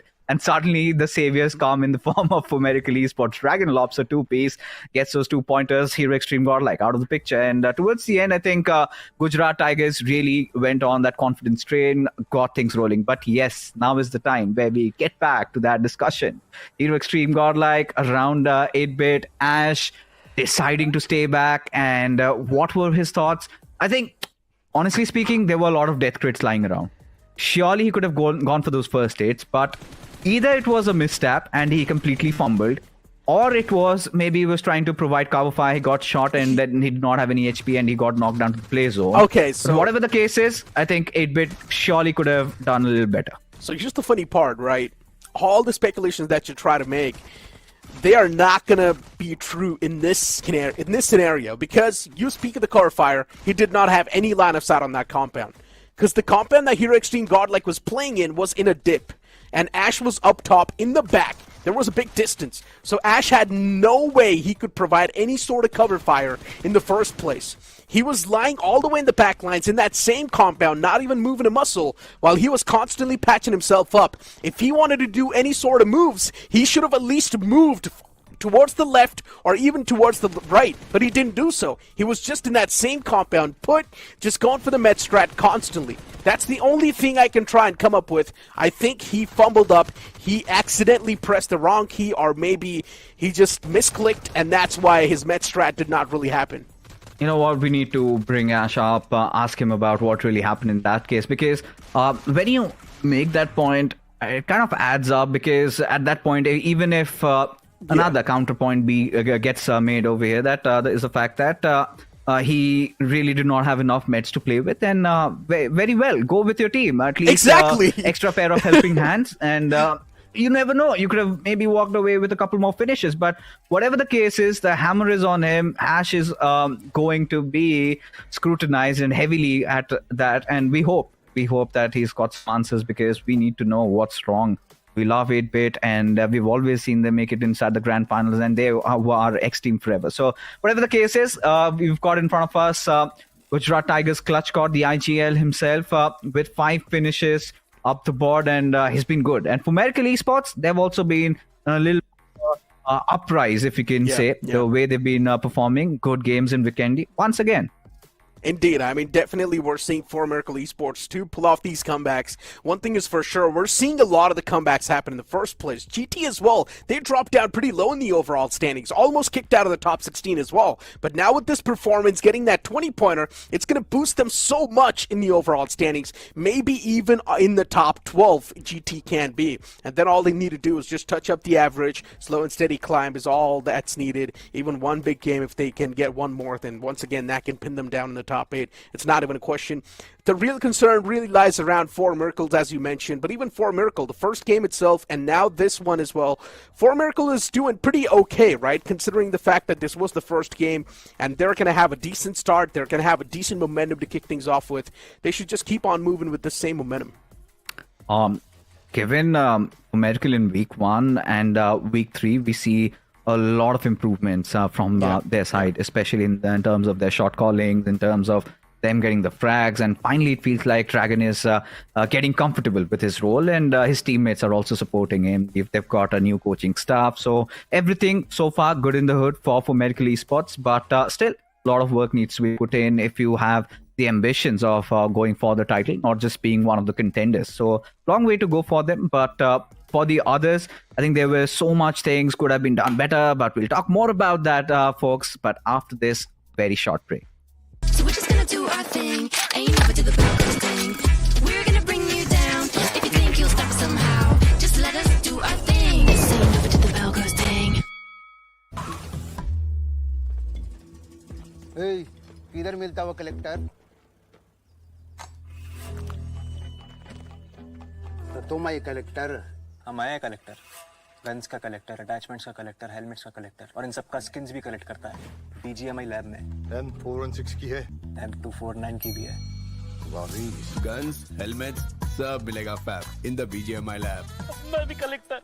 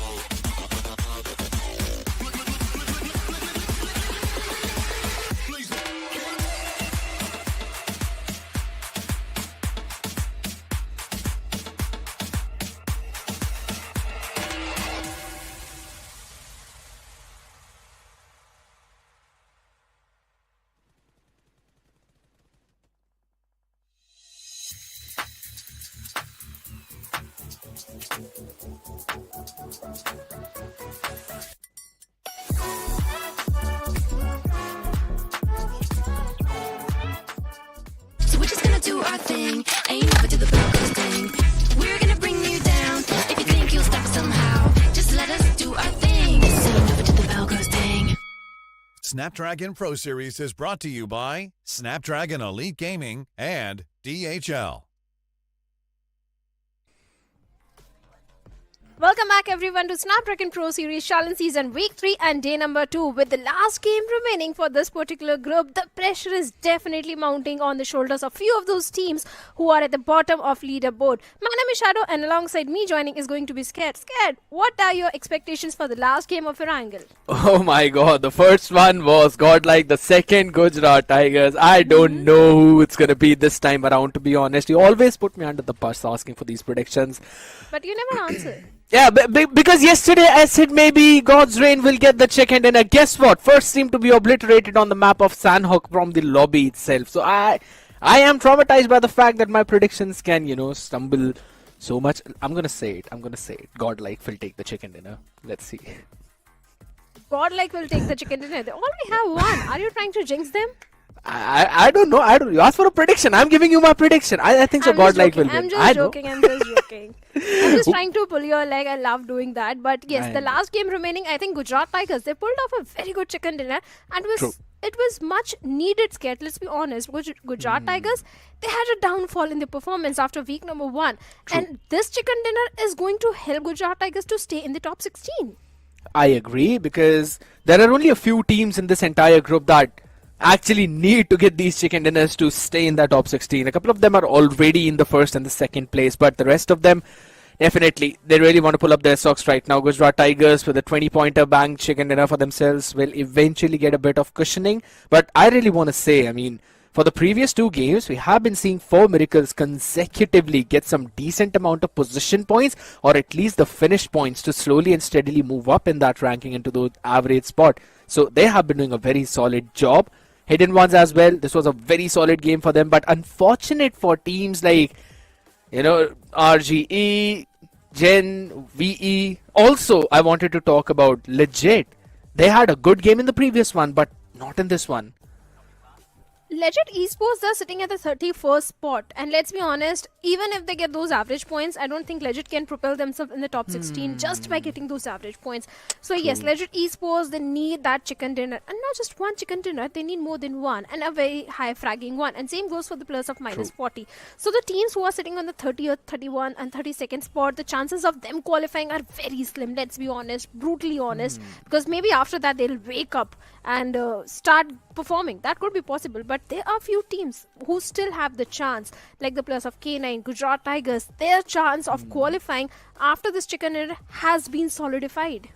I think so. They definitely do stand a chance as well to make it into that top 16. But again, it comes down to the same fact, right? You need that consistency as well. One game is not going to cut it at this point. Yes, it will bring you close, but you still have to get in either the second one as well to barge in that top 16, or at least build up on that momentum to get those consistent points. Now, I'll have to say, for teams like 4 Miracles right now, 2 consecutive decent games in terms of the positioning, get this third one as well, and maybe this is going to be a good day for them. I will definitely call it a good day, but they have to get, you could say, riled up onto those finish points specifically, because there are a lot of teams who get a decent amount of finish points, not that good position points, so they get those average points. But teams like 4 Miracles, they need to step up the gas, man. They have to pull that trigger at this point. You have to go, you have to find some teams, you have to take them out. You know what? I'm a little scared about Group A for making a comeback. You know why? Because Hero Extreme Godlike, they're on a rampage. They are going on a hunt. They'll shoot and engage in a fight with whoever comes in front of them. And the confidence which is coming in Hero Extreme Godlike, I think it is going to make things difficult for all the bottom teams as well. Because if they cross paths with Hero Extreme Godlike, for sure Godlike is chasing you. For sure they're going to go for those 4v4 fights. But looking at the schedule, we have got the last Erangel lined up, where Group A and D will go up against each other one more time. Absolutely. The same 16 teams that we saw for the past 2 games, the same few teams that we'll have even now. And I really want to see teams step up their game, specifically teams like 8-Bit as well, M40. I know it just feels that they've got no possibility of making it into the top 16, but you still have to perform really good, not just for your fans, but also for your own self, also for your own confidence. You slowly and steadily need to climb that rank up. Even if you don't qualify, it's absolutely fine. All's well that ends well. So yes, it's still too early to say. There's still one more week remaining, but I think so this is the last chance for them to try and maybe get a very good game into their hands. I want to see that. We know the potential of 8-Bit, Shadow. We have been seeing this team for such a long time, and let's be honest, there was a time when OG were one of the favorite teams for everyone, and Ash was the ideal of that team. He used to lead that team to victories, to some heights that a lot of people just dream to achieve. So I think so he still has got it, but 8-Bit is just not finding that groove. I don't know why you're still being so optimistic about the players of 8-Bit at this point. Yes, I do agree. In the past, they have achieved too many things. They were the top team in the official tournaments as well. They had so many achievements. But let's be honest, in SPS, they have been struggling really hard since day number 1. Not even 1 or 2 good performance where we can say that, yes, 8-Bit has staged a comeback. Yes, they came close to getting those chicken dinners in one of those Erangels. But other than that, nothing, nada from the side of 8-Bit. Yeah, we'll have to see if this is going to be that one game of Erangel. We will potentially see those comebacks, or we will still see the gods reigning on top, reigning supreme, ladies and gentlemen. It's the last game of the evening, the SPS BGMI Challenge Season India 6, and this is the plane flight path directly starting from Sosnovka military base, going all the way to Stolber. We've seen this one, and we know where those circles form. Shadow, I'm going to call it right now. I think so the circle is going to form all the way towards the Gatka area, towards the western part of this map. If it goes west, I want a quarry circle. I don't want a Gatka circle because we have been witnessing so many Gatka circles, and all these teams are so accustomed to it. They'll find a way to have a safe area for themselves. But quarry circles are what make things interesting. But I don't want quarry circle as well. I want water circles. Let's make this chaotic. So chaotic that even survival becomes a bit challenging. But towards a military-based island, we have Genix FM and Hidden Ones. But don't worry, BGMI gods never answer my prayers. So relax. Imagine if he, you know, one of the most obnoxious circles that I actually want to see and cast. It's the Spawn Island circle, which is never going to happen. But yeah, that's a You few can have things. that Rozak Island circle. You see that little island between shooting range and Rozak? Yeah, I think so. We have actually seen. We've also casted a game where there was the circle that formed in on that area. But all right, we'll have to see where that circle forms. As eventually the teams, most of that cluster is still going to go towards the western part, towards Gutka, Pochinki, Quarry as well, Ferry Pier, Primorsk, all of that entirely covered up by most of the teams. And Genix FM are going to be super happy since again God's Reign are not in this group. They're going to be happily stealing away all the loot in the military base. But all right. Medical seems like they're not having a good start, scared. Yeah, they're kind of struggling as of now. 4 Miracles. We always talk about this team. They have got a good opportunity. They've got a decent amount of firepower as well. But they're just not utilizing that perfectly. Poco, he will be brought back up onto his feet, so it's absolutely fine. They're still in close proximity with another team. But I don't think so that's going to be a big problem for them. They can have a lot of compounds and loot from the quarry itself. I called for it. It's going to be a western circle around the Gutka area. It is a western one. And guess what, Shadow? You wanted it to probably end towards Primorsk quarry area. This might actually go that direction. You know what? You, Neeraj and Fixes, you all are BGMI God's favorite child. I'm not, apparently. That's why my prayers always go unanswered. And I'm so used to it now. So, it's okay. There is no water circle. The BGMI gods want all the teams to stage a comeback. Maybe that could be the reason that they are providing the decent circle at this point. But we have got quite of a pickle. Whereas Wild Fangs, they are sharing the same compound with one of the team as Metal Prince finds a knockout with Praise God. Can he get the second one? Yes, he gets the second one. Also, can he get the third one? But no, Scout deals with him and Prince has been eliminated. But valiant effort from his side. But wait a second, Legend comes in and takes on Scout as well. Oh my god, Wild Fangs get obliterated in that duel. Just a few extra bullets onto the body. Medal are absolutely ruthless at this point. My oh my, Wild Fang, it took them 3 players to deal with just one person of Medal, and that was Prince. It's alright, Legend, we saw exactly how it happened, so that's gonna be clipped. But Medal, with that good support, with that good comeback, eventually traded 1 for 4, and I think so they're gonna take that trade every single day. 127 points in the bag for the side of Medal, so slowly and steadily they're also climbing up the rank into the top 16. And if this is the way how they're gonna play, maybe a few extra finishes, maybe a few extra points in the position table, they might enter in that top 16. Well, they certainly can, but what just happened against Wild Fangs? Right off the bat, they have been eliminated, obliterated from the lobby. This was not expected from the side of Wild Fangs. Yes, I do understand they are in the top 16, but they were struggling previous week, scared.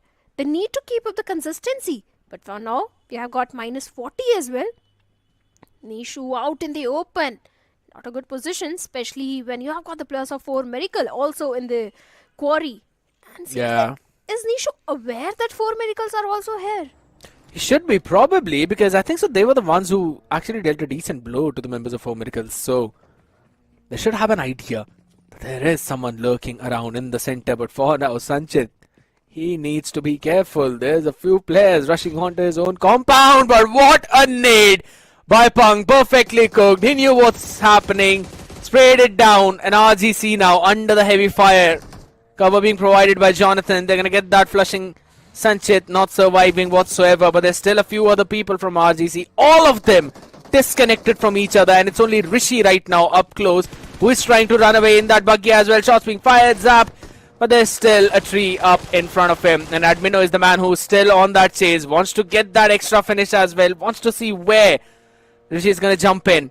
And in the meantime, by the way, Shadow, as all this was happening, M40, they were taking the fight against their opponents, and they managed to get a few extra finishes too. M40, I think so they eliminated 4 Miracles. Well, they certainly have. And Gujarat Tigers seems like Clutchcod is also receiving hefty damage. He needs to patch himself up as soon as possible as Hero Extreme Godlike is showing on their doorsteps. Clutchcod finds a knock onto Jonathan. But can they find the second one? But no, Clutchcod also gets traded off by Zap. And not just one, but two players of Gujarat Tigers have been knocked out. Yeah, that's a 2-for-2 trade already because Punk is also down on his knees, but Gujarat Tigers will eventually get one of their man back. Jonathan was already confirmed, so that's a big blow to Godlike. Admino jumps in, beautiful play, but will eventually be blown to smithereen by the nade, and that was from Zap. That's a big mistake, as he's the only man remaining in a 1v1 against Arman, as he still gets the flush. And that's gonna be a beautiful vibe. Gujarat Tigers win out a crucial duel against Godlike, and the hopes for them to be the table toppers at this evening are crushed. Even Neeraj was also pointing out that yesterday that Hero Extreme Godlike, they are on an ego battle. They are going for those ego frags, and seems like they have been punished this time by the players of Gujarat Tigers. But we also have a situation between Team Tamilas and -40, as two players from the side of Team Tamilas has been knocked out, and Mr. IGL trying to pip a few bullets toward the side of -40, who are trying to make a quick escape from this situation. But no connection whatsoever. Nishu from the flank angle gets a confirmation point onto the fallen players of Team Tamilas. 5 finishes, and seems like -40. This time they want to go super aggressive. Yeah, they're facing a lot of struggle right now, but a good spray down coming in. Nishu catches one. Oh my god, he missed a big time, or rather you could say the weapon, it just ended up being his biggest blow rather than the members of Team Tamilas. Couple of them still knocked out, but this should be revived. Otka wants to try and get a bit of revenge out there. Maybe this one nade could do something if it's placed well. Goes in a bit wide. Very wide in fact. Maxi as well, up close, personal. He sees where Mr. IGL is. He saw that nade coming in, but it's Maxi with a perfect flank, perfect cover for his teammate. Clears them out, but there's another team out in the far fray, and that's 8-Bit, the team we've been talking about for such a long time. And this has been a battle that has been not just brewing in this one, but rather in a lot of other tournaments too. 8-Bit and Team Tamilas, they always duke it out in the southwestern part of the map every single time, and we're finally seeing that happen. Oh yes, one finished point already accumulated, and looks like Team Tamilas, they are left with only one player remaining. That is Mr. IGL, who is trying to escape, but seems like Ash will get the better out of him. 2 finishes already accumulated, and Team Tamilas, they have been eliminated. In the meanwhile, even Gujarat Tigers and Legit Esports, they also engaged in a fight where Gujarat Tigers, now they have been left with a single player remaining. Legit Esports, 3 finished points accumulated, a good head start to them. Good head start indeed, on the 31st place. The first game of the evening was a pretty good one for them. And even in this one now, they're slowly stepping up. That's exactly what you need from this team. And if they manage to get a good amount of finishes as well as the chicken dinner in this one, I think so their hopes of making it in the top 16, barely qualifying, will still be up, given they perform similarly on the second day, or rather the last day of week 3. But eventually we're going to have a look at the circle as to where it's going to shift. I think so it's going to go against Southwest. And as soon as I say it, it's exactly where you wanted it to go, Shadow. So I think so maybe this time the BGMI gods are actually listening to you. I doubt. Because I know that curveball shift will come in and the circle will go towards Gatka. If it goes Quarry, I'm going to be extremely happy. And I think other than me, the other team which is going to be happy are the players of Team 8-Bit, because they have the entire control of Quarry. But for now, we also have the players of VXT up on our screens. VXT, they are sitting on the tippity top of the leaderboard, and they are having a gala time at this point. And for some reason, they are going for the late rotation. And I like the fact that VXT, they have not went into the experiment zone or the YOLO play. They are sticking to the same gameplay. They are sticking to the basics. They are still doing the same thing which they did on the first day. So VXT, I like their approach in every single game. This time they're going for the late rotation. Even the players of Do or Die, Hidden Ones, they are also taking the brunt of the blue and taking their sweet time to move inside the circle. All of them just having their own fun time. You mentioned about Do or Die all the way towards the prison. We'll eventually go for the rotations. Some shots. Always switches up the target on the other side. We'll have to back off again because of the constant pressure that was coming in. You can't really hold on to an angle for such a long time because you know you will be sprayed upon by the rest of the people who are giving that cover fire. Understanding, man. That's the discipline that we always talk about. Experience brings in the discipline. So 8-bit, yes, they do understand that, but in terms of implementing it, that's where they always struggle. Metal had a very solid beginning up against the members of Wildfang, eliminated the entire squad, but have been quiet ever since. Now into the crosshairs of 8-bit, so maybe this could be a fight they would want to take.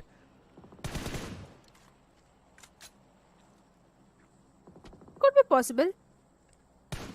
Like you said, Oasis is trying to keep an eye on to the plus of Metal Esports. Also the circle. I like, if you notice, towards a bridge, military-based bridge, we have cluster forming. We have got the plus of Reckoning. We also have Vasista. We also have got the Gen X FM into the picture. And Vasista, they are on a roll at this point because the way they have been staging a comeback. Yesterday also, they had a decent outing. They had decent points accumulated. So Vasista is also one of those teams that can propel themselves in the top 16. But 8-bit, just look at the split which is coming from their side. Just in case, imagine if Oasis gets taken down, will there be any chance of a revival? Oh, Cyrax. He wanted to try and save that vehicle which Oasis is trying to blow with those single shots. But I think so he's been staying for a bit too long there because now we can also see the rotations of few other teams coming in at the same place. Legit being one of them on the Western Fray. So if Oasis stays there for a long time, yes, he will be knocked out. And yes, Shadow, the answer to your question is that he will not be revived from that point. So he needs to be a bit more careful. As talking about that cluster which you mentioned that's forming again, there are quite a lot of compounds there. So we will potentially see teams taking control of that part. So that if in case the circle decides to take some nasty hard shift towards south, they have got a way of exit. They have still got covered both the frays, depending on where they really want to go and rotate. And talking about rotations, man, there's so many other teams that have yet to make their entry into the circle, let alone into the safe area outside the blue. That shows VXT as well, Do or Die finally entering, and all the way over towards hospital we can see Mudit just getting his fun loot out there in those compounds, probably getting as many first aids as possible to try and get some of those position points. The cluster, 8-bit. This could be an opportunity for 8-bit to accumulate all those finish points. The circle is definitely favoring them, but they need to be very careful because legit in the previous one, they also had a decent outing. Hidden ones taking their own sweet time to move inside the circle. Even Gujarat Tiger Smudit, just look at his position. He's towards the side of Georgiopol and taking the brunt of the blue. Gujarat Tigers, I like the approach because they are taking a sweet time and they're just making sure that they get those average points in every single game, and that is exactly what Mudit is trying to do since all the 3 players were eliminated pretty early in the game. So Mudit is just trying to get those placement points because they have got decent finishes, 9 finishes. If they get few more placement points, I think they're good to go. I agree. Maybe placing at the 6th spot, 5th, anything over that is just too much to ask for, but maybe that could be possible. So just a few extra finish points, as you mentioned, will eventually help them out and getting those average points. They're at the 9th place though, but I will have to say, we were discussing about the fact as to what the cutoff for top 16 will look like. The day is about to end and we are already seeing teams reaching over that 150 points in the top 16. It has been increasing, not slowly and steadily, but rather drastically. Because considering how today's day have been going, it's more like a day of comebacks, right? There's so many of those teams who decided to step up. And one of them being Bot Army Esports. Their games are already over, but their impact is still here. And guess what? Another thing that has got a massive impact and how this game is going to end is going to be this circle. 37.4% of it is still in the water, Shadow. Well, certainly, I like it. It's not a quarry circle, but a better than quarry circle. What BGMI gods have offered. Little bit of the water still in the contestation. That is going to make things so difficult with only 11 teams remaining. I think 8-bit, they also need to play the cards right because Gen X FM, they're trying to breach into the compounds and Oasis. that was such a precise grenade, and always just survived on a sliver of HP. He needs to patch himself up as soon as possible. Even we have the plus of Team RGC trying to move inside the circle from the close proximity. If RGC also decides to chime in, this could be a deadly situation for 8-bit. Absolutely, could very well be. But again, in the small camera, we're still seeing a battle being duked out between the members of Reckoning and Do or Die. As for now, Reckoning have got a man down on the knees, but Do or Die probably have been wiped out already. So that's a big play. Only a couple of players remaining, and in the meantime, focusing back onto the main screen, 8-bit. They've got a knockout. This could be a good nade, but okay, it actually gets one. Always has been very precise with those nades. Sends in a third one as well, does not catch any. But this could be a very good opportunity for the members of 8-bit to rush in. They've got a big numbers advantage, Shadow. Oh, they certainly have. They certainly have. But Medric has been revived. He needs to patch himself up. Dhruv is still begging for the help. But look at the amount of utility which David is trying to lob. A perfect nade from the side of Evase. Also takes down Radric, leaving Gen FM with only 2+ remaining as Mafia gets a confirmation point onto the fallen teammate Shogun. And Vishu, it's all down to him in 8-bit. Look at the amount of utility which they are investing in this fight. Yeah, they just want blood. They want to take down all the other players. But still, they've not yet decided to make their own play. Extra utility is being thrown out there to try and catch in. Maybe one person lacking, one person lurking, but Gen XFM, unfortunately for them, they're not getting any more knocks. And 8-bit, I do not know what they're waiting for. Until and unless there's a barrage of Molotovs on the stairs, I really don't understand what they're waiting for. And I think so, though, there's still one more thing. That maybe now they also consider all the players have been revised. They're not really barging into a possible crossfire. And Vishu gets a return knock, this time on Omega. And that's an answer back coming in from Mafia as well. He gets not one, but rather two. And this is a go signal for 8-bit. They can eventually jump in on top, catch in a few extra players. Second one is super low. He's just trying to bounce it off the wall. Playing a little bit basketball there. Will he catch one more is the question. No is the answer. 8-bit, I do not know where the question is, but this definitely was not the answer. Mafia giving an individual. No information. Going in solo and then on his knees. It's going to give enough time for Gen X to bring their players back up on the feet. 8-bit, why they're still trying to win this fight with just grenades? It was only one player remaining from the side of Gen XFM. Look at that revival is being made in 8-bit.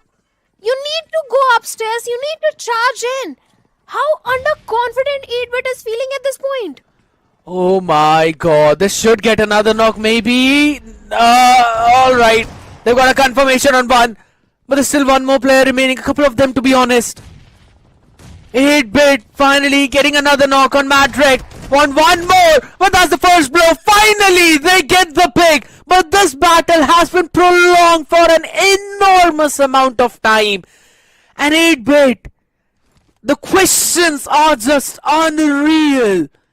Yes, they win the fight. But Shadow, this was not a clear one. This was such a scrappy fight. The main question is 8-bit feeling underconfident?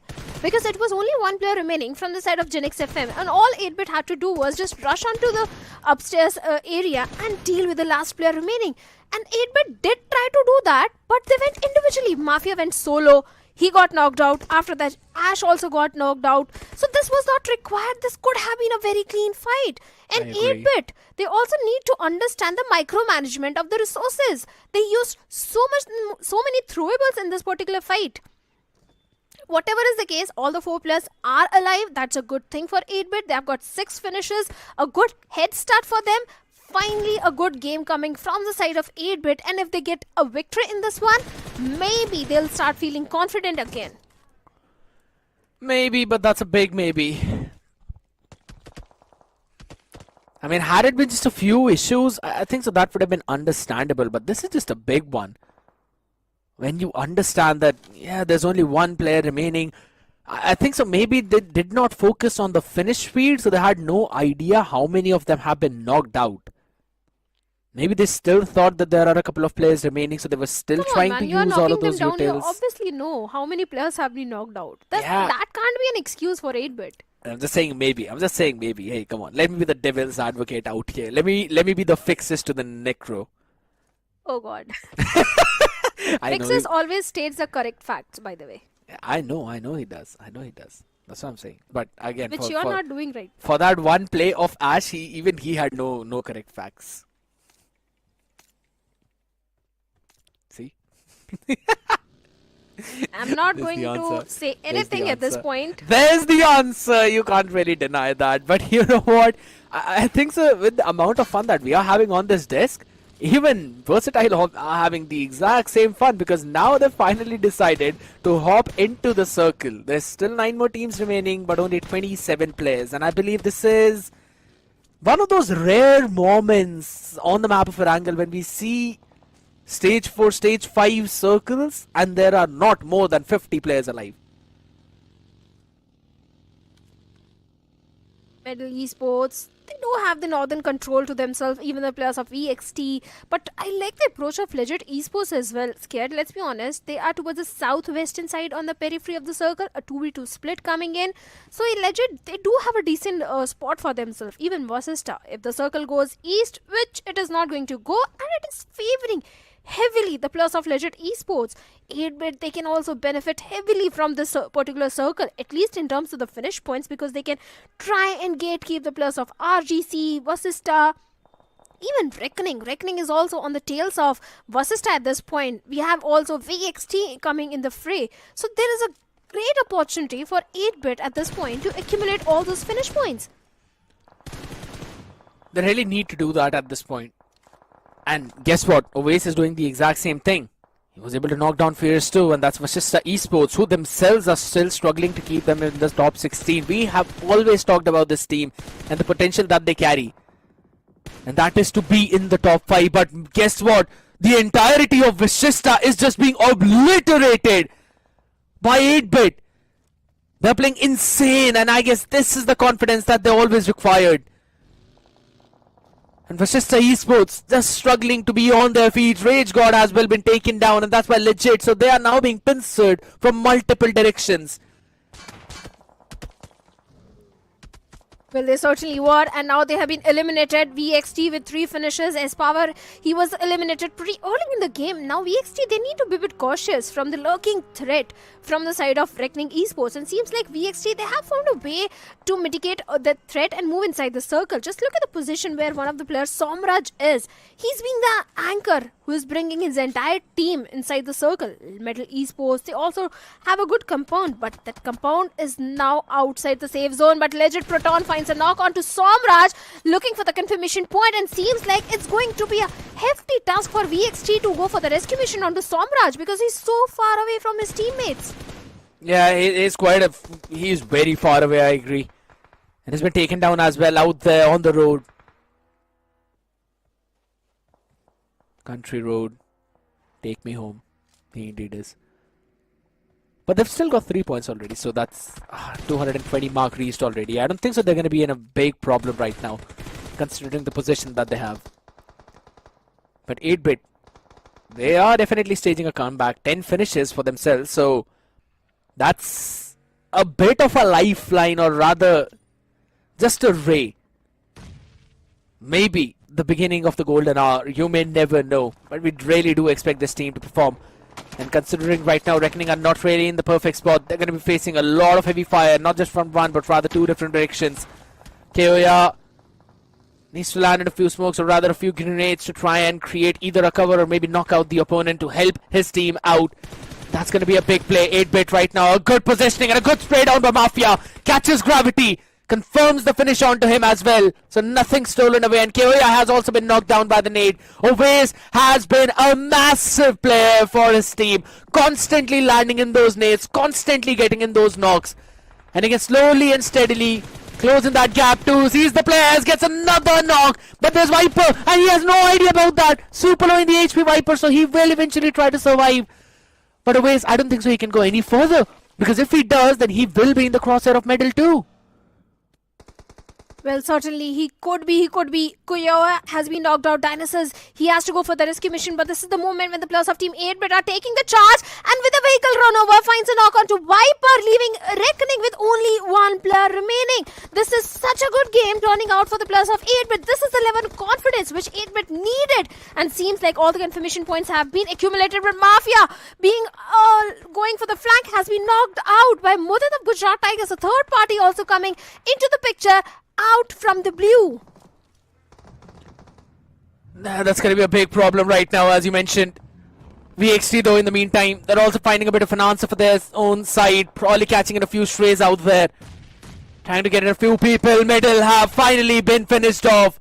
It was VXT who put the final nail into their coffin. And that was Raiden right now. He's on a domination with 3 finishes already. This man had been a big pillar back in the days when he used to play for WSB2. He frags out so much, so many people. He wants even more blood out there. KO, yeah. Who will eventually be finished off too with the vehicle explosion by Raiden. This man has been phenomenal. RGC in the meantime though. Punny catching a few people. This could be a big play. 8-Bit now finally struggling. They need to make their way into the circle. But there's Legit who are stopping them. Legit have been in some very solid positionings, and Raiden is also there from Versatile. Proton Cat gets the knockdown on Bunny. RGC. That's going to be a big problem, as now they're being pounced upon from probably 2 different directions. 8-Bit just inside that one smoke shadow, and this game seems to be going in favor of Legit. Well, certainly the situation might go in the favor of Legit Esports. Legit is also one of those teams who have been struggling in the leaderboard. Reckoning left with only one player. He can reign on the parade of VXT as he's so close to Equinox, and seems like grenades being exchanged. And Reckoning, they have been eliminated, and Equinox also needs to patch himself up with only 2 players remaining. And just look at that. Legit Zeus finds a knock, not just on 1 but 2 players of Team 8-Bit by just grenades, leaving Oves all by himself. This is not looking good. Even Oves is on a sliver of HP. He's going for the rescue mission, but Raiden makes the charge towards 8-Bit. Even Raiden also deals with hefty damage. This is not looking good for 8-Bit, as they have been eliminated by the players of Team Legit Esports. Now VXT left with only 2 players, where Raiden has been knocked out, leaving Equinox all by himself. And Legit, this is the moment to go for the hunt. Oh, they went in for the hunt, and they hunted down their prey. Legit Esports staging their comeback on the last game of day 2 of week 3. What a performance coming in by these young lads, and what a play to make. In the eyes of the giants like Versatile and 8-Bit, these underdogs shined the brightest. Phenomenal play coming in from their side, and Legit has been playing super good for the entire second day Shadow. We have been talking about this team even in the first map of Sanhok. I think so they had a very decent performance. In the second one, yes, struggling a bit, but in the third one, now finally shining back up and closing it out with a chicken dinner. That is probably going to give them a very good night's sleep. Oh, certainly. Legit Esports, this was much needed. Not just Legit Esports, 8-Bit also. They were accumulating too many finish points in this particular Erangel. So definitely this Erangel is going to boost the confidence of 8-Bit along with the Legit Esports. Legit, they were right at the bottom of the leaderboard. And after this chicken dinner, Legit maybe can look forward to a better day number 3 of this week. And if that also happens, if they get good points tomorrow, maybe week number 4, Legit can look comfortable in the leaderboard to stage a comeback and propel themselves in the top 16. That could be a possibility. I really, if there's any possibility, I would really want to sit and talk with the players right now to understand what the mentality is like, because before today, I think so even moving into the top 16 was looking a bit out of reach for them, but with the way how they've closed out this one game, yes, they're looking pretty close now, and I think so they will eventually see those glimmers of hope as well. So again, we're going to have a look at the highlights too of the previous game. With the way how it went, it was definitely not a start Wild Fangs were looking for. They still somehow got that one pick, but then it was Middle answering back. They wanted revenge, they wanted blood. Oh my god, they got it with interest. Oh, certainly they did. They definitely did. But this fight, Heroics team Godlight, they need to hold their horses because they were on a rampage in every single game, and this time Gujarat Tigers did get that revenge against Hero Extreme Godlike and win that battle. Although the victory was short-lived because even Gujarat Tigers, they had to deal with the plus of Legit Esports and Legit eliminated them. But this fight was such a prolonged fight from the side of 8-bit and Genix FM, where Genix FM, they lost it in 8-bit, they came victorious. But so many finishes were accumulated by the plus of 8-bit. Finally, 8-bit, they are able to find their footing inside the game. Yeah, absolutely. The last one. And I always say all's well that ends well. So if you end the day really well, that means for the next day, you've also got the momentum. But honestly, if you're talking about momentum, Versatile, I want to talk about them a bit. This team has been riding on not just a wave, but rather a tsunami. No one has been able to stop them at all. But for the past 2 games, specifically on the off-map of Vikendi, if I remember correctly, -40 was the team who actually took the fight to the members of Versatile, and they eventually came out on top, not entirely wiping them out, but still getting at least 1 or 2. Eventually, they were third-partied after that, but even in this one, Versatile, they just left the entirety of the teams to fight amongst themselves, and they were like, you know what, you guys do whatever you want to do, you do you, we do me, I'll hop in the zone at the very last, and with just 2 players, they still managed to get a few good amount of finishes, and all thanks to Raiden, but we're going to be thanking Zeus for the side of Legit, who's got 5 finishes and 42% finish contribution, meaning Legit had a bare minimum of 12 frags in their pocket. Well, definitely Legit, Zeus, it was his grenade which marked an end for the plus of Team 8-bit. But looking at the stars of the match, we also have got the best companion as always, with 3 rescues and 3 assists, even in the last situation where 2 of his teammates were knocked out by Legit Zeus. Always went for the rescue mission, but finally he also was eliminated. But finisher is going to be Choco because he was the one who landed that final blow onto the player of VXT. Distance travel, 15,000 meters. That's 15 kilometers. Man, he's probably having 6-pack abs by now. But a very good play coming in from Legit. And as I said, bare minimum of 12 finish points. That's exactly what they've got. A big game for their side. 22-pointer in their bag. But also a behemoth game for 8-bit. 12 finish points for them too. 5 placement points. 17 points in total. So this is definitely going to give them a bit of a confidence back, because we definitely saw that lacking when they went up against Genix FM. Well, certainly 8-bit 17 points, VXT 14 points, the Rec Rings with 7 points, but -40. Had they accumulated few more placement points, they would have been looking more comfortable. But do or die, seems like even their struggle is still continuing with 0 points. Nothing they're getting in this one. Genix FM, they also had to take an early exit. Even Wildfangs, they were also on the struggling side in this last Erangel, which was unexpected because Medal, yes, Prince was in that compound, but very different from the side of Prince as well, because he took down 2+ from the side of Wildfangs, and after that Scout came in, he eliminated Prince, but after that the entire team of Medal also charged onto Wildfangs and they were eliminated. So Wildfangs, they do have their ups and downs. Yeah, if we talk about consistency, then Wildfangs are on the extreme far fray of that. Either they perform really good or they end up doing what they did right now. So it's a very inconsistent team, but even after that, they're more on the end of doing good just because of the players that they have and the experience that they all share. So I really feel that the only thing that they really need in the team is the synergy to come across and then play around as a unit. That's the only thing that they're lacking, and that is one of the main reasons why we are still seeing them in the top 16. Maybe they might be thrown down to 14th or 15th spot, but I don't think so they're going to go out of top 16 yet.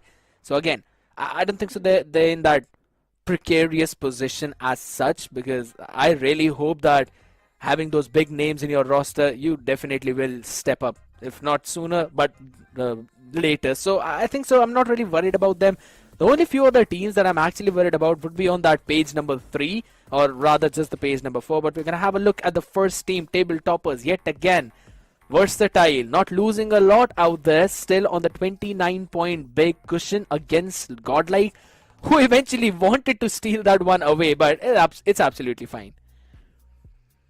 It's okay, Godlike, VXT, Bot Army Esports. I'm surprised by the jump of Bot Army Esports, because if you remember, at the start of the week, they were not looking confident at all. They were sitting at the 18th spot, and now making it inside top 3. Valiant effort from the side of Bot Army Esports. They have pulled off a miraculous performance, and also they're inspiring all the new faces and all the new players who are on the struggling side, that if Bot Army can do it, even they can also do it, igniting some hope in the players of Legit Esports as well.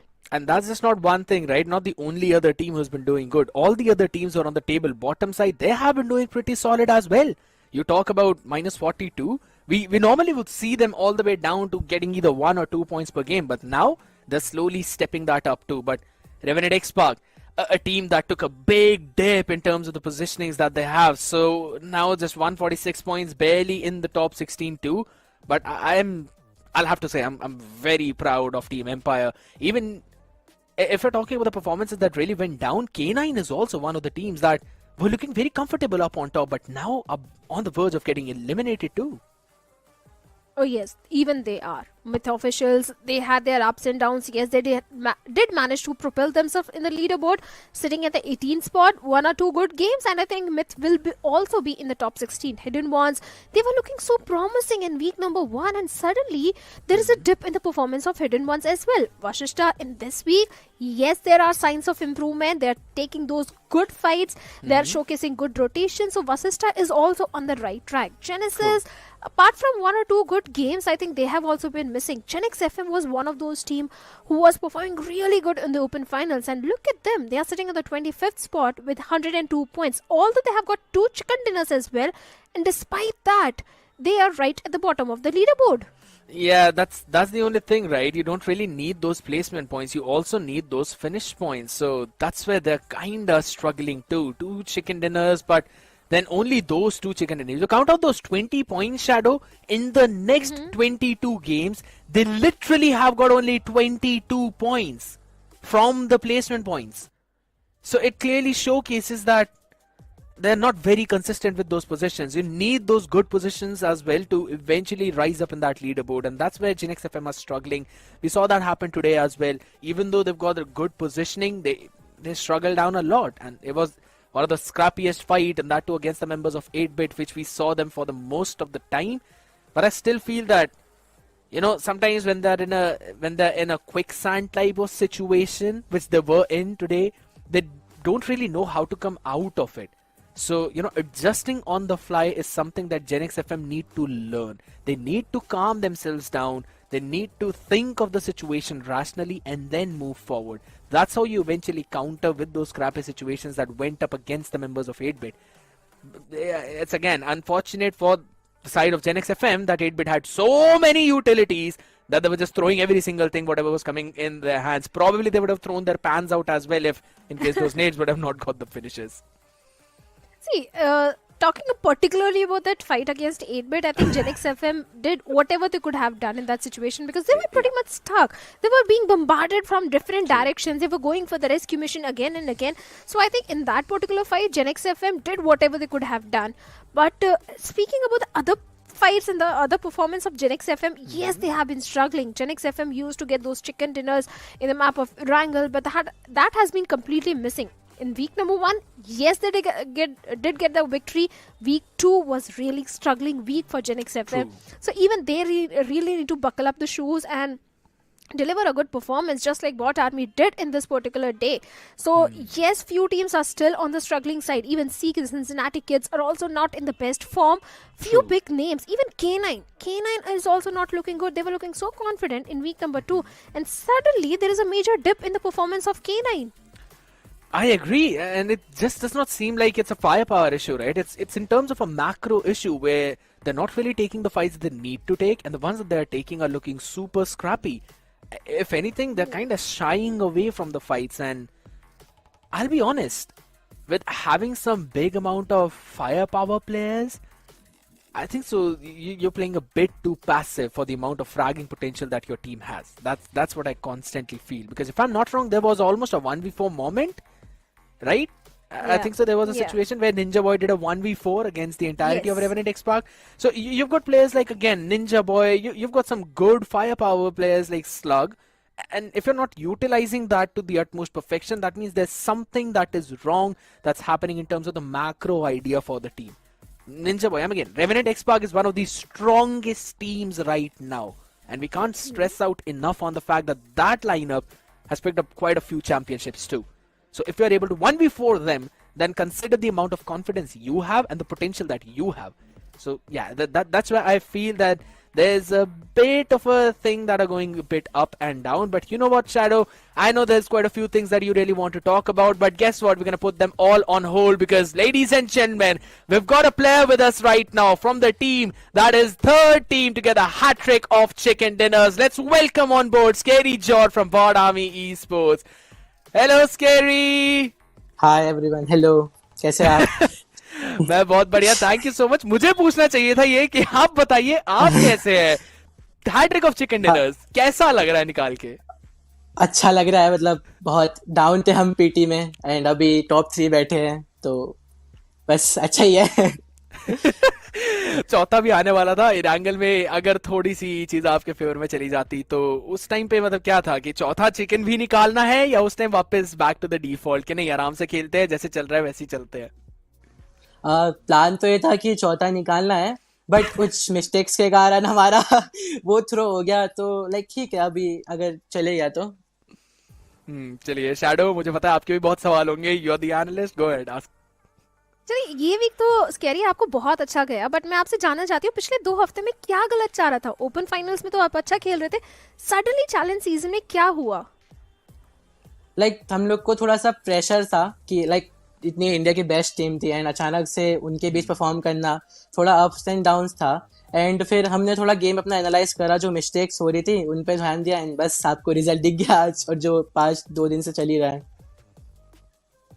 Well definitely हम देख रहे हैं आजकल इरांगल में काफ़ी सारे maps में बहुत ही क्रेजी सर्कल्स आ रहे हैं, तो आपके एंड आईजीएल के कोई मतलब डिफरेंट प्लान है उन सर्कल से डील करने के लिए?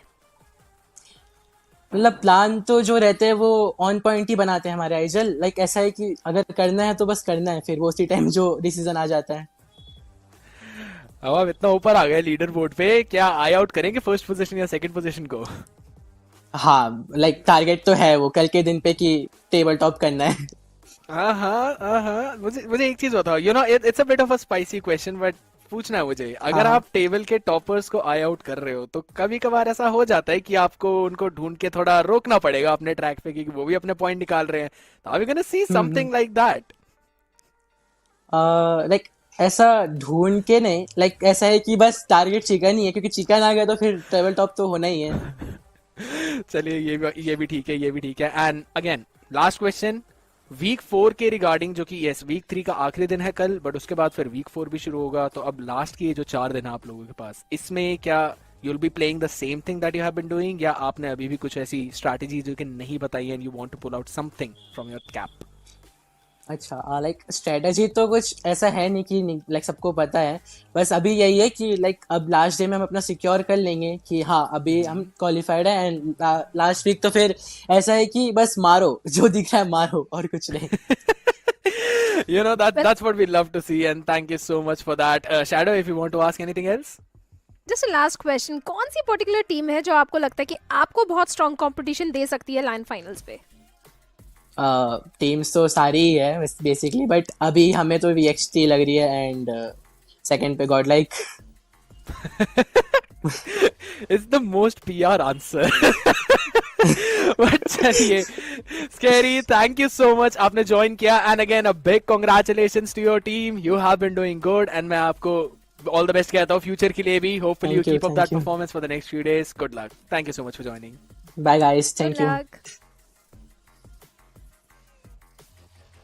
Well. Just to summarize all of that, they have been super happy, and yes, they were trying for the 4th chicken as well. Unfortunately, they made a few mistakes, which they now want to fix to make sure they move into the last 4 days. And in terms of those zones, or in terms of those safe circles, yeah, Shadow, they're not really scared of all of that. They just do their own things. That's the only thing. So if BGMI gods want to play their own game, yeah, you can roll your own dices.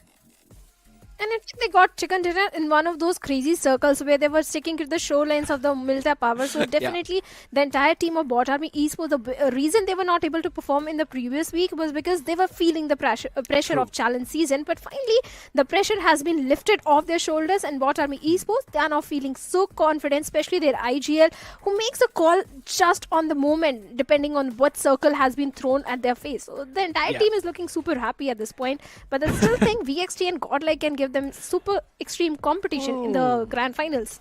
I 100% agree, and we're already talking about the grand finals, ladies and gentlemen. It's only the week 3 day number 2. We still have day 3 remaining for week 3. It was a really solid day for teams like Godlike, teams like Bot Army Esports. We could also term it as the day of comebacks, but we'll have to see if the hopes that have been raised by teams like 8-bit, teams like -40, will they carry on for tomorrow and week 4 as well, or maybe they're going to just be extinguished like those wildfires out there. We'll catch you guys tomorrow on week 3 day 3 of Snapdragon Pro Series BGMI Challenge Season 6. So we're just gonna do our thing. Ain't never to the bell goes ding. We're gonna bring you down. If you think you'll stop us somehow, just let us do our thing. Say never to the bell goes ding.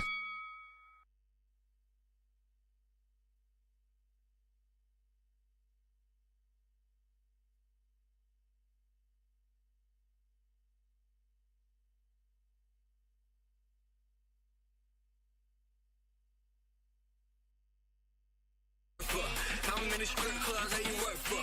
You a beast type of hoe you get murked for. I can tell a lot about a girl